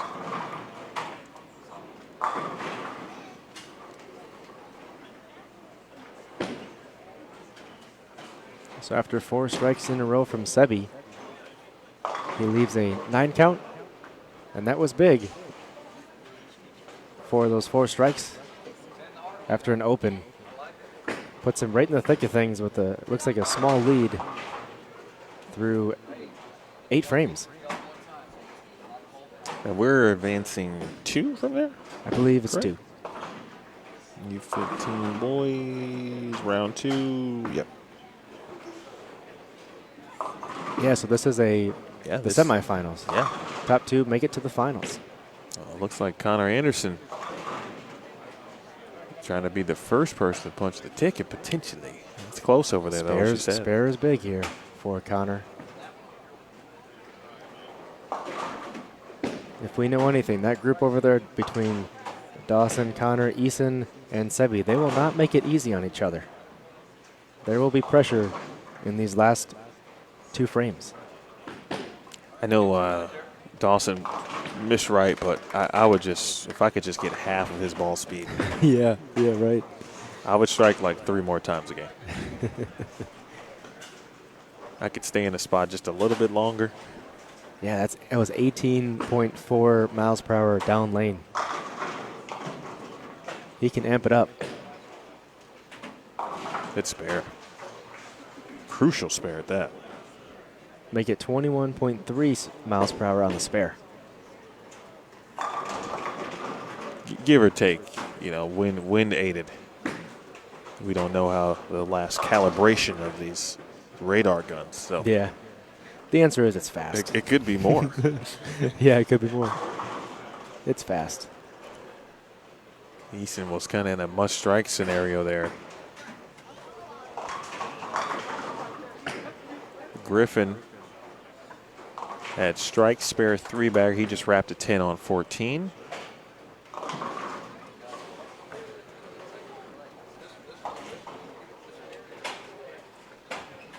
And Sebi leaves a split. 3, 6, 7, 10.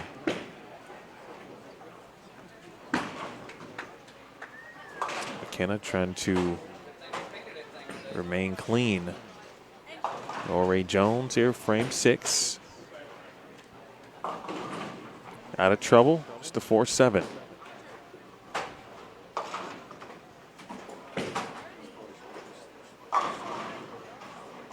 Is that an 8-pit? Yeah, and Dawson's, he's kind of dealt with, like, he's left a couple of 5-7s today. Like, his entry angle hasn't been, it's like it has to be perfect for him to strike. Look at you going with the color commentary. I like it. I like it. Just trying to be like Riley. Dip and dabble in both elements. So a big strike in the first for Anderson as he steps up.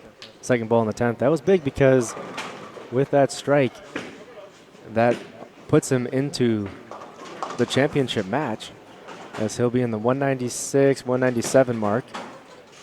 So just above Dawson and above Eason. So now it comes down between Dawson and Sebi. All 10 here is big as it forces a good shot from Sebi in the 10th frame.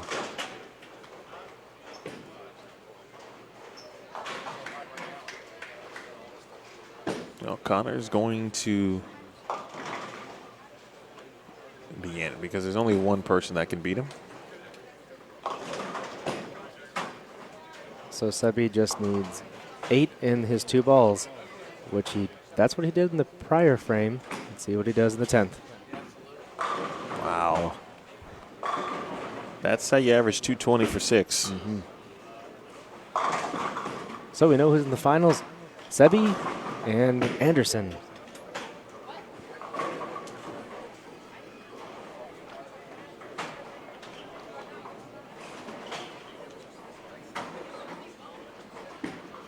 quick look at that shot again.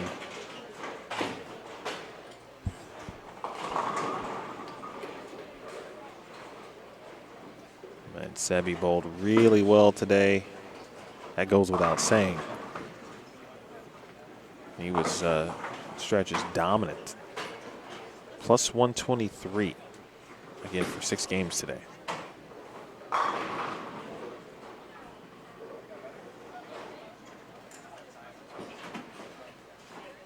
McKenna.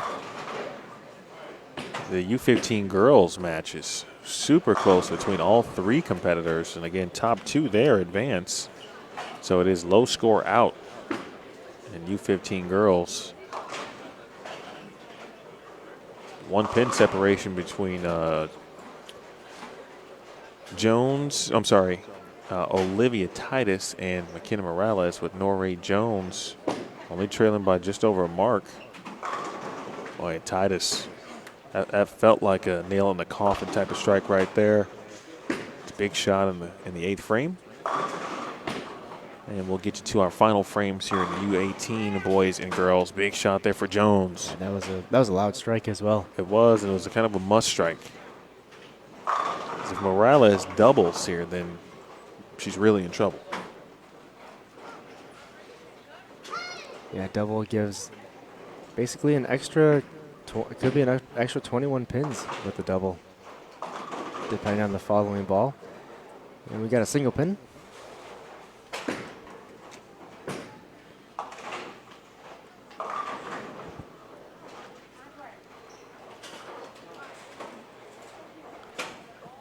All right, quick peek over at U18.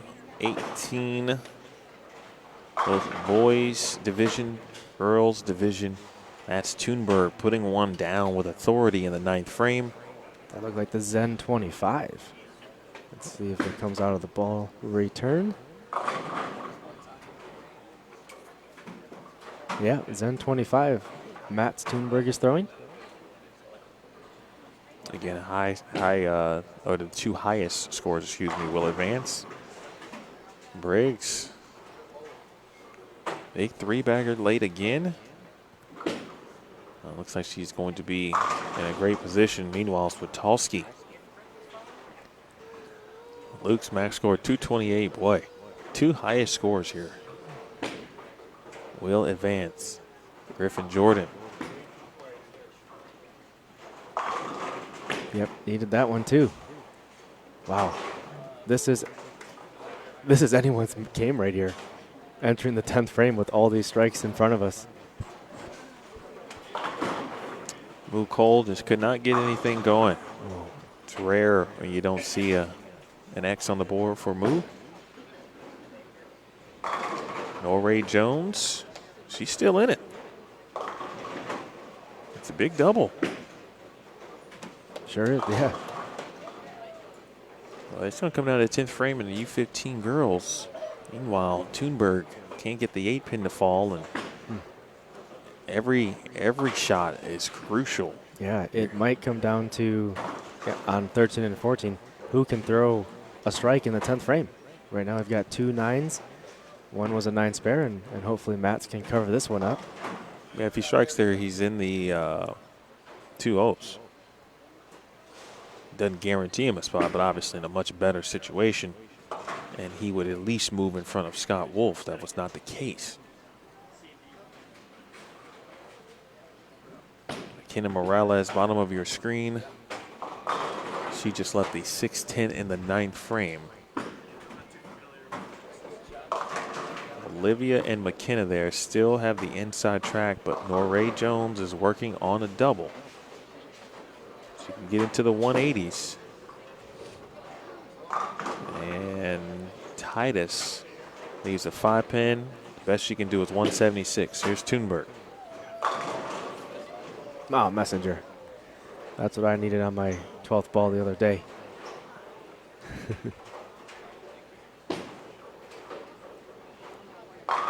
Well, Malia figured it out. Yeah, she's starting to look like she did at the 256 game. Oh, 9-pin falls late for Griffin Jordan. I'm curious what she did differently in the first 3 frames versus the back half here, as she's only missed once. I from my eyes, it seems like she moved maybe just like 1 and 1 right with her feet and eyes. And Switalski, a stubborn 7-pin. And he's going to be okay. He just needed disaster not to strike there for him.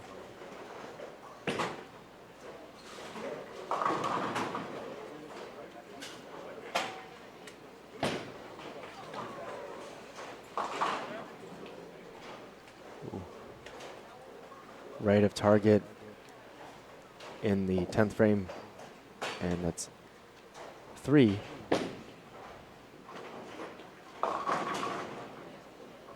But a spare is still important for Jones. Yeah, quick look there. You never know. See if we can get all of them. No. Luke did make that spare, by the way. Tough 10th frame there for Norray. And she is now eliminated. So it is going to be McKenna Morales and Olivia Titus. That one fell somehow. Griffin might be surprised to see a strike on that. And it's going to be the top 2 seeds battling for the title.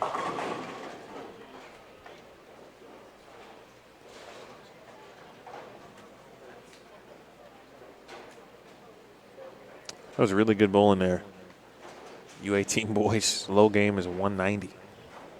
On obviously what is a difficult lane conditions we've talked about. And the difference between Switalski, Scott, and Mats was spares. That was it. Switalski clean with his 208. Griffin with 1 open, but he had enough strikes to put him in 230 range. And the other 2, Scott and Mats, just unfortunately not enough strikes to get them from that 190 to the 200 mark.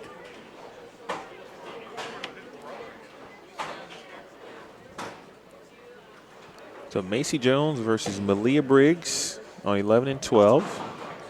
U18 girls final right now. Connor Anderson versus Sebi Vetter. U15 boys final on 17 and 18. Then we'll have Luke Switalski versus Griffin Jordan. Griff number 1, Luke number 2 today. And U18 boys, top 2 seeds, will face off.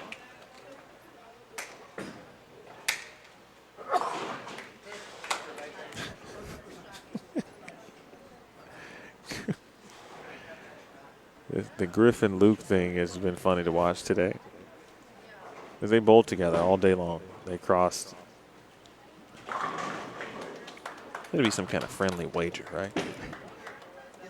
Yeah, you'd think so. What would have been a good, like, friendly wager back in the day with your friends? I think of, Non-monetary. yeah, I feel like maybe like a silly dare to like prank phone call someone, or so you gotta do something. Like I can dare you to do something funny. Good break there. That's the 10-pin. And then in the U15 girls, officially now, as McKenna Morales shoots 165. She's going to advance and face Olivia Bell Titus for the U15 girls title. So now 4 title matches going down.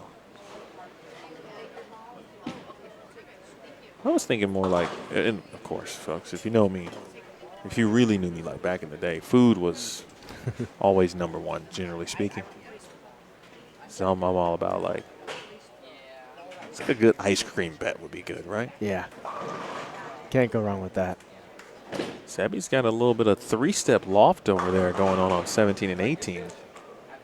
I wasn't sure if we were going to see that today. Sebi's the first one and maybe the only one, because Luke only has 5 shots on the right lane of 14 where the bar return would get in his way. So Sebi's maybe the one and only doing the 3-step approach. Of course, doesn't have to do it on the left lane. There he is. Good shot, 4-pin. He looks, and it makes sense, obviously, right? Dominated U18 boys qualifying. A good understanding of what the lanes have done all day, even into this part. Furthermore, more transition. Looks like his ball choices have obviously been pretty good. Good command of his arsenal, understands what he needs to throw and what he doesn't. I also think it helps that he practices often here. Will Clark is his coach, gets his balls drilled here. So, we bowled a ton here as EYT, right? Twice a year at least. We typically are here. He practices here from time to time. I just feel like that gives you a little bit of an extra comfort feeling. Yeah. I do agree with you on that.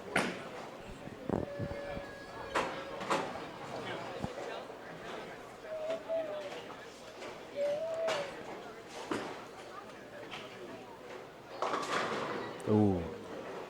Early mistake on 14. Jordan going high and leaves a 6-7. I'm not going to say, maybe I'm going to call this one. I think Griffin has a really good chance at making this. Slide the ball just behind the 6-pin, just thin enough and light enough where it slides over and takes the 7-pin out. Let's see it. He gave a really good effort at that one. I thought it was there.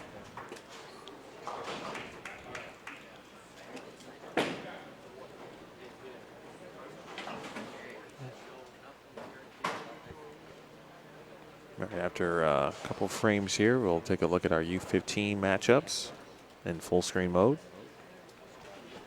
Griffin, deep breath, gets himself set.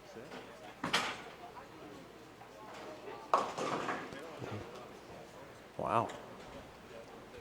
That one looked like miss left and then floats to the right. So what I mean by that, he missed a little bit left at his target, but because there's so much oil and the oil is so heavy, the ball started to drift off to the right because it couldn't create friction and stop the momentum from going right.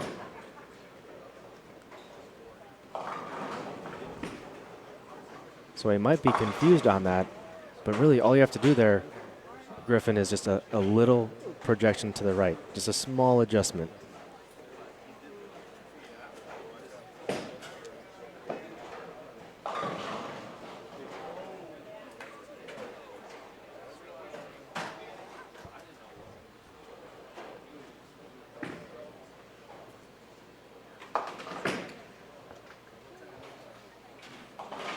Oh, great spare for McKenna.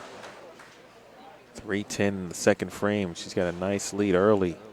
20-pin advantage. A couple of early opens for Olivia. Switalski, meanwhile, three-bagger. Here's Sebi. Switalski is not going to let the gas off by any means here. He wants to finish this match in, 6 frames. He doesn't want this to go full 10. Malia Briggs, she's the first person of the two between Malia and Macy to strike in their U18 girls match, but neither with an open.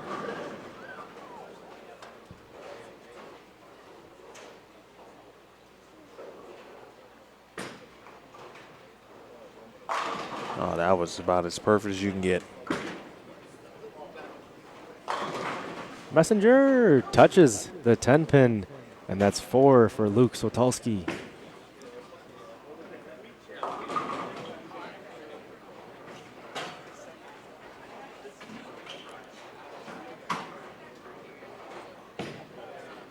Okay, take a look at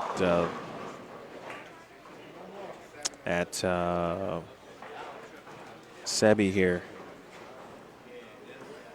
Something he's been working on is keeping his wrist a little more aggressive and cupped at the bottom. Creates a high leverage. And just like that, going through the pins instead of maybe deflecting and losing some energy in the back end. That's advanced. He's got such a good physical game that he can work on things like that to make himself even better. Oh, and Connor with a nice break and making Sebi work really hard here. And it's a big three-bagger there for Connor. Well, Olivia with her first strike. Again, trailing though. Same situation there. Olivia, the first to strike in that match with McKenna. The loft game. Bang.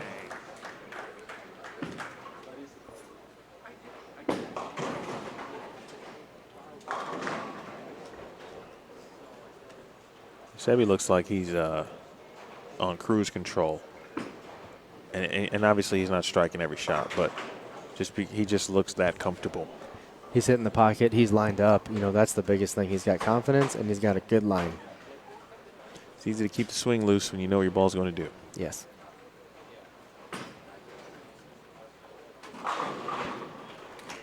A lot of rinse and repeat right now, but Connor Anderson not going away. Lone open back in the third, a split. Good break off camera from Macy Jones, and that match is still clean. Both players clean through 4. It's a 3-pin lead for Malia Briggs. Speaking of the U18 girls matchup, Connor Anderson, get out of there, 10-pin. Whoa. We got ourselves a match down there.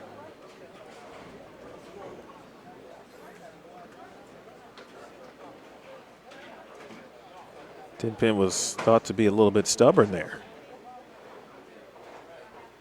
I won't let my man Connor continue on in his bag.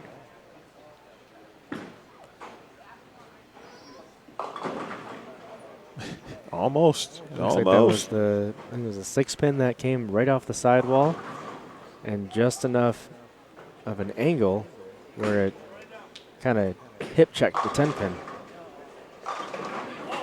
Oh boy. I love it. This is awesome. Both bowlers are feeling it. They both have momentum. This is great. I believe Sebi. A little interruption. We've got to reset 18. Yeah, I think there's a pin actually down the back row there. Hey, if I was a pin, I would not call it a day too. Take me out. I just got hit 8 times in a row.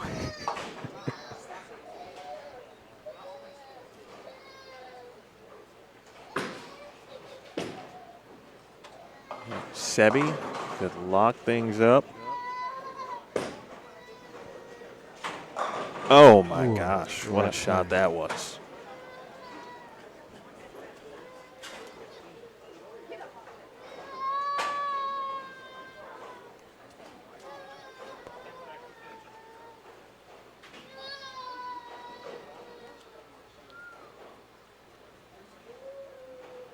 It's okay, folks. We've all had kids, some of us.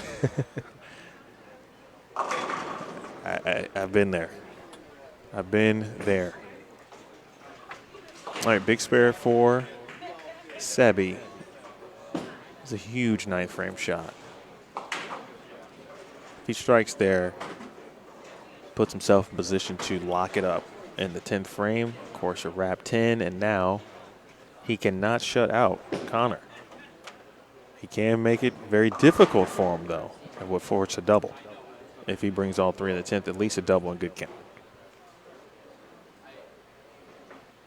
In our other matchups, 6th frame U18 girls, and now back-to-back 10 pins. Slightly disappointed with that shot, Sebi, just based on solely on body language there.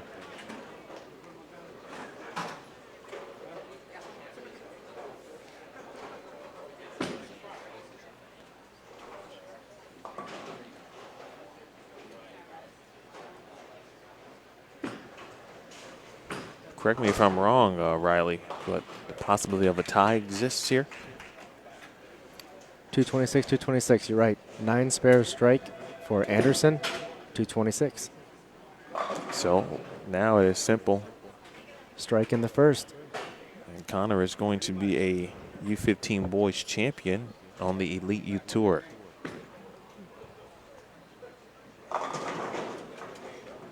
And we have him on full screen down there. And we got a good shot at this delivery. So this is huge. We need a strike here from Sebi. There we go. Otherwise, he could have gone 9 spare strike for a 1-pin victory. That was a well-bowled game, just from start to finish. Yeah. 11 11 pocket shots of his 11 shots. All right, Connor. stepping up. Here it is, folks. Strike to win.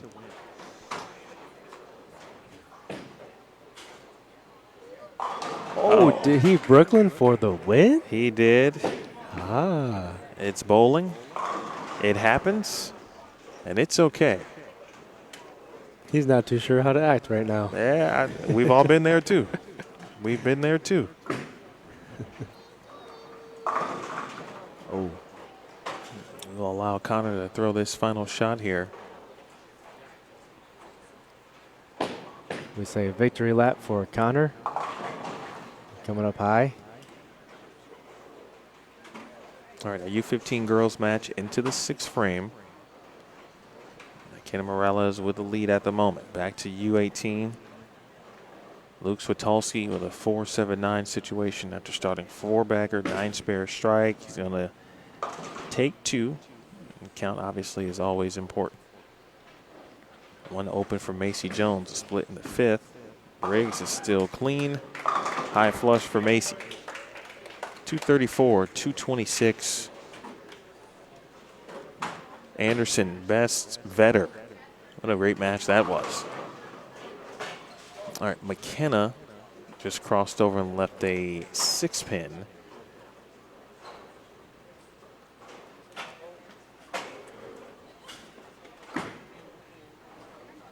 $29-pin lead for McKenna Morales. Meanwhile, Switolski and Griffin there with that slow start. Of course, Switolski the opposite, and now trouble there for Briggs. Yeah, 5-7 is left. A pocket hit, but with the pattern that we're on, it's difficult sometimes for that ball to make a strong enough motion as it hits the pins. Emil mentioned it's got to be able to drive, and a little bit of deflection, you can leave some of these interesting splits. My apologies to young Cameron. I thought his name was Connor on Bowl Metrics. It is indeed Cameron. Cameron Anderson. So when you go back and listen to this, Cameron, please accept my apology. Totally my fault. I thought his name was Connor in Bowl Metrics and not Cameron.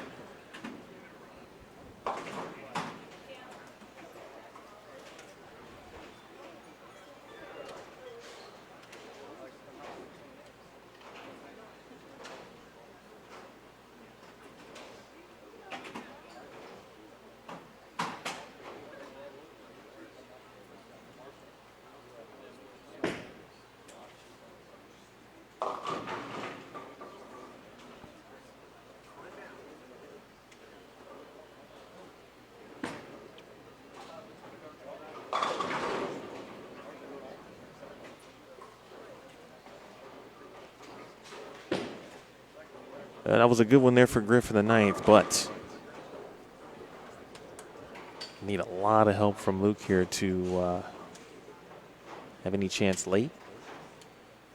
Griffin figured something out on 13, but 14 has been giving him some troubles. Obviously a slow start, but with the adjustment, he made a ball change and finds a way to strike on the left lane, but back-to-back 9 counts in the 6th and 8th frame. Uphill battle from here.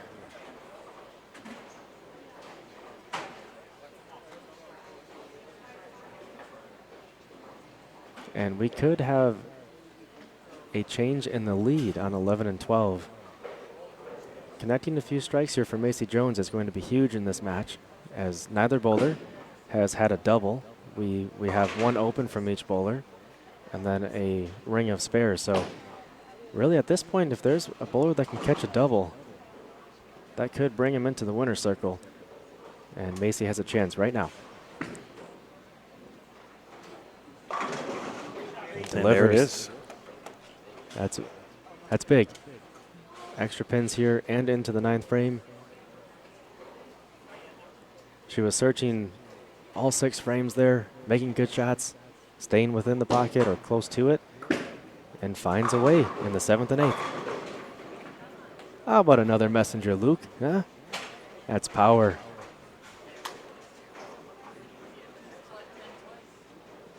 Switolski, another title to his growing resume, headed to Mount Mercy University.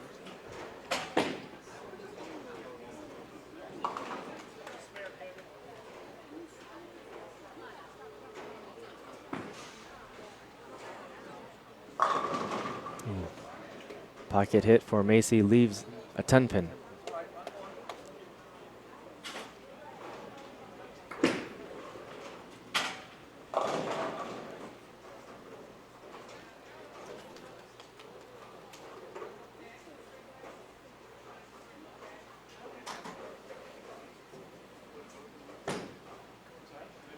McKenna Morales, by the way, just left a 3-pin in the 8th frame. She still holds a very nice lead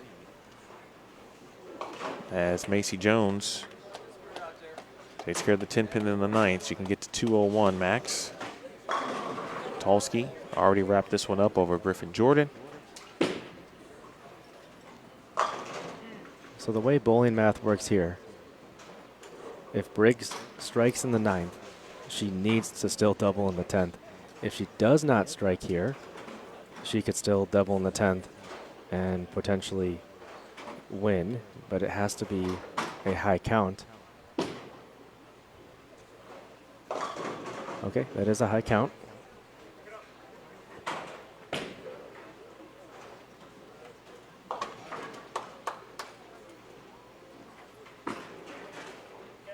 So she can get to a 193.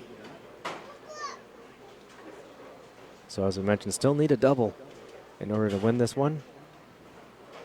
And then Macy would have to make some good shots in the 10th frame. So it's not over yet.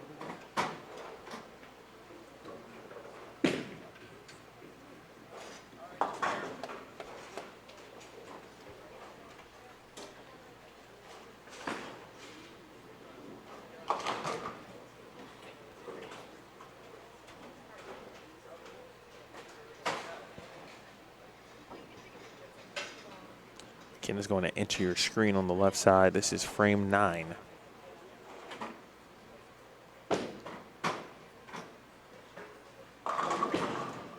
Wow, good shot. Briggs, high flush. That was big strikes for both, or excuse me, for Briggs, but a really good shot over there, leaving the 9 pin as well.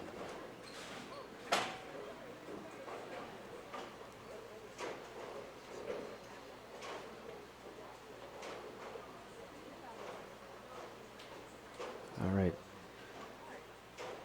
Must strike here. Briggs, lane 11. Second ball in the 10th frame.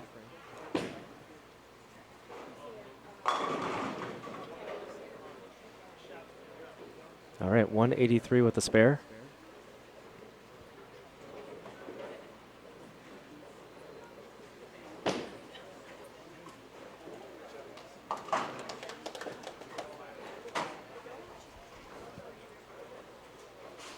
Livingston need certainly strikes in the 9th and the 10th here just to have a chance.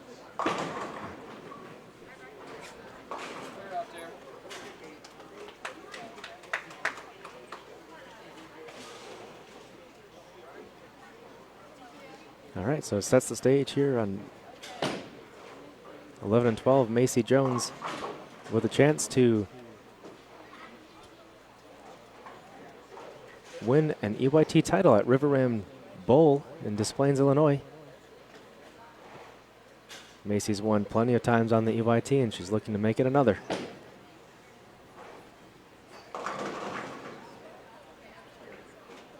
And now mathematically, McKenna is a champion as well today in U15 girls. Macy Jones. Great shot. Pocket 10 pin 2 times in a row in the 9th and 10th frame.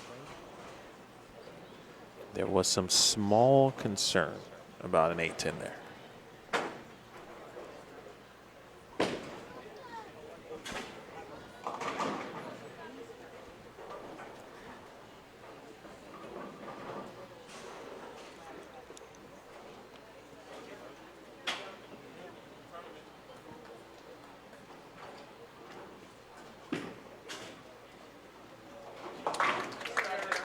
Great spare. You know, Macy has been in those situations a ton. I can recall once where a similar situation, and it did not go in the way, of course, it went. And so that's just growth, understanding the moment, taking that little maybe extra second or two that you need. Now you take a big step back on the approach so we don't foul. Keep it down the middle and crown yourself EYT champion today in our January 2025 event. Congratulations, Macy Jones. 190 to 183. Last couple of shots here for McKenna. So our U12 boys champion, Nehemiah Kiefer. Our U12 girls champion, Emily Schmidt. The U15 girls champion will be McKenna Morales. The U15 boys champion, Cameron Anderson, not Connor. I'll somehow make that a thing. Cam, we'll write that down. Has Cam bowled? EYTs? Yeah. I believe that's his first win. We've had him around for a little while. So I'm excited for him to win an EYT, and he did it against a really strong field in his division. Multi-time EYT champions and Sebi and Dawson and Eason goes through the ringer, and well-deserved their hard-earned title for Anderson. The U18 boys champion, Luke Switalski, and the U18 girls champion is Macy Jones here for the month of January. Shout out to H5G. All of our winners today will get their H5G jerseys. We have customized champions jerseys. They'll get their name on it. They'll get the EYT logo on it. And nice free jersey. That's pretty cool.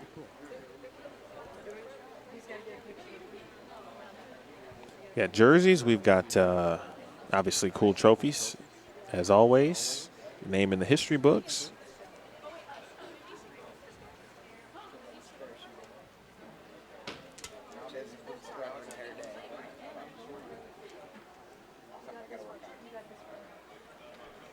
Hearing a little bit of a self-assessment from some players in the background, that's always nice and encouraging. Kind of just recognizing where they weren't strong at it today, and immediately said that's just something I'll be working on. Nice. That's important to do. You know, even we do it so often when we lose or have failure, we are quick to research and analyze and talk about what we can do better, right? It doesn't often happen when you win. You win, we have an award ceremony, you have all this exciting stuff, people are congratulating you, but realistically, you should take a moment to debrief even after a win, you know? Still enjoy all of the things that come with a win, but you've got to take a moment to debrief, still go through a little, whatever process you usually do, write things down, talk to people. That's always important. So sometimes a win, it might even put you into a funk if you don't kind of stay within your routine and take a moment to debrief. There's the backdrop, the step and repeat.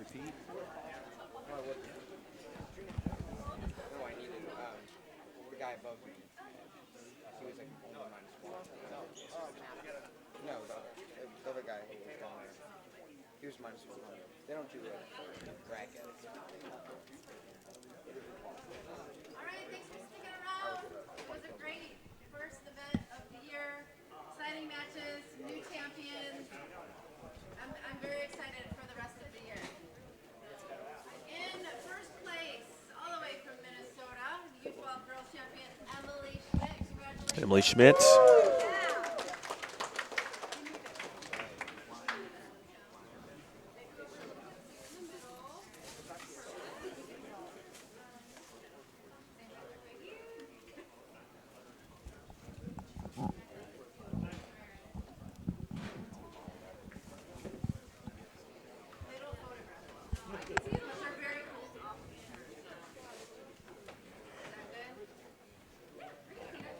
And there's an example of the EYT H5G Champions jerseys from Emily.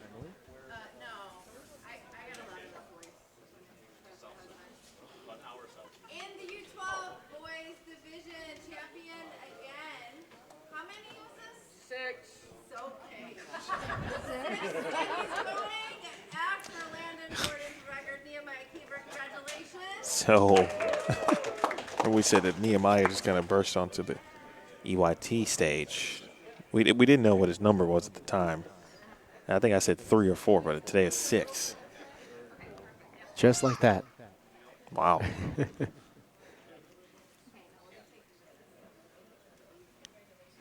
Yeah, if he can, we'd love for him to keep bowling EYTs, and hopefully he wants to. But if he continues to bowl these EYTs, Landon Jordan's record at 26 or so I think is around the number. I mean, we still have U12 division at least, I don't know, 8, maybe 6, 8, possibly 10 years of Nehemiah bowling. Well, at least 6. Yep. And that's if he's here. Meaning, like, he bowls, not every single tournament, but give him a couple years in the U15 and a couple years in the U18 at least. Before maybe going away to college or something along those lines. Very exciting. Nice bowling today by Olivia. Pretty impressed with her young game and where it is. Yep, coming in from St. Louis area and taking second place today. U15 girls champion, McKenna Morales, congratulations.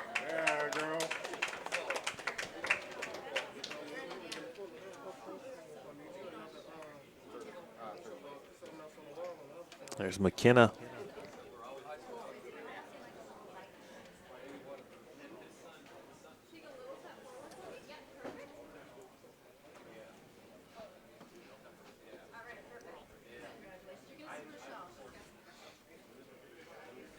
And U15 boys division tying for 34th, Dawson Cole and Easton Taylor. Dawson Easton tied for 3rd and 4th. Oh, Easton. So glad you're still here. And they both are in attendance. While we have a moment, let's let you know again our next event is going to be February 22nd. You in town for that?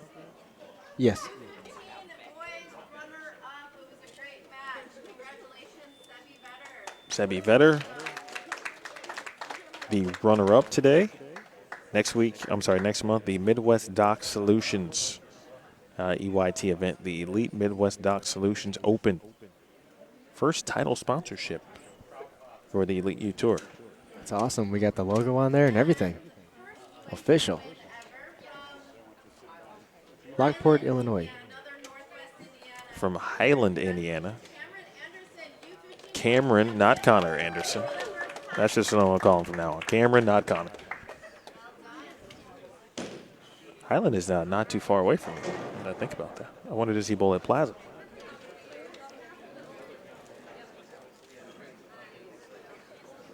That's cool. What a moment for Cameron. Looks like he might have some family here as well. And U18 girls division tying for 34th, Olivia Cameron and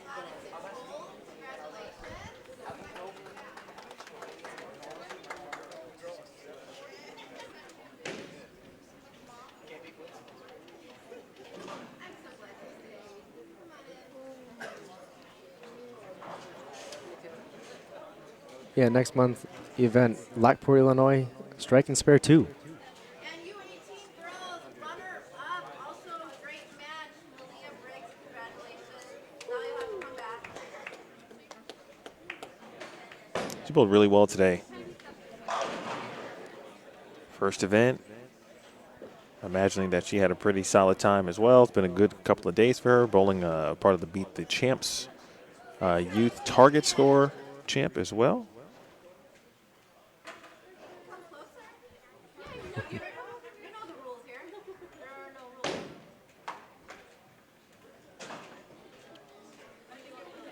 Actually, yours is better over your shirt.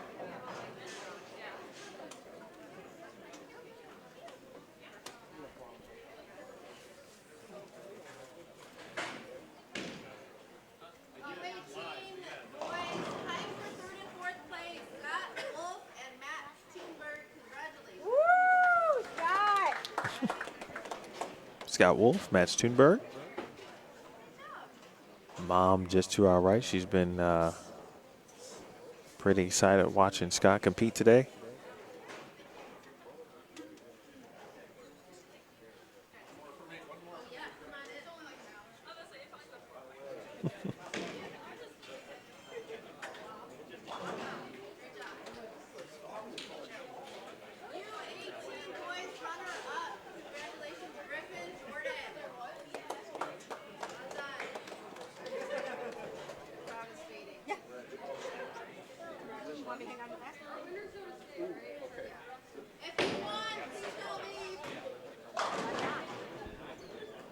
If you won,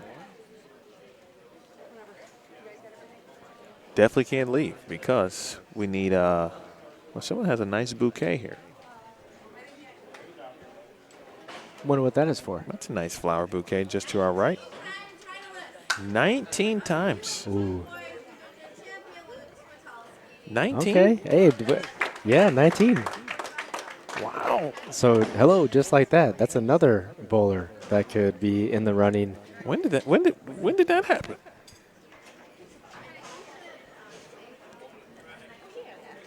Well, One win away from 20, and I believe that makes 7 away from Landon. I got to tell you, since I've been involved, he did win a lot in U15. Yeah. He won a lot. I mean, to be fair to Luke, he's already won a fair ton in U18. Yes. Well, 19, and that's a number that kind of snuck up on you, right? Yeah, we knew it was a lot. But with a string of wins, I'm sure, of the last 12 months or so, he's up to 19. That's impressive. All right, a handful of wins for Joseph.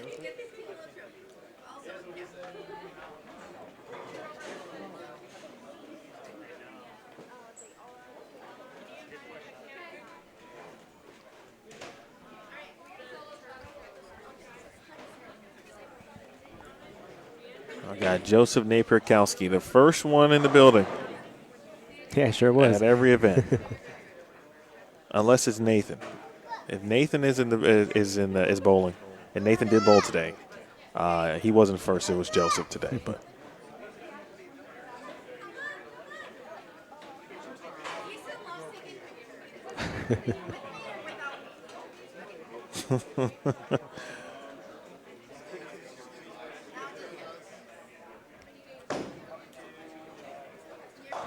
All right, time for the champions photos.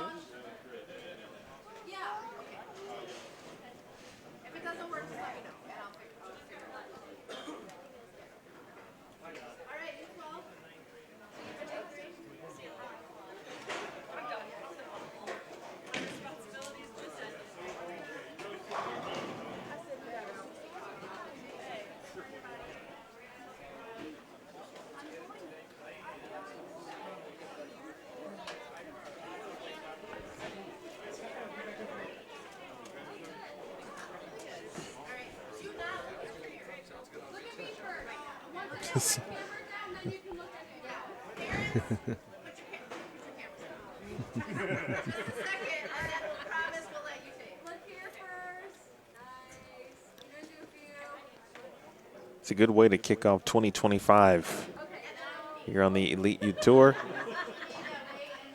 Again, from left to right, Emily Schmidt, U12 Girls Champion, Nehemiah Kiefer, U12 Boys Champion, Kenna Morales, U15 Girls Champion, Cameron Anderson, U15 Boys Champion, Macy Jones, U18 Girls Champion, Luke Switalski, U18 Boys Champion, Joseph Napier-Kowski, U23 Champion. Final thoughts today from you, Riley Smith, based on the pattern that was put down, of course, and how the players succeeded on said pattern, and then obviously some great matches as we always have in the finals. Yeah, we saw the pattern play tough, as expected. And we like that here at the EYT. We want to challenge bowlers and try to make them better in any way we can. And the pattern was tough, 45 feet, almost 34 milliliters of oil. So early on, it was hard to get the ball to hook. We saw some interesting moves Some people tried to go right, quickly learned that's not going to work today, and stayed inside. So a lot of shots over like the fourth arrow, right in the middle part of the lane, and it turned out to be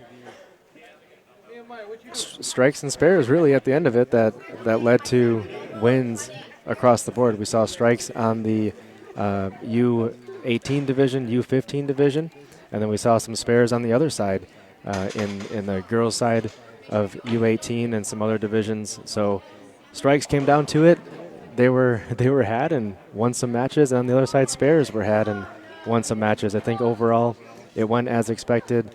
Another great day. Every day we have an EYT is a great day. The host here at River Rand Bowl did a great job. Little turbulence early on in our practice time, but everything else at the end really was successful. Again, folks, coming up February 22nd, that's the next event. It'll be at Strike and Spare 2 in Lockport, Illinois. Again, the first event that will have a title sponsorship attached to it. It is the Midwest Dock Solutions Open.